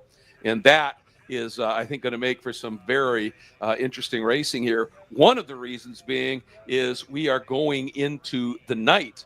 And this is some of these drivers that I don't think maybe have quite that level of experience are going to learn very quickly what Sunset Bend is named for. And I'd like to welcome in Brandon Kazmarek, who is a producer, one of the organizers of DriversEye Live, and also a very good announcer. And great to have you joining me here, Brendan, for this race here. Looking forward to it, particularly this first 30-minute sprint race. There's a good field, some very close times in terms of qualifying. This should be fun. Yeah, thanks for having me up here, Greg. It's been a great day of racing so far here at Sebring International Raceway, and get to finish off the day with a little treat here. The kind of the mini 12 hours in a can, if you like. Get everything that a driver at the 12 hours of Sebring would get. You've got multi-class racing. We're going to run the FARA prototypes and the FARA GT cars here as kind of an all-skate for the only time this weekend before we sail off into the Enduro, which brings its own changes. As you mentioned, we're headed off into the sunset, down into Sunset Bend. You get the sun in your eyes headed down into turn 7 there as well. You've got the bumps, the curbs, the grass, the dust, everything that you would get spread out over 12 hours. A nice little 2-hour package here. Yeah, it is. I'll tell you, one of the most enduring memories for me of announcing many Sebring 12 hours here, back in the days of the Audi R8, the Audi R10, even the 15, all the open cockpit cars. And I'll never forget seeing this. Both Tom Christensen and Alan McNish one year were in a fabulous duel for the class win. And you couldn't have done this in a car that wasn't paddle shift, and they were early paddle shift cars and also convertibles. But you would see them come out of Big Bend, and as they're heading into turn 7, under braking and the whole deal, a hand would come up to block the sun while they're downshifting with the paddle heading into the turn. This place, there's no question about it. This is a special venue, the most historic sports car venue in the United States, to be sure, where American endurance racing was born. But people tend to forget this hosted the first ever Formula One race on United States soil in 1959. So this place is just loaded with history. And you can feel it when you come into the track, right? You see it in the pavement for sure, which is what everybody likes to talk about here at Sebring. You see the cracks, the old concrete blocks from Hendricks Field left over all the way down turn 17, the front straight through the apex of turn 1. But despite being kind of a flat venue, typical Florida, it really just oozes that character that's carried it through its 6-7 decades now of time in American motorsports. Really is the spiritual home of American endurance and sports car racing. Yeah, and I was talking a bit earlier, too. This place is incredibly bumpy, particularly all the stuff here on the old airport taxiways and runways, because they had never been touched since it was the old Hendricks Field World War II training base. So it's rough, it's nasty, it's hard. And then you talk to the drivers that are complaining about it and going, man, this place beat me up. And then you say, time to pave it? No, don't touch it. This place has character. Well, our field is heading out. They're about to discover the character of this place under race conditions. Let's get through that starting lineup, shall we? And starting on the overall pole, we are running prototypes along with GT cars. Will be the number 29. That is Teddy Alvarado in one of those Wolf Thunders that have been so popular in this class. Joining him, though, in a Ligier closed-top chassis, the number 100 of Mac Lewis. Starting in the 3rd spot. His first race, as far as I know, with FARA, at least in my time here, the number 14 of Dawson Gant, also in a Wolf Thunder. Starting in the 4th spot on the pole in the FP3 category, which is FARA Prototype 3, is Langdon Morrison. And it's interesting, the chassis that they are running in here, ones that I'll be honest with you, I'm not terribly familiar with. It's the Sebico NPO1s, Sure. and not super familiar with those, but they are showing some really solid pace and some impressive running. In the 5th spot, Manny Sanchez, who normally would run one of the Wolf Thunder cars, but has opted to run a Radical here, and it's interesting to see in the number 22. And then Jimmy Crawford in an older Ligier car, the number 5, will start 3rd. On the pole overall in the GT category is the number 68 of David Tuati in his GT1A Porsche, starting outside of that front row, if you will. Great story here. GT1B car, who was fastest in every session except qualifying, Michael Manella, in a slightly less performance-capable car, wheeling it beautifully here in the number 4. Starting 9th, second in the GT1A category, the 241 of Adan Ramos. Starting second in GT1B in a thundering Mustang, the 118 of Marcos Ventos. We have a number 13, which will be starting 11th. Have no information on it other than it may be a black Ginetta. Haven't gotten any updates on it. Starting on the pole in the GT2B category, 12th overall, is the Corvette. That is the C8 Corvette, the number 17 or C7 Corvette of Roberto Dalla Costa. Starting second in the GT2B category, 13th overall, the 84 of Manny Gomez, who has just been on a tear of this season, win after win after win. Starting pole in the GT2A category is Adolfo Rossi in one of my favorite cars, the Ginetta G55. Such a quick little bit of kit here. Love it. Starting 3rd in GT1B, the beautiful Ferrari 430 of the 53 of Gary Young. Then the 172 of Jim Hammond will start second in GT2A in his Porsche Club Sport. Starting in the 4th spot in GT1B, the 132 of Sophia Basler, and she, of course, a champion last year in GT2A and made the big step up in the GT1B this year. Starting on pole in GT3A, another guy who has just been tearing everything up in that class this year, the 77 of Marco Pisa. Starting second in GT3A, a longtime supporter of the FARA series, the 71 of Patricio Franulik. And starting on pole in GT4A, the first driver to displace Isabella Abreu from pole this season in GT4A, the 73 of Bruce Anderson. Isabella, in fact, will start second in that category, but splitting those two, the lone competitor in GT3B, the 011 of Zoltan Wallace. Starting 3rd in GT4A, 23rd overall, the 25 of Peter Beaulieu. Starting 24th overall, the number 27 of Silas Passos, and completing the field in 25th, the number 99 of Adam Fetterman. All of those cars save Zoltan Wallace in the GT4A category, and all of the cars in GT4A category are some version of a Mazda Miata. I think you've timed yourself to perfection there, Greg. Here we go, right after it, and I'll tell you, Jimmy Crawford got a massive start. He started 6th. And that's the car up on the outside, drives right around. You can see a battle there between our pole sitter overall, Teddy Alvarado. But no, it goes to the guy who started 6th, Jimmy Crawford, in that older Ligier. That was a fabulous start. That is unbelievable. P6 up to P1 in that beautiful Ligier. I think it's a JS53. That's a European, sort of Italian spec prototype, but he's under fire now from that Wolf chassis.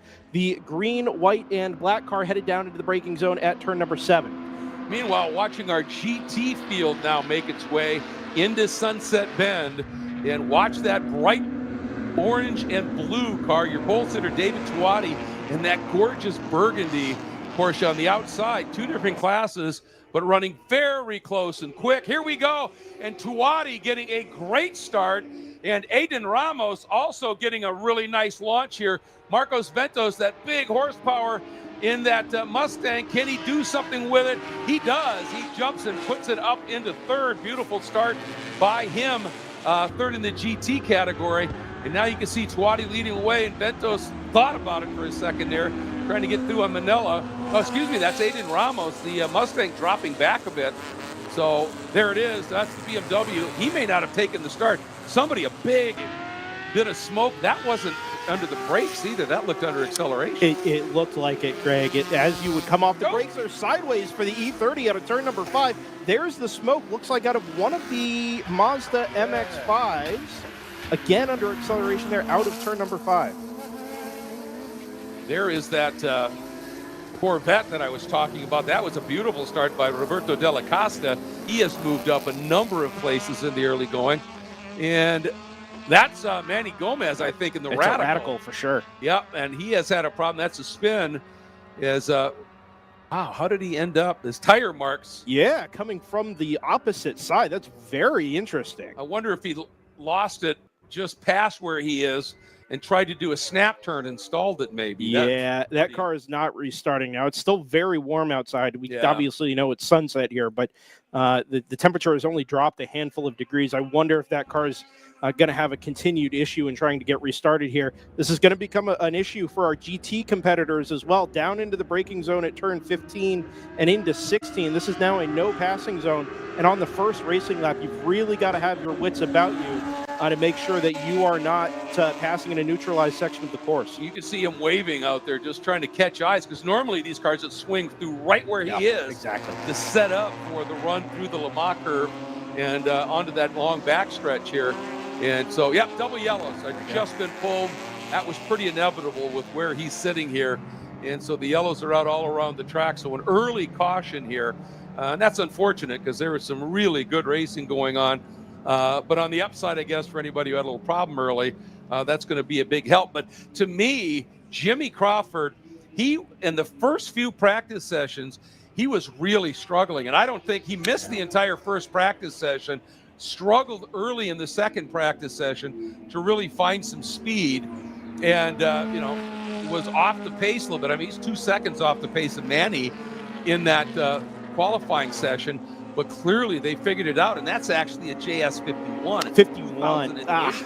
But what a start. It is. Yeah. It is. So Crawford's up into fourth. I think it was actually the sibling car, the other Ligier, Mac Lewis, in the number 100 that's jumped into the early FARA Prototypes lead. All FP2 cars there in the top three. It's a good start for Dawson Gant as well. There onto the back of Teddy Alvarado in the number 29. Those three prototypes came across the line for the first lap, but to complete the first lap, just a handful of seconds apart. Yeah, you're absolutely right. It is which would make it a JS 53, as you said, for Mac Lewis in that Jesse Gross Direct Graphics Steadfast Racing car. And I think what maybe threw me off is Jimmy Crawford is also running Steadfast Racing, the exact same colors. So that's it. But Mac Lewis then getting a nice jump from the outside, that makes more sense, because coming from 6th to 2nd in that short a time, that makes total sense here. Dawson Gant, though, in his first ever race, doing a nice job hanging on into that third spot. Now, the problem is for these guys, under this caution now, the split is gone, and you're going to have a very quick David Tuati with a lot of power in that Porsche with Aiden Ramos in a very similar car. They would love nothing better than to jump in front of the prototypes and split themselves a little bit. So things to be looking for here. Yeah, Michael Manella up into second in the GT category overall. Obviously, David Tuati and Aiden Ramos in GT1A, first and second in class. But as the category is concerned, the broader separation of prototypes and GTs, those three cars are going to be contending with the back end of the prototype field when we go back to green. I don't think we have any concerns about tire heat here. No. So we shouldn't be worried about that. However, those GT cars do pack a fairly solid punch off of an initial restart, and it could make things really, really dicey once we get Manny Sanchez recovered from that turn 15-16 area with the front end of that GT grouping. And remember, this session is done here at 7:30 because we've got the hard stop time at 9 o'clock tonight, as far as we know. And so trending towards that time very, very quickly here, now under 19 minutes remaining. Yeah, it's you got to get it done in a hurry. Yeah. And I got to say now, I'm a little bit confused because the number on Crawford's car is 5. The number on Milan Lewis or Mac Lewis's car is 100. The number on the car that's leading is 5. Well, but it shows in scoring that it's the 100 of Mac Lewis. I'm vexed. I am too. I'm vexed. It looked like Mac Lewis off the top two rows of the grid, as opposed to having that big jump from 6th place at the green flag there. So it would make a little bit more sense to me, but you're right. The numbers are definitely transposed there out on track. And another big story here, you remember early we had that beautiful, the number 55 Ginetta had the problem over in between 16 and 17 and got flatbedded off the track. Fabio Escorpioni and his brother Leonardo are running that here this weekend, and Fabio has jumped from dead last to 19th overall in that opening lap before we went caution. So one, it's just good news they're out and running, and two, that car's quick. It sure is. We know that about those Ginettas. I It's love a tube-frame chassis. I think they have a newer monocoque chassis as well that's built around a safety shell, as it were, but very, very lightweight compared to a lot of other FIA GT3 and GT4 spec cars. A little bit lower on power to compensate for that, but what it means is you can really chuck that thing around.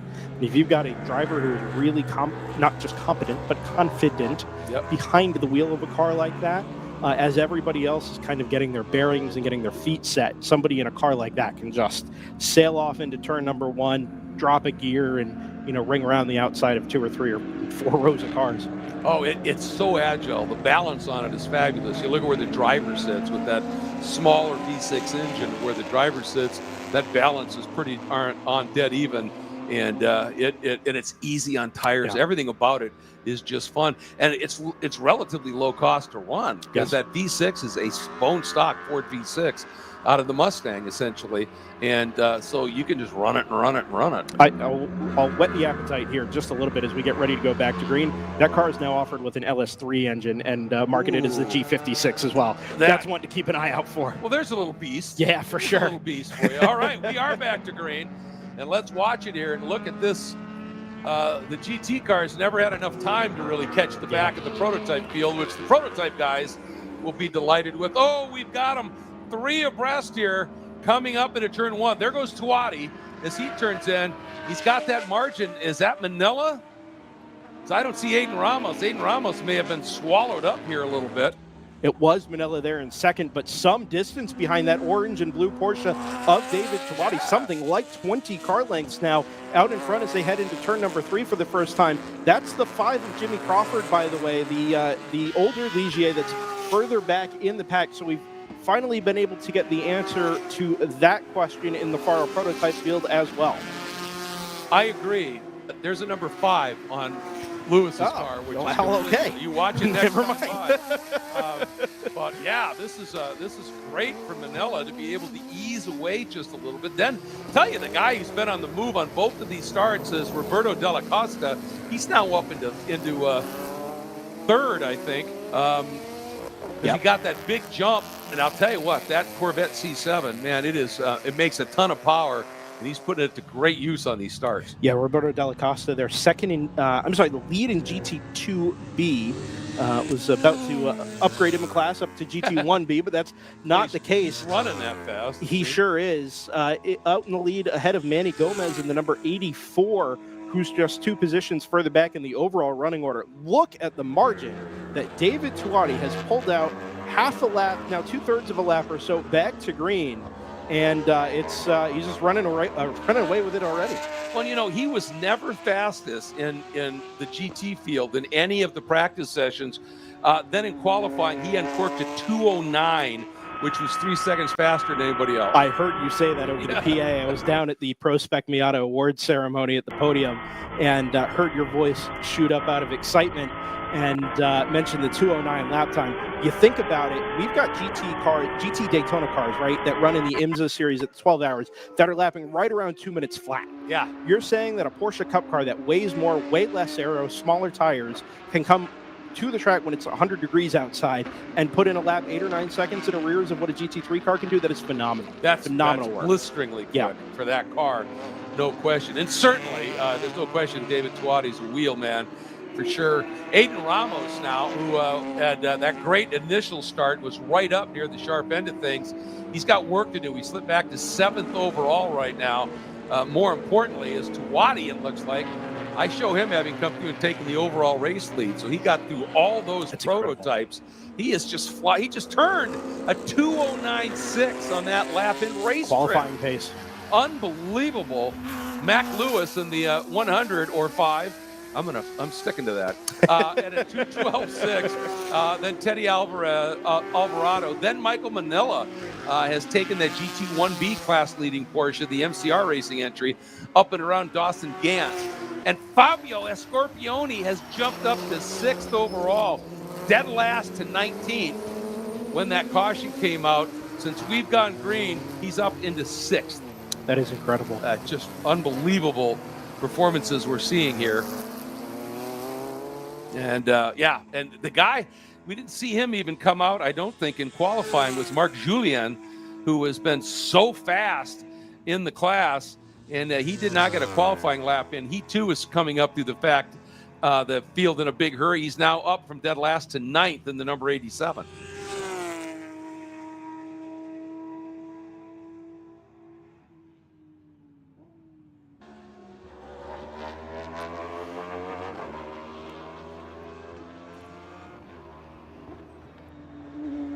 I think Marc Julien's going to have something to say about this GT1B battle. Michael Manella in that beautiful burgundy Porsche, which, by the way, I heard you make mention of much earlier this morning. Seems like ages ago. Yeah. We need more burgundy race cars. That maroon color, maroon and silver, a little bit of metallic trim to that, just looks phenomenal. It looks fast. It is fast.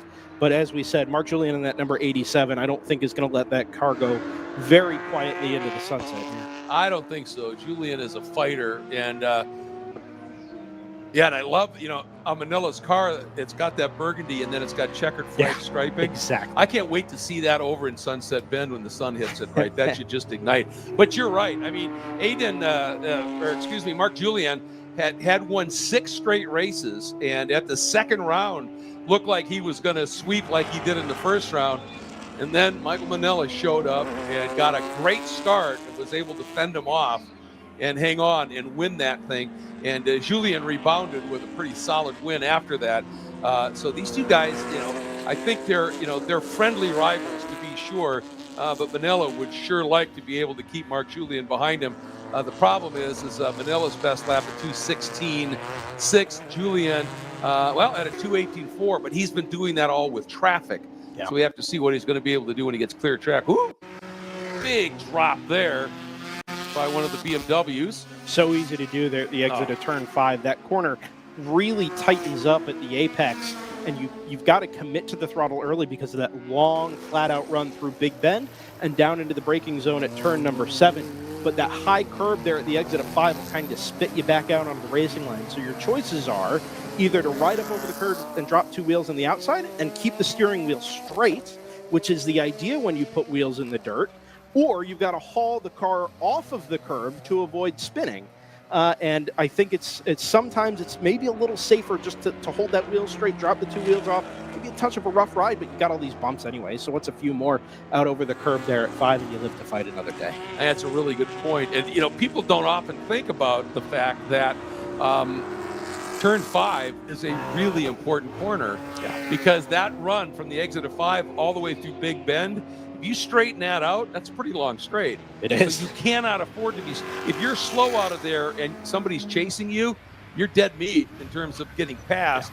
And if you're trying to race with somebody and make a pass going into 7 and you mess up the exit of 5, not going to happen. Yeah, it's not so much that run from 5 to 7 is the longest straight on the track, but 7 is the best passing zone on track. And if you're going to defend or you're going to make the pass, you need to start that run in, actually not just at 5, in that whole 3, 4, 5 sequence, because that really is a rhythm section of corners.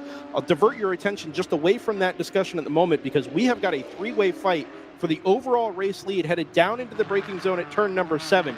It is Teddy Alvarado, Mac Lewis, and David Tuati has now arrived on scene in that bright orange Porsche Cup car we were talking about. Yep. Not a class position battle, but if you're telling me Tuati has a chance to go for the overall lead here, for the overall win in this first sprint. Well, he just got Alvarado into the Fangio chicane. Yep.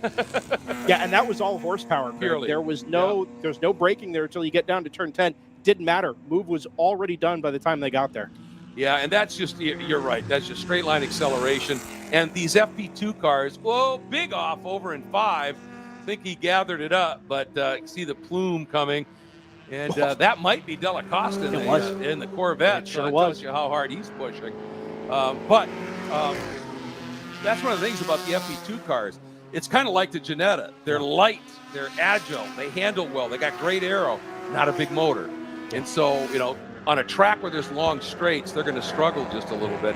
Now, there is an FP1 class, and when those guys do come out and run, there's a Wolf Thunder. It's another number that I don't remember.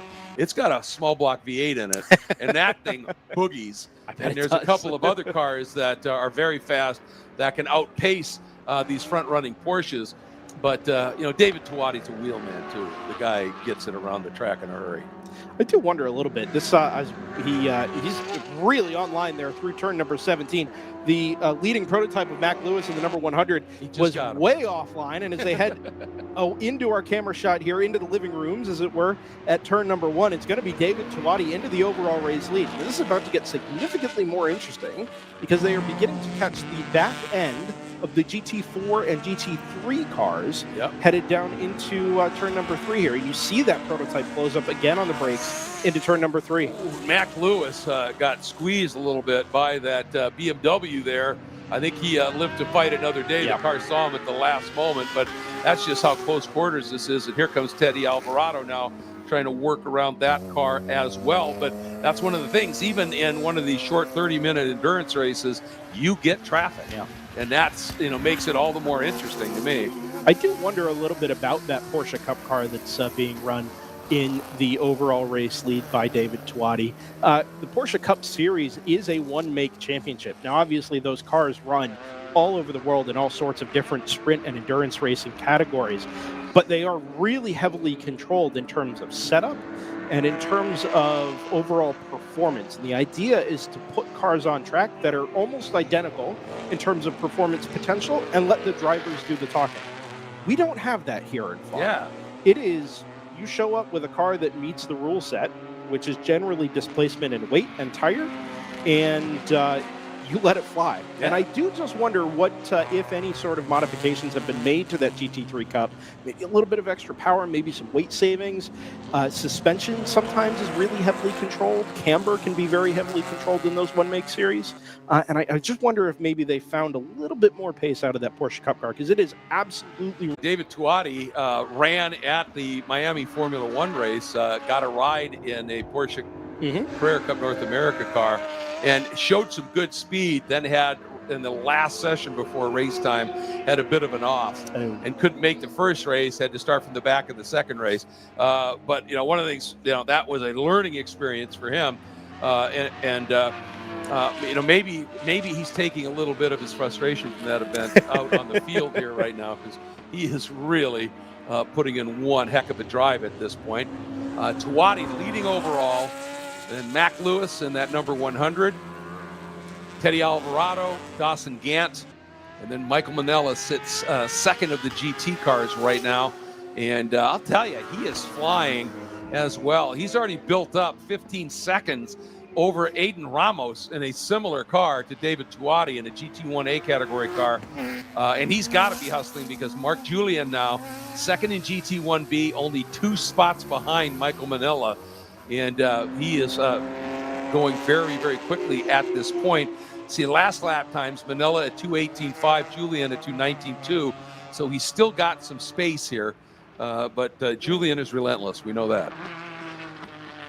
Yeah, I want to shout Sophia Basler down in the number 132 in GT1B as well. By my very rudimentary math, that's still the GT1B podium for Sophia in that number 132 car. I think still BMW M2. I think I'm right in saying the Club Sport. Yep, she is third in that class, and she's got a bit of a lead back to Gary Young, and then Marcos Vento, and I don't know what happened. Back to double yellow here, Greg. I'm sorry to interrupt. This is one we haven't had eyes on yet. Okay, there's a white flag there at 3, which means it would... There's other safety vehicles out on track. Yeah, they've already sent one from turn 3 there, sending another one from the exit of turn 1. It's a truck you see headed towards us. And following the flags around the track, I don't see any additional waving yellows, which would signify the site of the incident.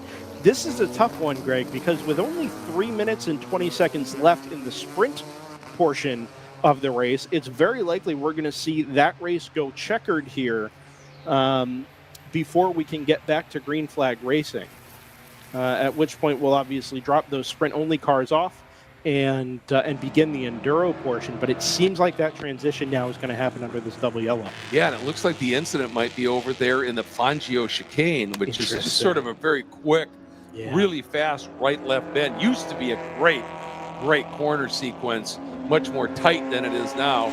It was really a good test, but I see lots of emergency vehicles over there, and one stopped here right at turn 7, at the entrance to turn 7. And you can just see there, you can see that was Marco Pisa in that black and yellow BMW. And right where that black ends, that is a big bump, and it is in a tricky spot because you're trying to modulate braking and all of that. So, yeah, we're on board with David Tuati here, the overall race leader, and I think we're going to get eyes on the incident. Looks like it's around the exit of the hairpin, or the safety pin, as our friend Dorsey has called it in the past. Dorsey Schrader, after this corner was modified back in 1999. First safety truck is stopped right there at the apex, and as we head out of the sunset. Well, we're going to drive. Oh, very interesting. This is the old hairpin. Yeah. It is remarkable how little runoff there was there, and how quick a run it was. I mean, literally, where you see that fencing, about 5 feet behind that is highway. Yeah. It's so close. Yeah, so that is where the incident is. It's off to our right-hand side, somewhere there, just past the apex of the chicane. Now, we did have a camera that was facing the exit of that corner, but I think it has since tapped out. Yeah, the heat is taking a toll, isn't it? Well, it's been doing it all day. We thought we were in decent shape here for the Enduro, and we may still well be.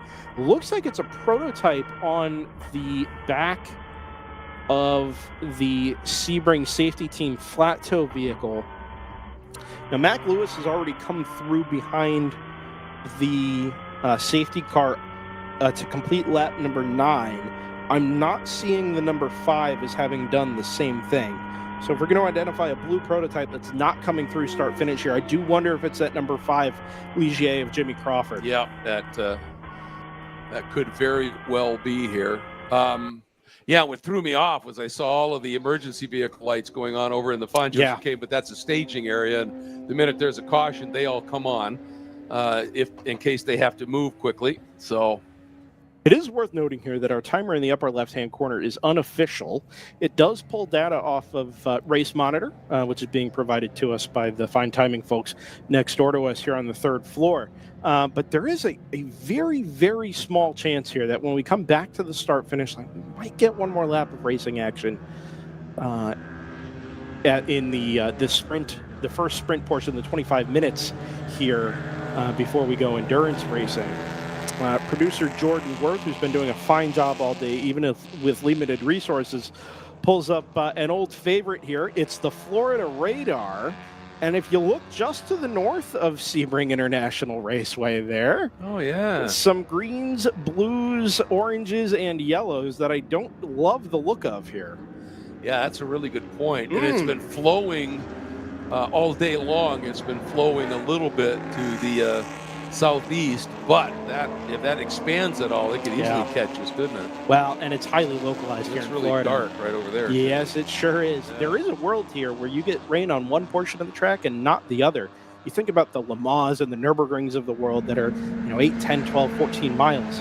But Sebring does expand itself out a little bit. There is a chance you could find yourself dry in one corner, damp in the other, but we do go back to green here, Greg. Zero's on the clock, but we're going back to racing. We do indeed. So I think we're going to get, like you said, 1, maybe 2 more laps here. And I think what it is they're going to run this to the full 30 minutes. Yeah, okay. And then if we have to shorten something, the Enduro might get shortened by whatever time it takes. So that's good news indeed. Gives everybody an extra chance. And for David Tuati right now, this gives him a massive opportunity being in front of those prototypes. What you see? Thought we had a spinner there at the exit of 1. It wasn't. It was just a really hard cut to the inside by that the black and orange prototype. One of the Porsche Cup cars up the inside now of the BMW M30 in the Warsteiner colors. Classic BMW livery on that car. That's, I think, a GT3 entry. But in this case, just a quick disposal with everybody kind of having to bear in mind here that this is your last opportunity, or one of your last opportunities, if you're a sprint competitor only, to get the result and the points. Oh, and our C7 is moving slowly. Della Costa looks to be in a little bit of a problem here. That's a shame to see. I think he was second in class. Before the spin up at turn number 5. So a really promising early start to the first sprint race of the weekend has kind of gone a little bit sour for that C7. Yeah, I mean, he showed great speed, but he's way off the throttle here. And I think we're going to see some corner stations with white flags as soon as traffic gets up behind him. And as you said, great start, but is definitely off the pace here. And I've been watching another car to keep an eye on just because it looks hugely squirrely out there, is the 011 of Zoltan Wallace, the BMW. It's been the one that we've seen dropping tires. And for some reason, and I'm not sure what it would be, he is running an incredible amount of rake in the suspension of that car. Interesting. Back end is way high compared to the front, and that just raises your center of gravity and gets the car to be real tail happy. And I'm not sure what the thought process is there. Here he is. You take a look at it. See how high that thing is and bouncing. Yeah, normally it's really hard to see rake and ride height attitude unless you're up close to a car, you're looking at it out the window. But the fact that you can pick that up on our cameras is pretty remarkable, and just shows how aggressive that car is in terms of setup. I wonder if they were dealing with a bottoming issue somewhere around these really aggressive bumps, maybe over at turn number 17, and it was just easier to get the rear end into the air, bearing in mind that you don't. Okay, yes, there's some aero here, but it's not a super aero-heavy track, largely because of those bumps and all that that surface movement. Yeah, exactly right here. A good little duel here. Yeah. That is Fernulik, I think, that is trying to continue his great run here. And, or not Fernulik, I'm sorry, the Escorpione entry at number 55. Check that. It's actually the 60 of Adolfo Rossi. That makes more sense. In that GT2A, Ginetta trying to get around Manny Gomez in a GT2B car. And that is a BMW M2 CSR. And he's having one heck of a duel right now and fending off the Ginetta. That is pretty impressive stuff. Here they are down into turn number 7. Making the exit out of 7 and climbing up, not climbing up, but heading toward. Oh, and a big late move here on Zoltan Wallace by the GT4A. That is one of the Mazdas. Couldn't quite get it done. But, you know, the other thing I'm seeing is there's a huge amount of pogoing going on in the back of Zoltan's car as well. Any slight bump, and that thing just bounces for a while. So I think they're fighting some sort of an issue here. It's so easy to get accustomed to the fact that we've got, you know, factory built race cars here. We've got Porsche Cup cars and one make cars. We've got GT cars, prototypes. With Tawadi headed onto the front straightaway here. I'll come back to that thought in just a second, but I think we've got a checkered flag here, Greg. We do. Checker is out, and David Tawadi wins overall and in GT1A here. In the first of the 30-minute sprints. We'll have 4 of them. We have 3 tomorrow. But Tawadi comes through for the overall win and the GT1A win. Mac Lewis wins in FP2, beating Teddy Alvarado. And Dawson Grant winning in the GT1B category is Michael Manella. And he needed that checker to come out because Mark Julian had closed to within a second. So it was that close at the line. Aiden Ramos will win in GT1A. Manny Gomez hangs on for the win in GT2B. Adolfo Rossi, there he comes through. Here comes Adolfo Rossi. Now, Adolfo should be continuing because usually he and his life partners, Aline Cipriani, continue on here. Sophia Basler comes through. I have her now as second in GT1B. What a race she put on. Yeah. If that holds, and she ought to continue because she always does the Enduro. And Fabio Escorpione got that Ginetta from dead last with all the cautions and everything else up into 12th in a good run in GT2A. Roberto Dalla Costa, don't know if he's going to be able to make it all the way around here and pick this up. Yeah, remember the green flag is still out. It's a green and checkered is the way that we signify this transition into the enduro portion of the race. So that's kind of what you see out there in the distance against the Mobile One bridge on our camera here from turn number 1. Just to finish the thought from earlier, it's easy to lose track of the fact that you do still have a handful of cars that are being built in, a guy's garage or a family's garage or a buddy's garage. And so the design and development work of those cars is sometimes being done in real time out on the racetrack. So you see these kind of aggressive angles and ride height, or these what seems like a very interesting suspension settings choice. And sometimes it's because they're literally testing things on the fly in racing conditions to try and tune that build in. Well, and a lot of the drivers that are doing it that way, that are doing that at home, they can't afford to pay for the test day too. Yeah, of course. So they literally come out, practice is testing, and qualifying is practice, and then they go back to testing in the race. And not just that, Greg, but as FARA grows and expands, remember that we haven't been back to Sebring since the Race of Champions last December. It's been almost 6 months. Very good point. So anybody who's new to this in 2024, without the test day yesterday, this is opportunity number 1 to get yourself and your car out on Sebring International Raceway. And it's such a different animal to anywhere, not just in Florida, but anywhere else in the United States. Anywhere. In the world. Really. Yeah, for sure, right? I mean, you mentioned earlier, this is where Audi and Peugeot and all of the factory drivers, or factory teams in the 2000s and now came to do 30 and 36-hour endurance tests, right? There's a reason that they came here, and it's because this is such a different beast compared to anywhere else. So it's kind of cool to see that development work. If you're into the car building side of racing, it's very cool to see that happening in real time here at Sebring. Yeah, absolutely. And we still need the backyard engineers, as we call them. We got to have them to keep racing going. I said Lewis winning in FP2. Going to run through just quickly here. Adolfo Rossi getting the win in GT2A over Jim Hammond and Fabio Escorpione. Tuati over Aiden Ramos in GT1. GT3A, Marco Pizzo over Jonathan Salerno and Patricio Fernulik. GT1B, Michael Manella over Mark Julian and Sophia Basler. In GT4B, which they just put these cars in recently, the 27 of Silas Passos and the 99 of Adam Bitterman. GT4A is Peter Beaulieu with Isabella Abreu and Bruce Anderson, 1, 2, and 3 there. Anderson had a very comfortable pole, but had some sort of problem during the race. Then FP2, as I said, FP3 is Langdon Morrison in that interesting chassis that we've been talking about. Again, not one that I'm particularly familiar with. I'm going to have to check it out, the Sabeco NPO1. But he hangs on over Jimmy Crawford, who had the problem. Manny Sanchez had that spin and broke something on the opening lap, unfortunately. Manny Gomez did fend off the 17 of Roberto Dalla Costa in GT2B. Dalla Costa obviously having that little bit of an issue. And then Zoltan Wallace in the car that's set up looks something like a dragster. In the GT3B, he ran the only competitor there, but good job for him. So now we're going to start to see things. All the drivers that were just running in the sprint only, they will be making their pit stops, and after a couple of laps, scoring will start to reflect the cars that are continuing in the enduro. And as we've been talking about, we basically have an hour 15 left in that because we've got a hard stop, I think, at 9 p.m.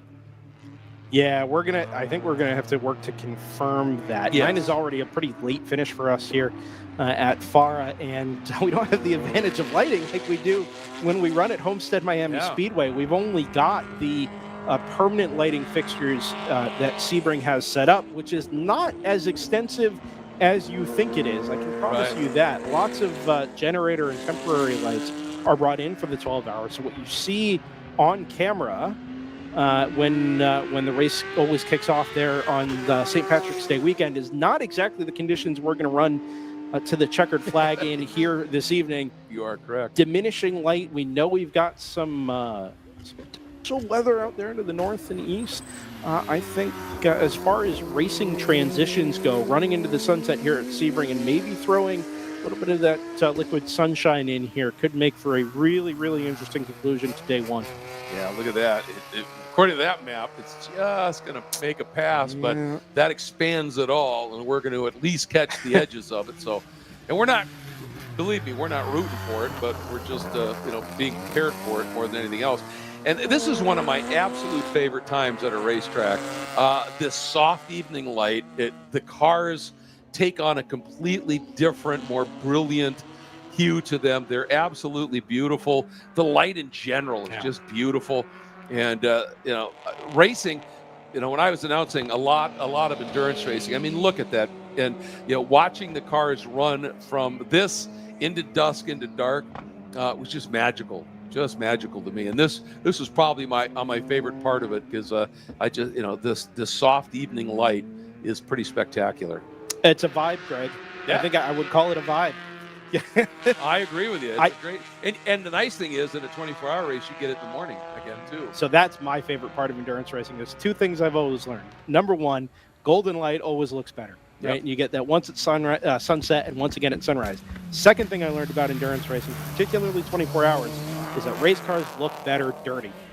You want to see them being used. You want to see them being run hard. You want the oil flow up the sides of the cars, around the doors of the side pods. You want those rubber marks and dashes across the nose and the air dams of the cars. You want to see cars being run in anger. And when you combine that with that soft sort of peach-colored light like we have here, that's always what made sunrise and that run towards home, that run towards the checkered flag in a really long endurance race, feeling of accomplishment.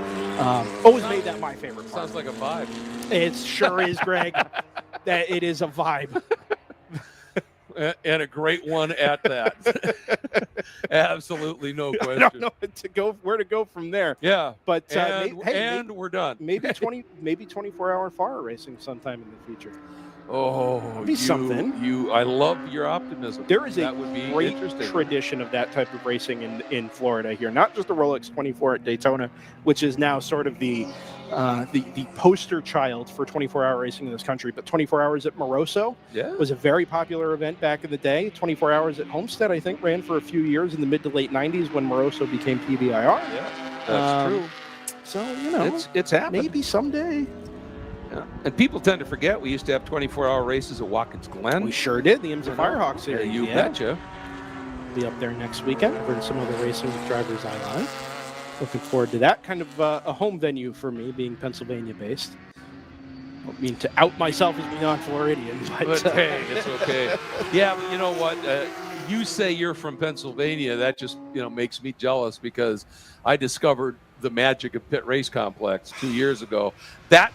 Seriously, I got there for Moto America, and when I left, that was immediately in my top 5 favorite racetrack. The place is amazing. It has to be the most underrated motorsport. Oh, without question. It has to be. And turn 2 is, jeez. Oh, there's some serious commitment corners there, man. Oh, boy, massive.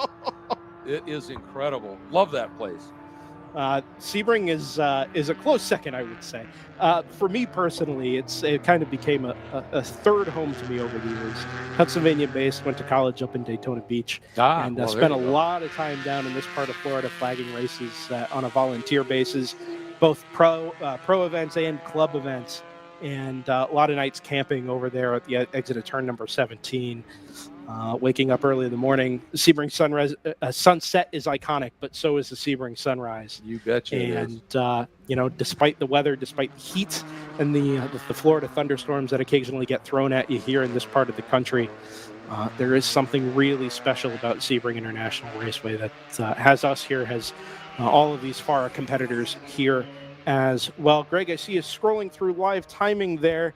I was informed just a brief pause as the second live timing computer gets hooked up over to Race Monitor. Gotcha. So because we're scoring essentially 2 events at the same time, the public-facing side of that scoring has to get changed over once the checkered flag falls. So that's what we're waiting for on the ticker on the left-hand side. Actually, I think the timing has kept up.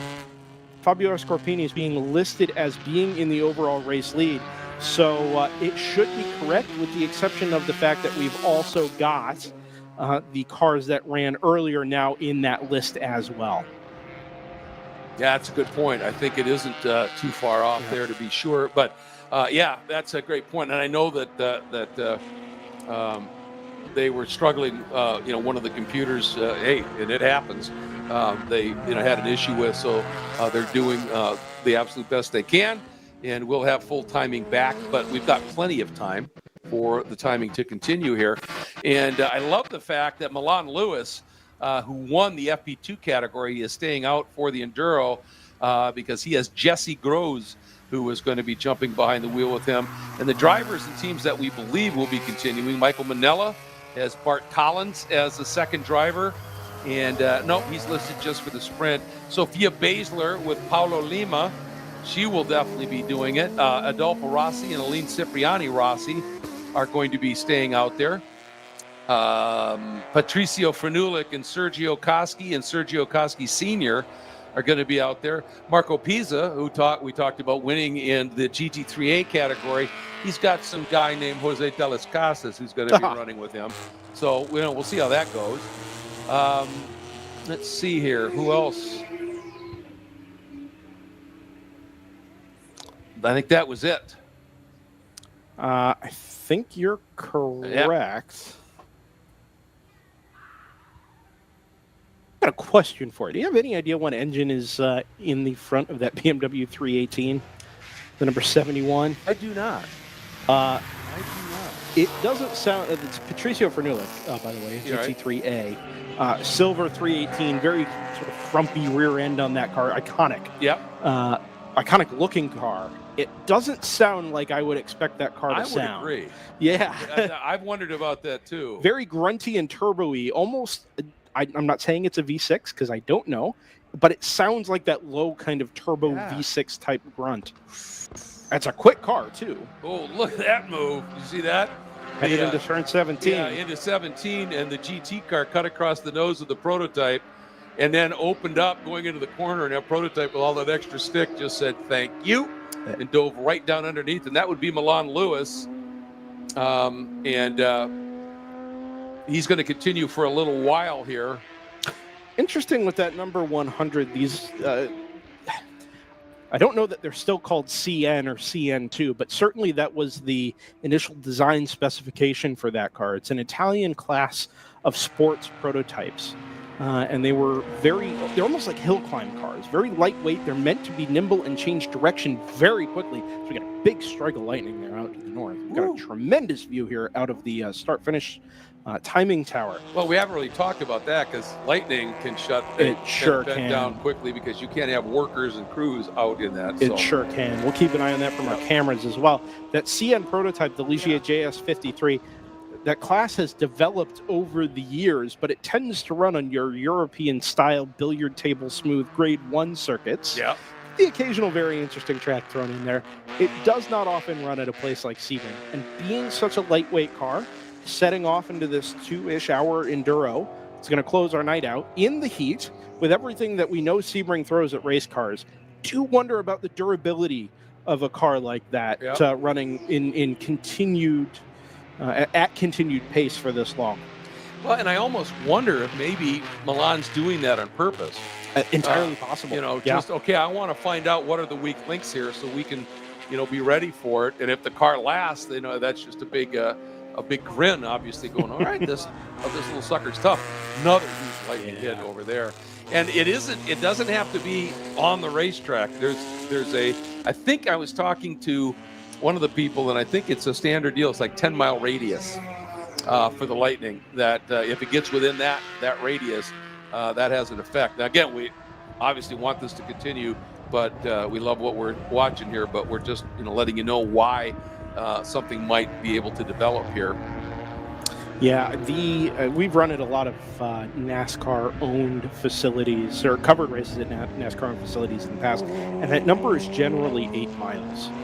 And that's 8 miles in any direction of travel of the storm. So you've essentially got a 16-mile window there where you've got the potential for for a lightning strike or something like that to impact the race. We do have a full course caution here, Greg, out at start finish. We just saw the lights trip on up at the Fangio chicane, that sort of staging area for emergency vehicles, and there is the Sebring safety team headed down into turn number 15. Yeah, makes you wonder. We didn't see what may have happened here. Don't see anything in the background there. Well, that's a long way off. I certainly didn't see anything at turn 16 that would indicate a potential issue. No. Do we have the turn 17 bridge camera, Jordan? Well, without that camera, yeah.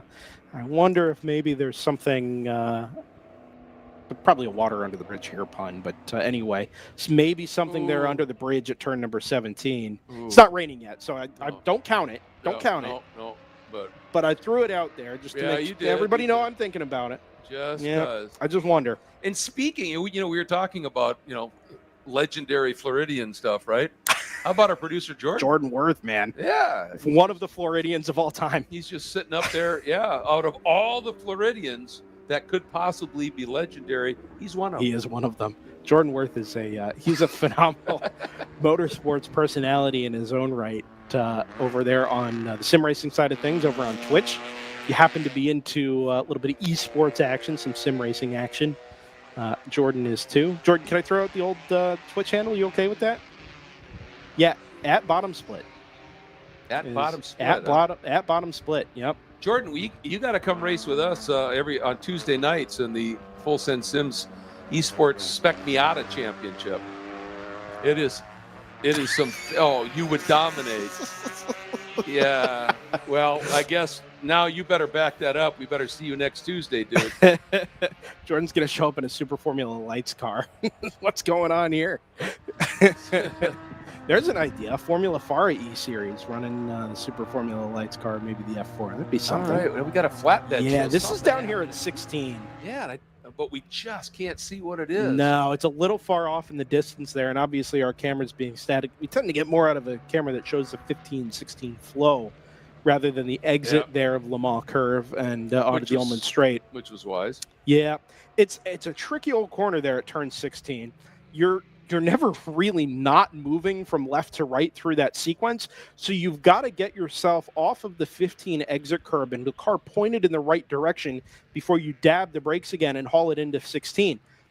Now, I realize that there's not really any elevation change here, but if a corner at Sebring could be off camber, it'd be 16 because you require the curb to help get the car rotated, but it's such an aggressive curb that it actually does kind of put the car in an off camber posture there. And as you come back to the throttle, the left side is really heavily loaded up. You're out over the exit curb, and it's really easy to snap the car around there on the throttle and shoot back towards the tire wall that protects the support pit lane on driver's right. It looks like it's not up against the tire wall. Yeah, it looks like it's exit side. Yeah, but on the pavement there at the exit curb. What if maybe we had a car high-sided over there? That's something that often happens down there at 16 as well. One of the prototypes maybe. Yeah, and one of the interesting things, if we go back to that previous shot, Jordan, entering, here, when you come through the top of the corner there, that you see that tight right-hander, that is Jean de Bienne or turn 15. When you flow through this little bend that really isn't counted, normally you swing way out to driver's left and then try and open your radius up. And what I've seen happen a few times, somebody swings out like that with too much pace, and then they cannot get it turned to the apex, but they don't want to lose speed on that big run, so they keep feeding it throttle and they just scoot right off the outside of the track. And the other thing that, I don't want to imagine this, but they may have lost it coming through, hit that inside wall, bounce back out too. Yeah. So we just don't know. Everything we're talking about is pure speculation. We do love a bit of here. I mean, there's only so many ways things can go wrong at a racetrack, right? And look, where else could a pit wall, a concrete pit wall, look so pretty except sunset? That's right. Look at that soft light on that.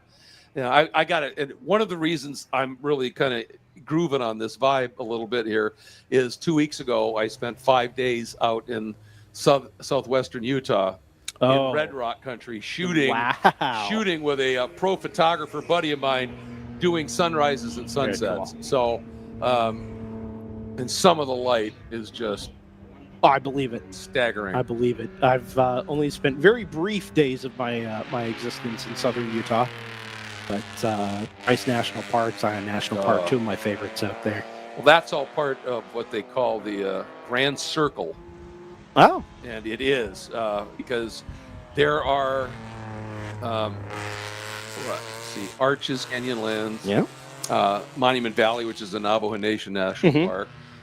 Then you cut across over to Page, where you've got the Antelope Slot Canyons. Yep. Then you go up to Zion, to Bryce, Capitol Reef. So that's 7 national parks, and that's why they call that the Grand Circle, and it is just amazing.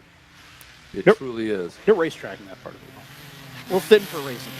Little light. But if when there is a world outside of racing, that is certainly one of the best places to be out there. Well, I'll tell you, I go out there, and it's the one place where all the weight of the world just lifts. Yeah, I believe it. Because it's so vast. Yeah.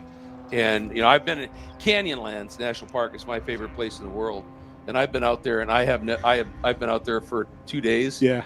And including the park ranger at the entry gate, I've seen 4 or 5 people. That's amazing. Oh, it's phenomenal. That's amazing. I love the.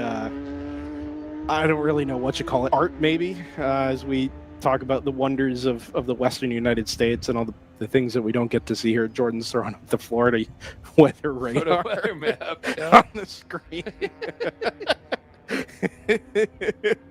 Some things going on at Lake Okeechobee, man. Jordan and I had a chat about Lake Okeechobee earlier.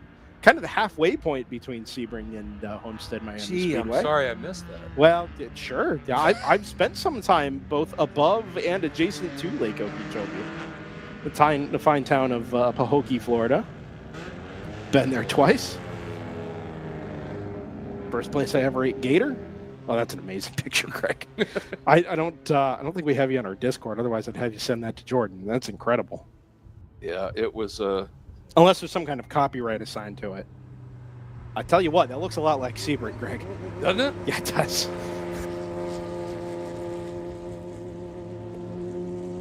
These lower clouds here out to the north and east, it's just making me a touch nervous. Well, yeah, look what's coming right there. Yeah, that's exactly. Well, so you can see that light fade. That's amazing. That's that soft light we're talking about. Dear viewer / listener, if you could be in the booth here with myself and Mr. Greg Creamer, you would be seeing some phenomenal pictures from southwestern Utah. It looks not unlike the light we have facing west, out towards Sunset and out towards the 7 Hotel, which is a fine establishment here at Sebring International Raceway, down at the braking there at turn number 7. The problem is when you spin 180 degrees and point yourself back to the east or up towards the north, up near turn 10 and 13, Cunningham Corner, the Tower Turn, it looks a little bit less either dramatic or promising, depending on what you're hoping for here. Right. Well, so that's kind of where we've got our eyes at the moment. Yeah. Yeah, I think if you look out, if you're looking Tower Turn and away, it's looking a lot more dramatic. Yeah. Not as pretty. Sure. It's just looking a little potentially concerning here. But I mean, yeah, this light is phenomenal here. Tower Turn, so named for the old tower.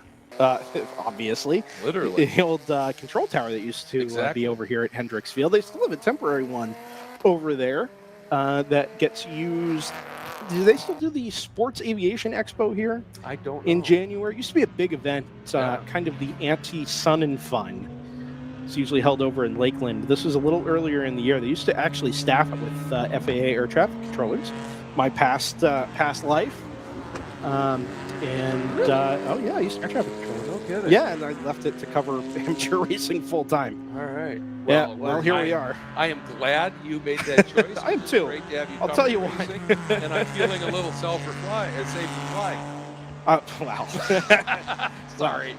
No. Hey, listen. Everybody knows about Newark. There's not one person listening that doesn't understand that Newark had a reputation. That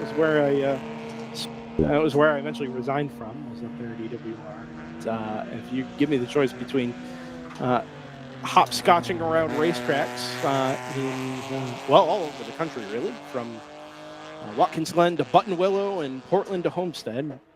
We've kind of done it all here on DriversEye Live. Well, and and I it's a imagine- much happier life than it is up in the I was tower. going to say, I imagine what you're doing has its moments of stress, but it can't be anything like the constant stress No. you would feel as an air traffic controller. No, it's, days like today are a little tough when it's 95 out. You've got your cameras sitting out in direct sunlight, and you're just hoping that you catch a couple of clouds the right way and the cameras stay up for a little longer. But there it's it was a great career, and I loved the work. But racing has always been my first love, and given the opportunity to make that your full-time commitment and help share more racing with more people, which is really kind of our mission at DriversEye. It was too good an opportunity to pass up. Speaking of racing, Greg, we're back at it. Yeah. We are green here. I had just seen a wrecker with a car heading back that way, so I don't know if that was the car that had the issue, but the timing would seem to indicate so, and we are back to green. And here you can see some of the cars coming up into turn 3. There goes Haman in the Porsche. I think there's that silver car. That is that 318 of Frenulik, the interesting engine note to it. And now it's going to take a couple of laps here for our scoring to get itself coordinated once again. Yeah, but I think we're headed generally in that direction. I think so too. The timing appears to be correct. Hour and 2 minutes, 15 seconds now I think you're right. on the clock. 57 minutes a lap. So we're just coming up to halfway for the 2-hour Enduro, the Sunset Enduro. And 22 laps complete for your overall race leader, that number 100 of Mac Lewis. And what I find fascinating is Marcos Vento, who had qualified very well and then had a horrific start in the sprint race and dropped back. It's a brand new Mustang. He's never run that in this championship until this weekend. And I was thinking after that problematic start, he may have said, all right, we're done. He's staying out there, and he does not have a co-driver listed, so he's doing this thing solo. And my guess is he's doing it as a long-term test. Yeah. And that makes great sense. It's an opportunity here to be able to do that. Now, what I'm showing here is Mac Lewis leading overall, Adolfo Rossi second overall, leading in GT2A, Sophia Baszler third overall, leading in GT1B, and I still see Adon Ramos out there on the scoring, but I haven't seen him come by yet. We'll keep an eye out. If so, he would be fourth overall and leading in GT1A. I have seen Jim Haman out there in his Porsche from TLM. He would then be second in GT2A to Adolfo Rossi. Marcos Vento is out there in the GT1B, that thundering Mustang. Silas Passos in the number 27 is still out there. Patricio Frenulik would be leading in GT3A. And Fabio Escorpioni, if he is indeed still out there, would be second in GT2A to the similar car of Adolfo Rossi. And those, by my count, would be the 10 cars that should still be out on track. And there goes Adon Ramos. So now we know that he is, in fact, out there and running. This, I believe, was going to be Silos Passos, I think. Yep, there he is in his Mazda. Looks to be running awfully slow, though. Yeah, he's off the pace. Yeah. I think he's heading to the pits. Maybe he's just going in for a driver change. We are at almost exactly halfway, Greg, so that would make some sense. Now, you've got a little bit more experience with FARA than I personally do. DriversEye Live has been at this for 2 races now, but the Enduro, last time I was here, it was a 4-minute mandatory stop in the pit lane. Correct. That is your stationary time. As soon as you get to the 4 minutes, you can send the car. But everybody's got to do one, and it's got to be done essentially before the checkered flag. Correct. Is the way it's written. Pretty simple. And 5 minutes, they had initially last year started with 5 minutes, and they found that everybody was getting stuff done, much, closer to 3 minutes. And they still wanted to give that little bit of a buffer so nobody was rushing and would forget or make a mistake. So they decided to cut it to 4 minutes, and that has been working absolutely great. Sure. So it's nice. It's those rules are sort of permeating endurance racing and sports car racing in general. The minimum pit time. In some cases, it's being used for performance balancing. But as it trickles down further into the racing sphere, when you start doing enduros like this, it's much more a safety thing than it is anything, right? You don't need crew members rushing. You don't need them hustling to get fuel in the car and spilling something or making a mistake and putting a driver or another crew member at risk. You want them to take their time, be deliberate, be smart and smooth, so that you maybe get things done in 3 minutes 15 instead of 3 minutes or something like that. And then everybody waits till 4. And it gives you time to do the things that are nice to do rather than the things that you have to do. Yeah. Clean the windshield, clean the headlights, right? In this case, as we go into the sunset, might be an important thing. Maybe if you've got a weird exhaust note coming out of the car, you want to take a look at the rear or underneath the car, you have time to do that as well. And just make sure that there's no safety issues that might present themselves as you head out into this last hour of racing. Absolutely. And in the super expensive top level Pro Racing series, they still have the high speed pit stops, but it just doesn't make sense, for the other categories, especially when you're out here racing on a bit of a budget, and to have to invest in all the things to be able to do a really fast pit stop. It just doesn't make sense. And I love the rule, in this level of racing. I love the get it done as fast as you can in real pro racing, of course. Top level pro racing, because that brings the team into it there, and that's really cool. And we don't even have to talk about Formula One. That's absurd. Right now in Formula One, 2.3 seconds is a slow stop. It's incredible. It's crazy. Yeah. I got to be honest with you, if we're going to throw some racing opinions out here, it's not one of my favorite things about Formula One at the moment. I prefer a little bit more of the ballet rather than the rapid fire, get it done as quick as you can. 7 or 8 seconds back in the day kind of struck a nice balance between, okay, this is still a challenge, right? We've got just enough crew members to do this efficiently rather than just having people swarm the car and rapid fire. Also, it brought strategy very legitimately into races like that, where it was costing you 20, 25, 30 seconds to make a pit stop, and you really had to weigh the benefits. I mean, it's been racing for a long time, but really in that area of F1, much more difficult to make a pit stop and get away with it in terms of time loss. Well, and if you're now, obviously, you watch IndyCar now, they're also doing fueling. Yeah. But that pit stop to me is fascinating because it's still plenty quick. Yeah. But you've got the two guns. So you got to do that ballet that you're talking about. Yeah. And they're still getting them done in under 10 seconds. That's impressive stuff to watch. And I agree with you, that all hands, was it 2, 4, 6, 8, 10 guys, over the wall to execute those pit stops. It's impressive and everything, but it's almost overkill. Those IndyCar pit stops back in the day, it wasn't just that they needed to be quick with limited resources.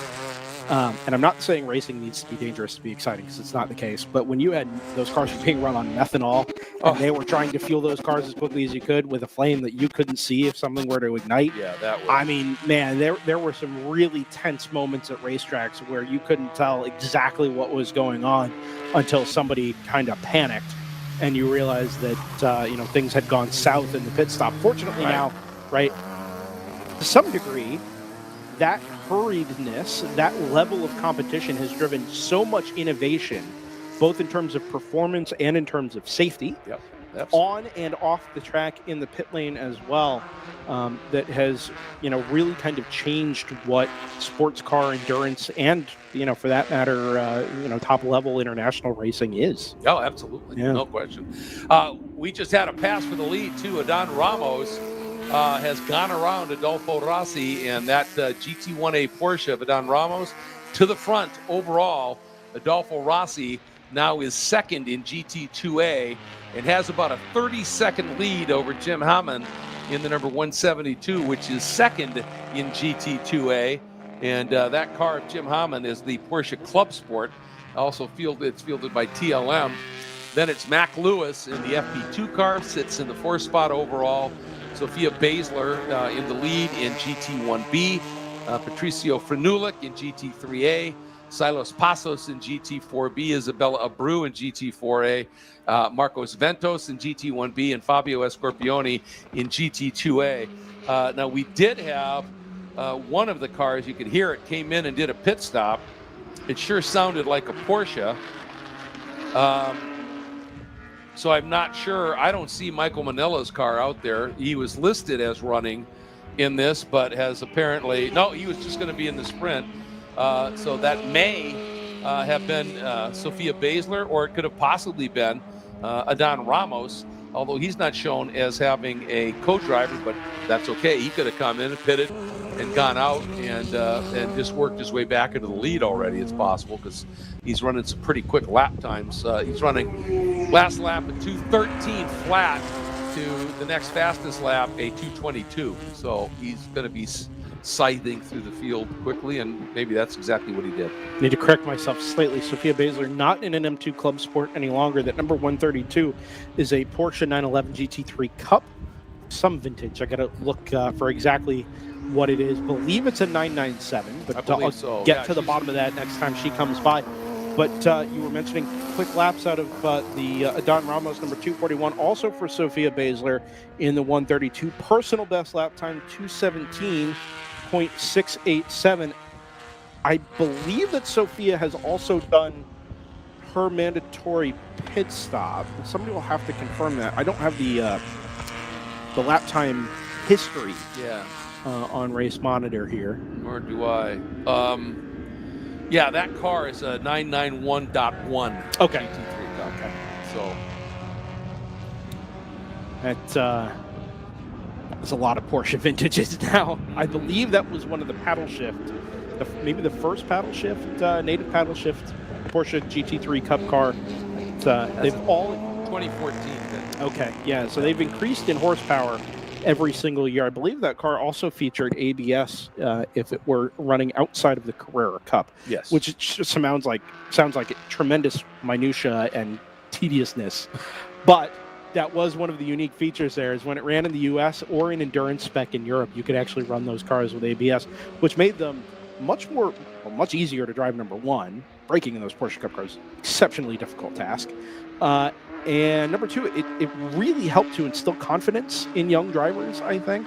Not having to worry about sailing off into a corner at 155 miles an hour and making sure you're not going to lock the inside front in a 30 or 40-minute race. I think really helps you focus on the other elements of driving a big, heavy, powerful race car that are important. Yeah, I got to say, I understand the benefits of ABS, but I hate it. Absolutely hate it. Sure. Because to me, you should be the ABS. Yeah, for sure. You should be the traction control, because that's the joy of driving a car. You know, and just hammering the brakes all the way to the apex and then jumping on the throttle. That, to me, that isn't even driving. That's guiding. That's just me. You could probably launch into a much longer, drawn-out, and we do have the time here, believe me, conversation about the development of racing and how things have changed. But it used to be, not that driving a race car was ever easy, but it used to be that you couldn't do two directions. You couldn't move a tire in two directions at the same time, right? You couldn't brake and turn, essentially, right? That was asking too much out of a front tire in the, I don't know, up through the 90s, the early 2000s. Right. But as tire technology developed, and it could start to accept these longitudinal and lateral loads where you could brake and trail brake a car out towards the apex without locking an inside front tire or anything like that, I think drivers started to maybe get the expectation that they could push. Yeah. They could push harder going into a corner, they could brake later, they could drag the brakes to the apex to help the car rotate. And every now and then you get a car like those little Porsche Cup cars that wasn't as compliant on the brakes, that wasn't as easy to wrap your head around driving it at the limit. And it required, like you said, the driver to be the ABS, that modulation of the middle pedal in trying to get the cars to drive quickly. And I think, I don't know this, but I think as racing continues to develop further, because the expectation is, well, I should be able to trail brake to that apex because that's what my coach is telling me I can do, whether he knows the car or not, she knows the car or not. It's easier to just throw ABS on the car at the factory and say, okay, here you go, right? GT3 cars all have it. The ACO spec cars, really the last cars not to have it. Hypercars don't. Yep. The old GTE cars didn't have it. Yep. Just about everything else does. Yep. Yeah, I mean, that's, sort of been the way things have gone. Yeah. And, for a lot of people, one of the arguments there is, well, if you have ABS, you have traction control, it makes it easier for less experienced drivers to get into the sport, and especially if those less experienced drivers have deep pockets, Sure. then they can help fund and keep the racing going. Yeah. And I understand that argument. And there is a reality to it that I don't deny, but on a purely purist level, I guess. To me, I hate paddle shift. Because think about it. Right now, you brake, you paddle shift, you accelerate, you paddle shift, right? Watch Ayrton Senna's whole lap at Suzuka that one year when he blew the record out of the water. Heel and toe, turning, hand down, making shifts that were damn near as fast as a paddle shift. That's the art of racing. That's what I call the ballet. The motorsports ballet. And it was glorious to watch. And that's gone. And just to finish this, you go to the far side of it now, you get these young drivers, and I've talked to a few of them that have been offered rides, say, in Bruce McLaren's, McLaren M9A or whatever, right? They at Road America Historics, they can't do it because they don't know how to shift. Yeah, the heel and toe was never taught because it was never needed. They don't even know how to get a gated box to work. So it's one of the wild things to me is when you go back and you watch those old onboard videos from Formula One or even from IndyCar in its heyday. That level of movement and awareness of not just how the car was positioned, but every phase of the car was understood. Throttle application, turbo engagement, turbo boost pressure, right, were all things you had to worry about as you were coming back to the throttle. The H-pattern gearbox, you were shifting manually through 6 gears, and some of them, it's rapid fire. I mean, some of those Senna videos, it's rapid fire up, and it's really rapid fire down. The first time you shift down to the time you get to your chosen gear, you are on the rev limiter the whole way. And that is just absolute maximization of what the car is physically capable of. And what that meant is that those at the very top of the sport, your Sennas, your Mansells, your Prosts, your PKs, that was a much narrower band. That top 1%, 1/10 of 1%, belonged to a much smaller subset of drivers who were capable of extracting everything at every moment out of those race cars. And as race cars got easier to drive, I say in air quotes because I don't know, I have no idea. Right. But from the outside looking in, certainly got easier to drive, or you had to worry about less in trying to make them go fast. That top 1% opened up, and you had a lot more drivers that were able to say, hey, I'm here, I can do this. Now, benefit to us as viewers is it meant in that top 1%, you weren't just watching Mansell and Senna or Senna and Prost. Right, you were watching a field of 6, 7 cars, especially in IndyCar, right? That can go out, maybe a dozen cars in modern IndyCar that can go out and win a race on any Sunday, because not just it's not just that it's a spec class with some minor engine differences, but there are genuinely a dozen drivers that are physically capable of pushing the car that way to be in contention for a race win. Yeah, and I agree. I think that opens that up. But then there's the counter argument of sorts that to me, the joy of that was seeing that one little percent that were just, you could say, these guys are really good. Yeah, these guys are great. And that but I get it. But quick Elaine Prost story for you. When he went to Williams, and I heard this from somebody that I trust implicitly, said there was a running joke between Elaine and Frank Williams, because Elaine, was called the professor, right? And he was so smooth and so fast. Yeah. And when he would go out for qualifying, after a couple of warm-up laps, Frank himself would get on the radio and apparently go, right, Elaine, this is Frank. Just another reminder that when you're going to begin your flyer, please do let us know so we can tell the difference. That's amazing. Yeah, and and he would do it because Prost would go out, do his his 2 out laps, then get and he'd be driving, and then he'd drive this 1 lap. Oh, we got another safety vehicle on track. I don't see another one coming out of Big Bend as well. I don't see a flag change yet. Oh boy. I'll tell you what. Oh, hold on. Yep. He's setting it down. I'm watching the flag stand, and for a sec, I'm not even going to say it. Let's see what's going to unfold here. All right, put the flag away. Yeah. That's interesting. I did see a slow MX-5 or Miata headed down towards turn number 7, and it actually looks like the safety vehicles have come to a stop in the old hairpin. Way Out to driver's left here. And actually, I think you do see a stationary single yellow flag there at the turn 7, and now a waving flag because we've got boots on the ground for safety boosters. So I think we have our answer there. Yes, we do. Anyway, I didn't mean to interrupt your story. No. Flashing lights do tend to catch my eye. That was important stuff. And I was going to make a point here that the fastest car on the track right now, save Edan Ramos, is Sophia Basler. Yeah. She is turning 216s and absolutely flying out there right now. And she's leading in GT1B. What do we have here on the clock? So we got about 45. Yeah. Well, I'm going to say, she's 20 seconds adrift to Mac Lewis right now. And Mac is actually now starting to, he just ran a 2:12 and that opens that up a little bit. So, okay.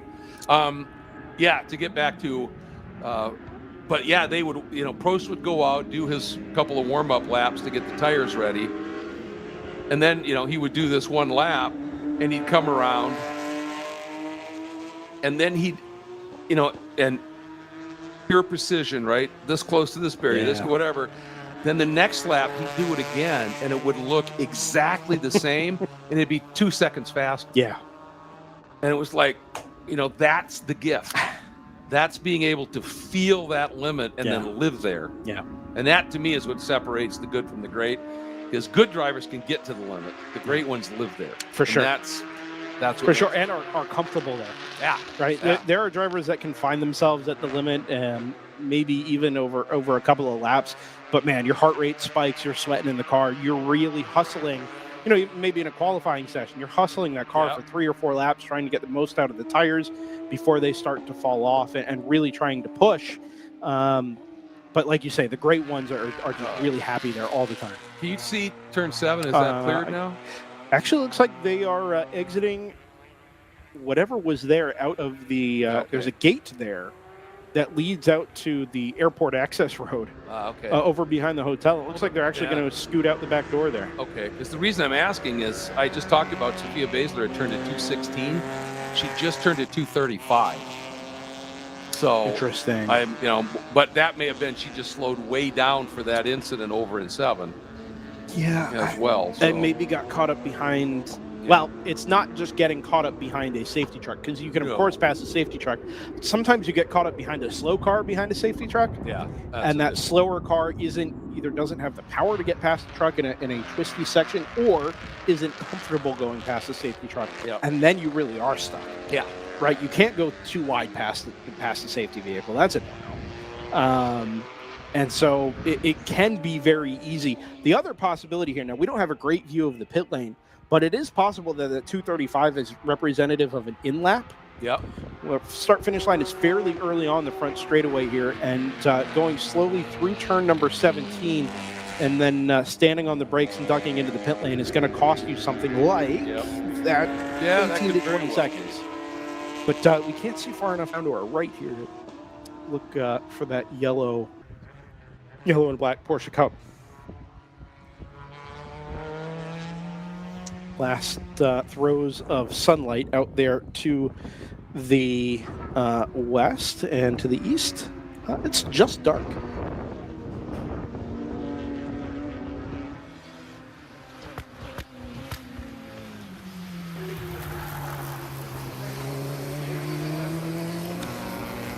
So now we are back to full chat here. And that was great work again to keep us racing. It's 8:29.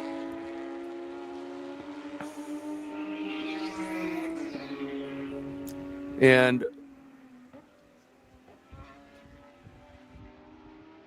I'm going to try and find out here about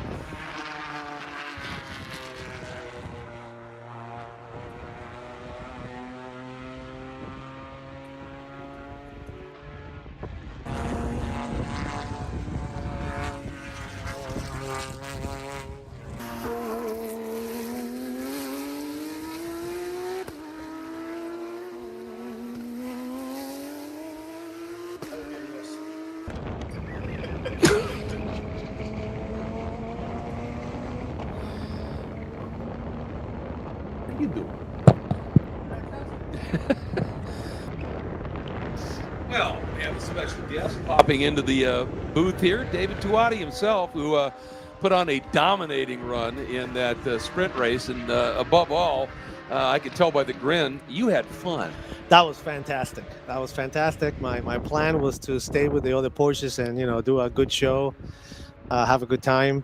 But when the double yellow came out and we got close up to the prototypes, I told Trish, my crew chief, I said, I'm going for it. And that was fun. I bet. That was a lot of fun. I bet. So I have to ask the question, because, you were 213s or thereabouts in all the practice sessions. Qualifying, you uncorked at 209. Were you laying back in quali, or were you just doing development stuff like you would do in a practice session? No. We had tires that we used at the last FARA event at Homestead for the practice, Yeah. and they were pretty much used up. Okay. So I just went, and the car felt good. Everything felt good. The ABS was right. The balance of the car was right. But I didn't want to burn the newness and the magic lap of the tires. Sure. So I saved those for qualifying and just uncorked a good one. Yeah, you did. Yeah. That was a brilliant lap.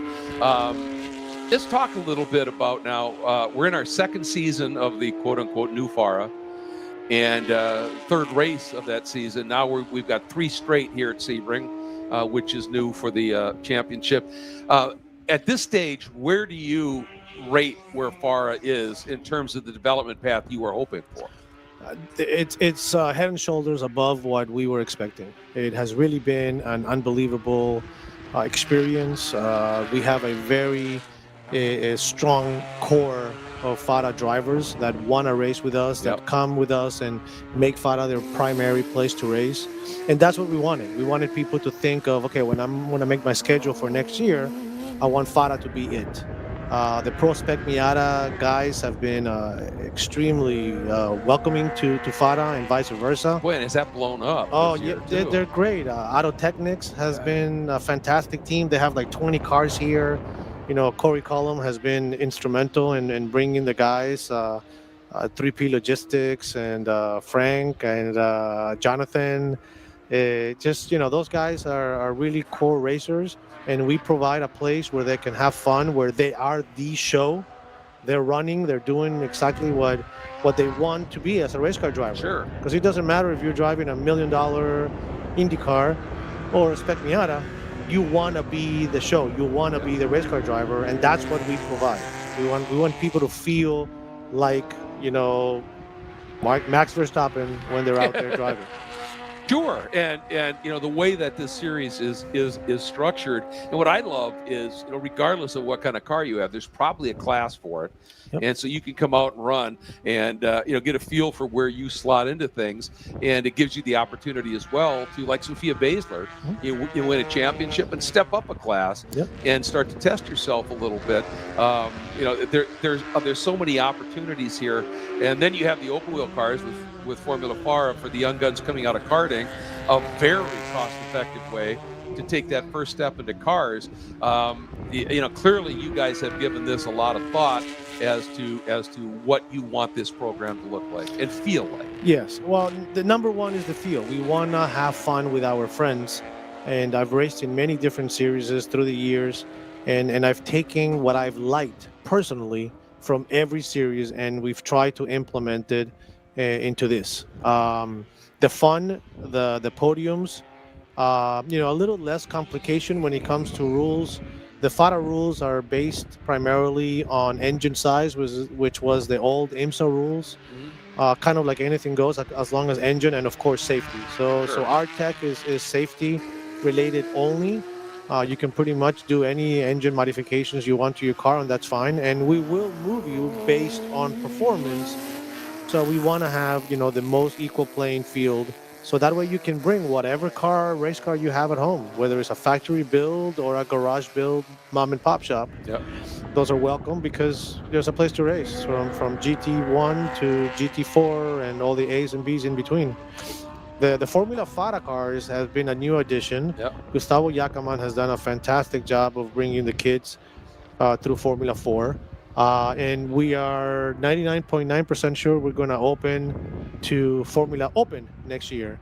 So we will allow basically the same kind of FARA setup as the GT cars, but with formula. You can bring whatever formula you have at your house or at your shop, and race it, within certain parameters of speed. Sure. You can race it in a Formula Open class. So there's a lot of very exciting stuff happening. Next year we're looking at to expand to outside of Florida, something that FARA has always wanted to do, and it's definitely happening. My partners, Jose de las Casas and Todd Burris, have been instrumental in helping us grow. Jose, I have to give him a shout out if you're listening, because he is working his tail off Yes, he is. back and Always. forth while I'm having fun in my race car.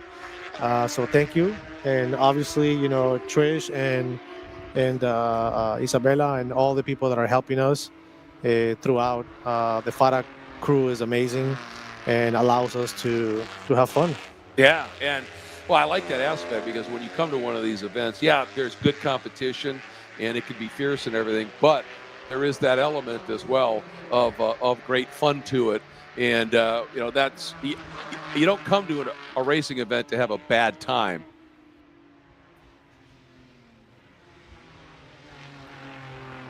So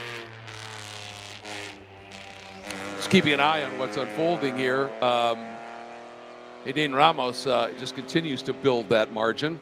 And sounds like there may have been a little minor emergency there for David. It's not an emergency, but I think somebody has some questions, and David is the only one who has the answer. Well, it's an emergency to whoever has the question. And right? a man of David Twatty's stature, Yes. both in terms of physical height and the business, Yep. Sometimes you just have to be the guy, and I think at the moment David is that guy. Now, he has a large presence. He sure does. He really has. There's no question. And the guy can wheel, and I'm bummed because I did want to ask him a little bit about that first experience he had in the Porsche Carrera Cup North America. Yeah, he may be back. And if he does, we'll certainly chat with him. Headset back It was a blast for me because I announced that event, and to be able to see David out there running, and he had a problem and an off that kept him out of one of the races. But what an amazing experience as you're going up against some of the young guns that are climbing that Porsche ladder. And then there's the Masters class as well. So there's all these different categories you can run there. There's Pro, Pro-Am, and Masters. And it just had to be a phenomenal experience. Yeah. If nothing else, simply racing in front of that size crowd at a Formula One event, that's pretty cool. I think I figured out what David was meant to be answering. Yes. There's a red Porsche Cayman out there. Yep. I believe it's the number 172. Oh, James Hammond. That currently has running lights but no headlights. Ooh. And there are many questions as to how to turn the headlights on in that car. And that is where David's attention is. I thought it was David's co-driver. It's not. It's David's driver. And that car is being fielded by TLM. That's exactly it.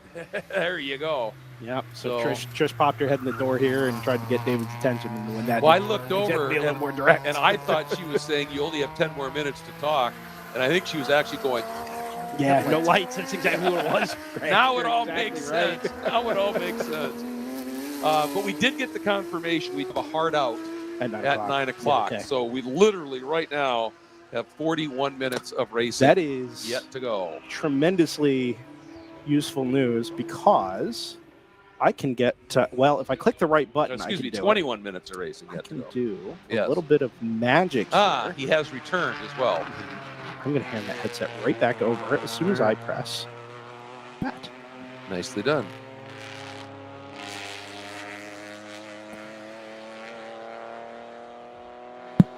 So where were we? I don't know where we were, but I was summoned. I got Yes. my crew chief came up into the booth, and apparently somebody's having an issue and that needed my expertise, Yes. which I could not give. So I don't know what's going to happen. I told them, hey, you guys take care of business. I'm here having fun. There you go. There you go. Well, good. I'm glad you could come back, because I know this is a FAR event, but I had to ask you. You ran in the Porsche Carrera Cup North America at the Miami Grand Prix Formula One event. Yep. I was announcing some of that for one of the suites, and it was so cool to me because I've I announced you in World Challenge Right. back in the day, Yep. and now all of this, and then to be able to announce you at a Formula One event in the Porsche Carrera Cup. I know you had some struggles there, but just the general experience of that had to be amazing. I'll give you the 10-foot view. Okay. It was amazing. It was amazing. The whole atmosphere, the track was incredible. I have nothing but good stuff to say. We were competitive. We were P5 in the first session. I've never been there before. We were P4 in the second session, and I knew what I had to do. We were second in qualifying at that point, and Trish, my crew chief, called up and says, "You are 0.017 behind P1." Yep. So I went for it. My predictive was half a second up on the time. I was like, "Oh, I got this." I get down the back straightaway. It's 0.6 up, 0.7 up, and I rounded. And I did basically what the Formula One cars do at the pool chicane in Monaco. I just clipped the inside wall, and he threw me to the outside, and that was the end of it. Yeah. But I was going for the pole. I had it in the bag until I didn't. But I would have really regretted not going for it, and it was a great experience.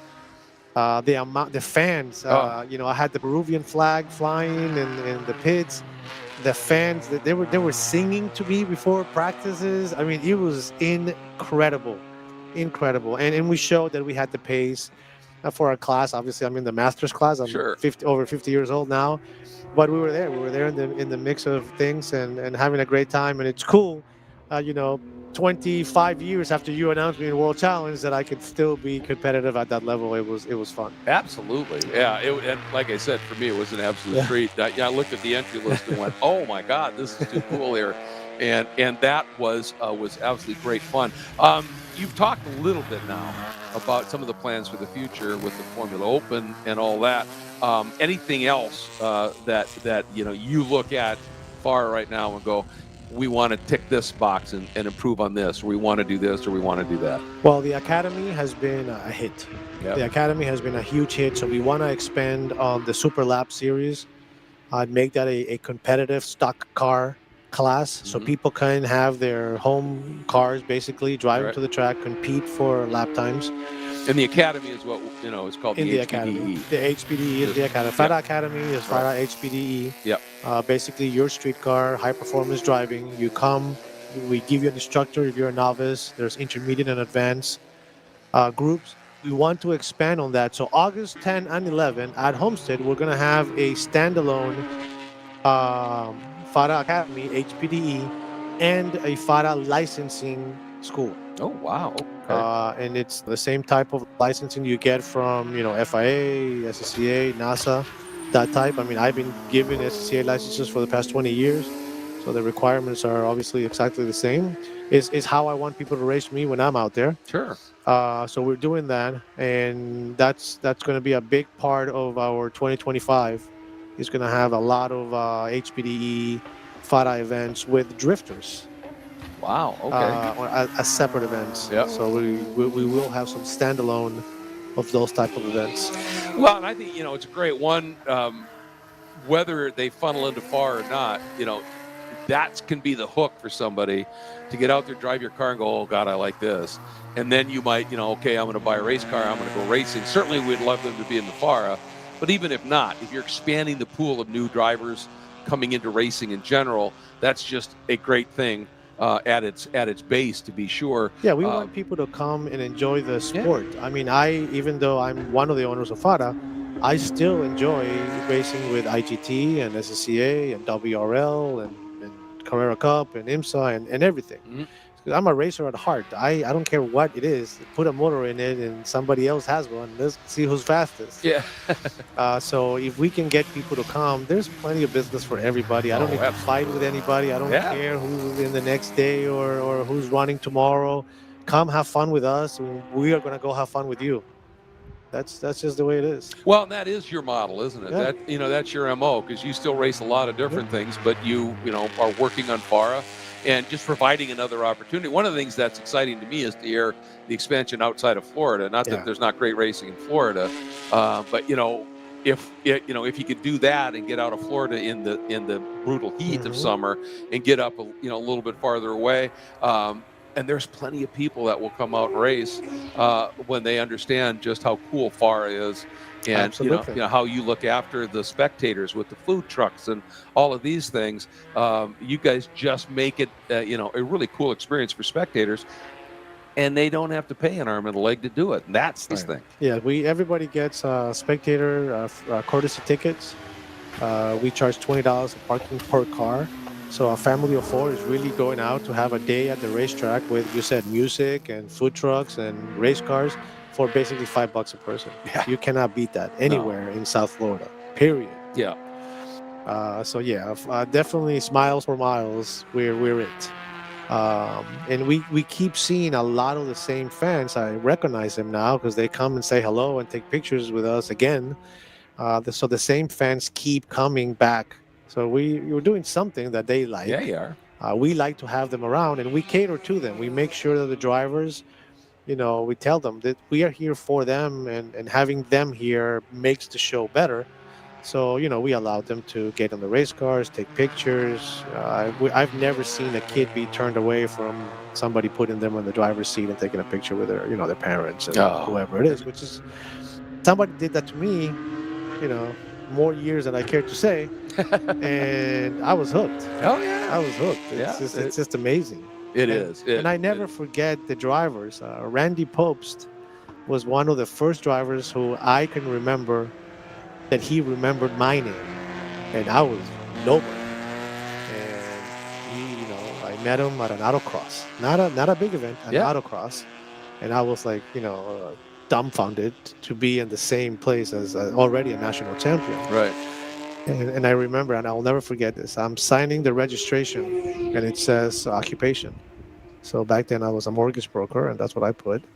And I'm sitting next to Randy, and I look over, and he puts plays with cars. That has stuck with me for 30 years. That's brilliant. Yeah. And now, when I write my occupation, I put plays with cars. That's brilliant. And Randy, one of the truly great guys in the sport. When my daughter started traveling with me when I was announcing, and she was, 14 or so, and she had a little, she was more for the traveling than the racing. And we were it was a North American Touring, that was 2 years when they had the North American Touring Car Championship. Randy was running in it. And I asked him, I said, hey, would it be possible to have one of your crew guys give Brittany a tour of the car? And he said, sure. He said, I'll get back to you about when to send her over. And he sent me a note and said, yeah, have her stop by whatever time it was. It wasn't a crew guy. Randy spent a half hour with her, giving her a complete tour of that amazing BMW he ran, and then put her in the driver's seat, belted her up, and said, this is what it's like. And she came out of it just glowing about racing. That was a TC Klein BMW. You bet it was. Yeah. One of those days. Yeah, that was, it's always that kind of special hook with somebody that really sets that hook deep. And that's what we want to do here. Yeah. And that's why we see the same parents and the same kids come back, because they remember, and they point it out. They go, oh my God, my son has not been able to stop, or daughter has not been able to stop talking about this car or that car. And we have lots of female racers. We have probably more female racers in our series than anybody else in the country. And they're, fantastic. I mean, Alini and Isabella, Sofia. Yeah. I'm sure I'm missing some. Mate and yes, that's right. The FARA. She ran in the F1 Academy at COTA. So, not only a lot of them, but talented. Yes. And that's very cool. We have a 14-year-old Caitlin running with us. It's very exciting. It's very exciting because you can see people, girls getting into the sport. So there's a lot of little girls that come to FARA, and they have to see Sofia. They have to take a picture with Sofia and her Porsche, which is awesome. It is. It is. And those are the moments, like you said, that can actually, literally change someone's direction in their life. Yep. And that's cool. And if it happens with FARA, so much the better.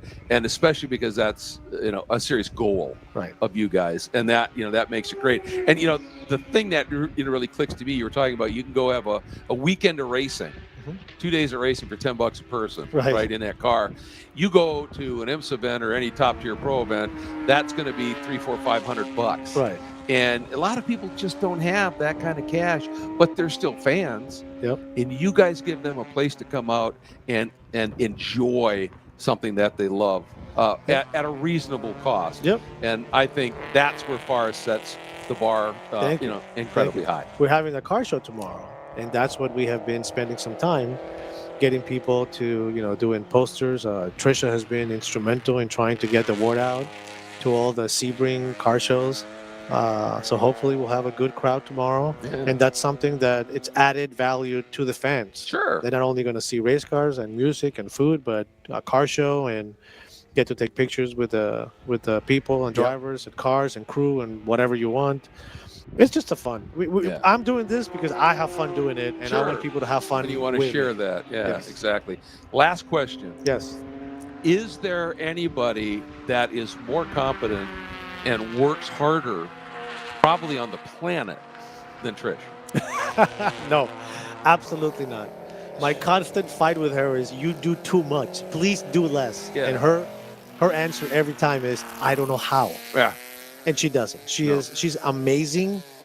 I hope she's not listening because she's going to ask me for a raise. But Trish is just amazing. I mean, the whole TLM crew, Yeah. the guys at the shop, Mariano, Marco, and Franco are tireless, working, loading trailers, unloading trailers, and, rinse and repeat constantly. We travel a lot. We were at Road America freezing our butts off just like 2 weeks ago. Back at home, loaded up, come to Sebring to sweat our butts off, and I have no idea where we're going next week, but we'll be somewhere. Yeah. And yeah, the guys, the whole TLM crew is just amazing. Obviously Trish and my partner David Leda, who Jim Hammond, one of our drivers, who's I believe he's third overall, right? He's fourth now. Sophia Baszler got him. Oh wow! You know what? They were having trouble with the lights. I wonder if they stopped to get the lights That done. could be. I'm not sure. But Jim, asked David Leda, our partner, to co-drive with him, which is the cool thing. Jim has been driving with us for 4 or 5 years. He has a whole bunch of different race cars, and he is just an amazing person to be around. He's got stories from, well, I can't say him on the air. He's got amazing stories, Jim. And he's just a fun person, and the fact that he asked David to co-drive with him, it's awesome. It's just awesome because David is busting his butt on all the race cars that are part of our TLM family. Sure. If it wasn't for David, nothing would get done mechanically because he is a freaking genius. Yeah. And he's still a pretty darn adept race car. Oh yeah, absolutely. No, he can get it done. He can get it done. He can lay it down, and he's extremely mechanically friendly because he knows he's had to fix it if he takes it. Always nice to have those kind of drivers driving your cars. Man, thank you so much for coming up. My pleasure. It's a pleasure. I liked it when I was doing it in World Challenge. I love it when I'm doing it here, calling David Tuati Racing. Thank you. And to see you running on the Miami International Autodrome for a Formula One race was pretty darn cool. So thanks for popping up. I'm going to do that again for you. Please do. Please do. I'm going to hold you to that. Thank you for having me. You bet. Bye-bye.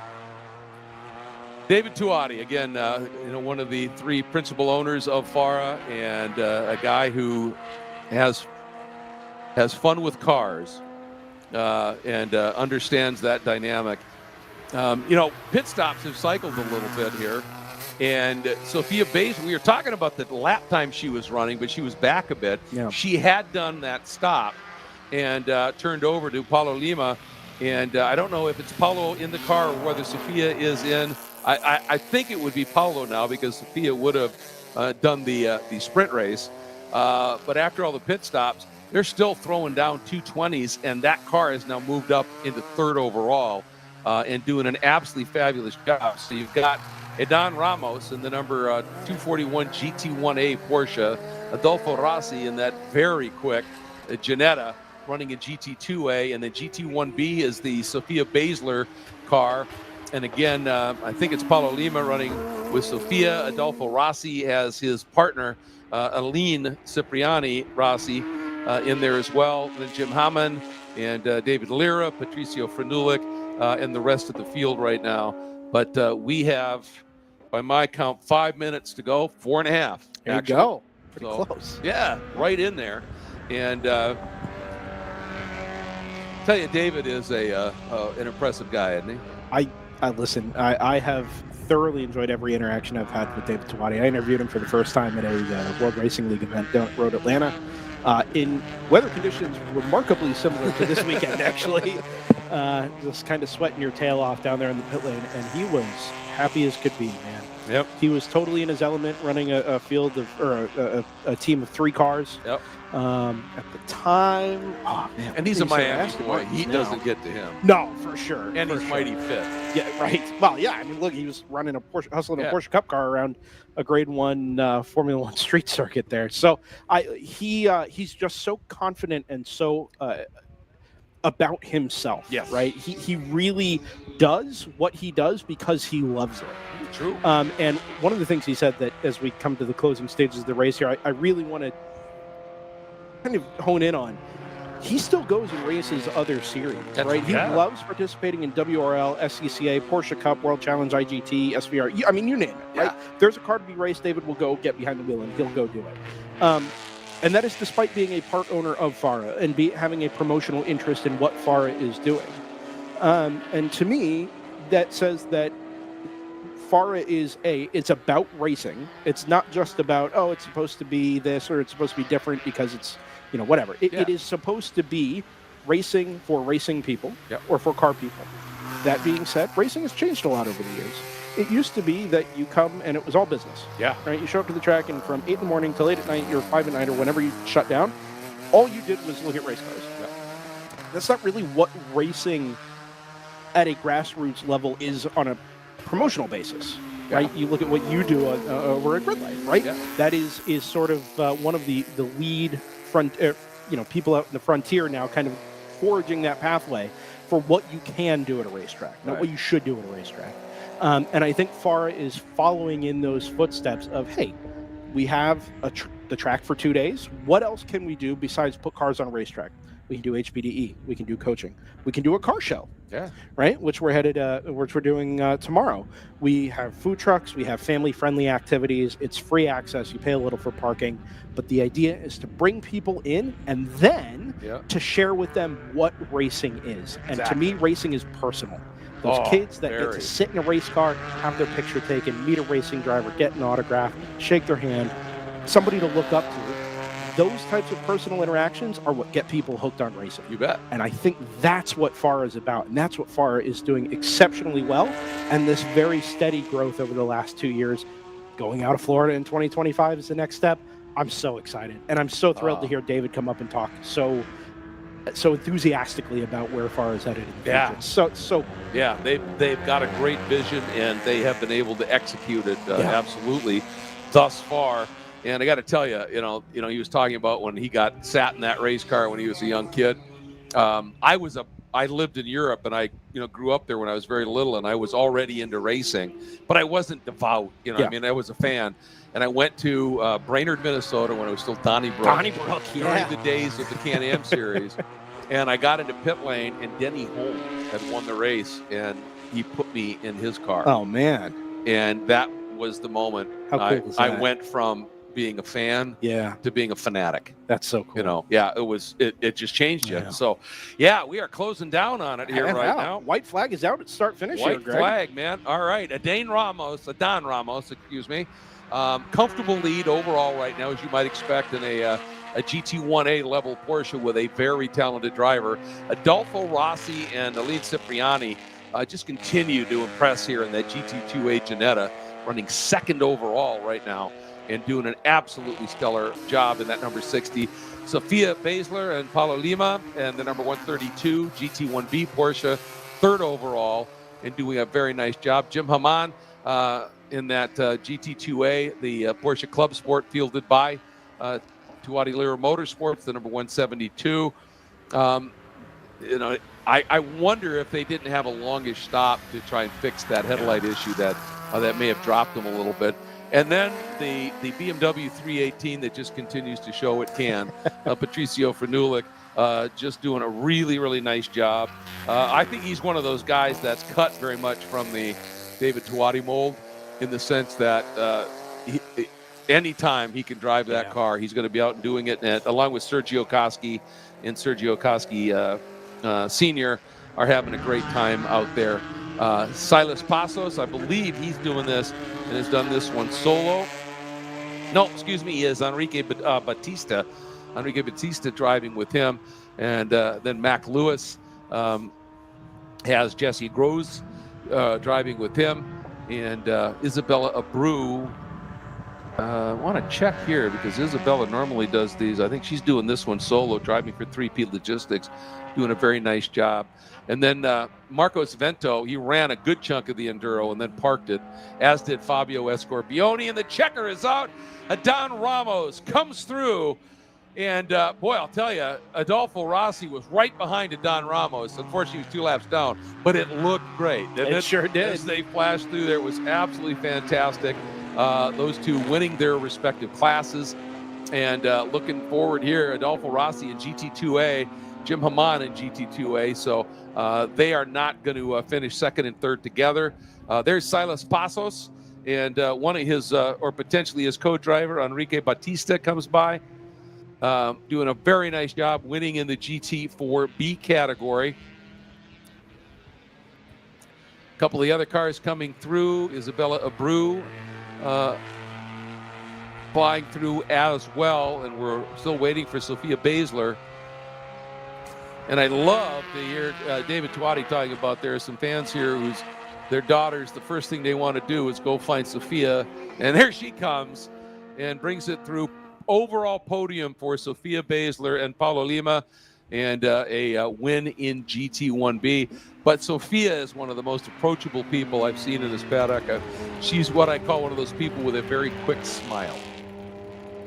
I've never met Sophia. Yeah, never crossed paths. Well, you need to, because she is a. Look, if you're going person to get a smile out of Sophia, I'm sure the best time to do it is immediately after getting out of a race car. Oh, that's true. Because that's it is true. really hard to be upset if you're stepping out of a successful race after 2 hours. Absolutely, with a win in class and an overall podium, that's not too shabby. So to tie things all together here, Greg, we had our mini 12 hours of Sebring in a can here, condense it down to 16% of its length, this 2-hour Enduro here into the night. We've lost all the light out of the sky to the west. Sunset is over. It's completely pitch black, and all we've got are the trackside lights. And there's just something so special about watching a checkered flag under the lights with the big Mobile One 12 Hours of Sebring logo here at start finish. There aren't many who have had this opportunity. I mean, over the years, sure, but in this day and age of modern racing, being able to race around Sebring here in the dark, do your little endurance race in a can, and wrap up and go back again and go racing tomorrow is pretty special. It is, and I mean it's about this dark when the 12 hours of Sebring ends as well. So it's got that similar feel to it. Do keep in mind, folks, when we talk about tomorrow, it's all racing, and that's going to be absolutely phenomenal. We start things off. Our first race will be at 8:30 in the morning, and it's the Pro Spec Miata race 1 of 2 on the day. And this is then we're going to have a feature race a little bit later on. So we come right out of the gate with what's going to be one of the most intense, furious races you can imagine. Pro Spec Miatas around this place, insanely fun. I can't wait. I feel like there was a little bit of tension built up after the quick shootout a little earlier on. It started out with such promise. We ended up with a couple of cars over in the tire wall in that short shoot between 2 and 14. So now we've got to rack them up again and send them out racing first thing in the morning after only getting 2 laps worth of that pent-up energy out this afternoon. I can't wait. I'm actually really looking forward to the Formula FARA races tomorrow as well. What we've seen from those young drivers in our first, and you remember the first weekend of racing for them at Homestead, we had that rain squall, and we thought, oh boy, these are young people coming out of karting. They don't know. They put on a race for the ages. It was incredibly close. They carried slides. They did all this. There wasn't even a corner yellow, let alone a full course yellow. They get it done. It's going to be fun. I'll tell you what, when I was at resetting cameras earlier, just before the Enduro, I was trackside at turn 7. And Formula FARA was out for their qualifying session. So obviously the drivers are up. They're on it. They're ready to go.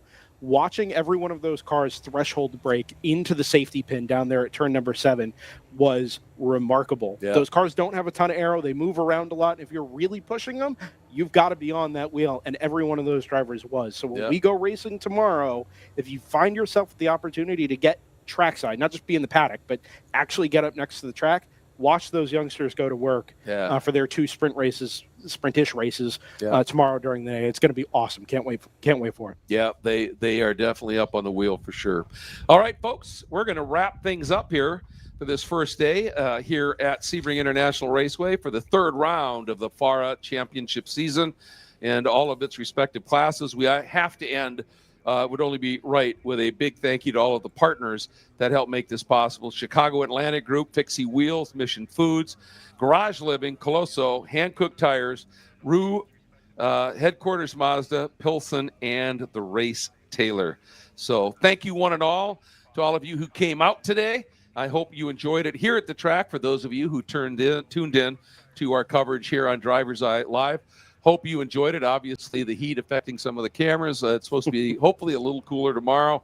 And still in all, it was great coverage. And look at this shot at night here at Sebring. This is what Sebring International Raceway is all about.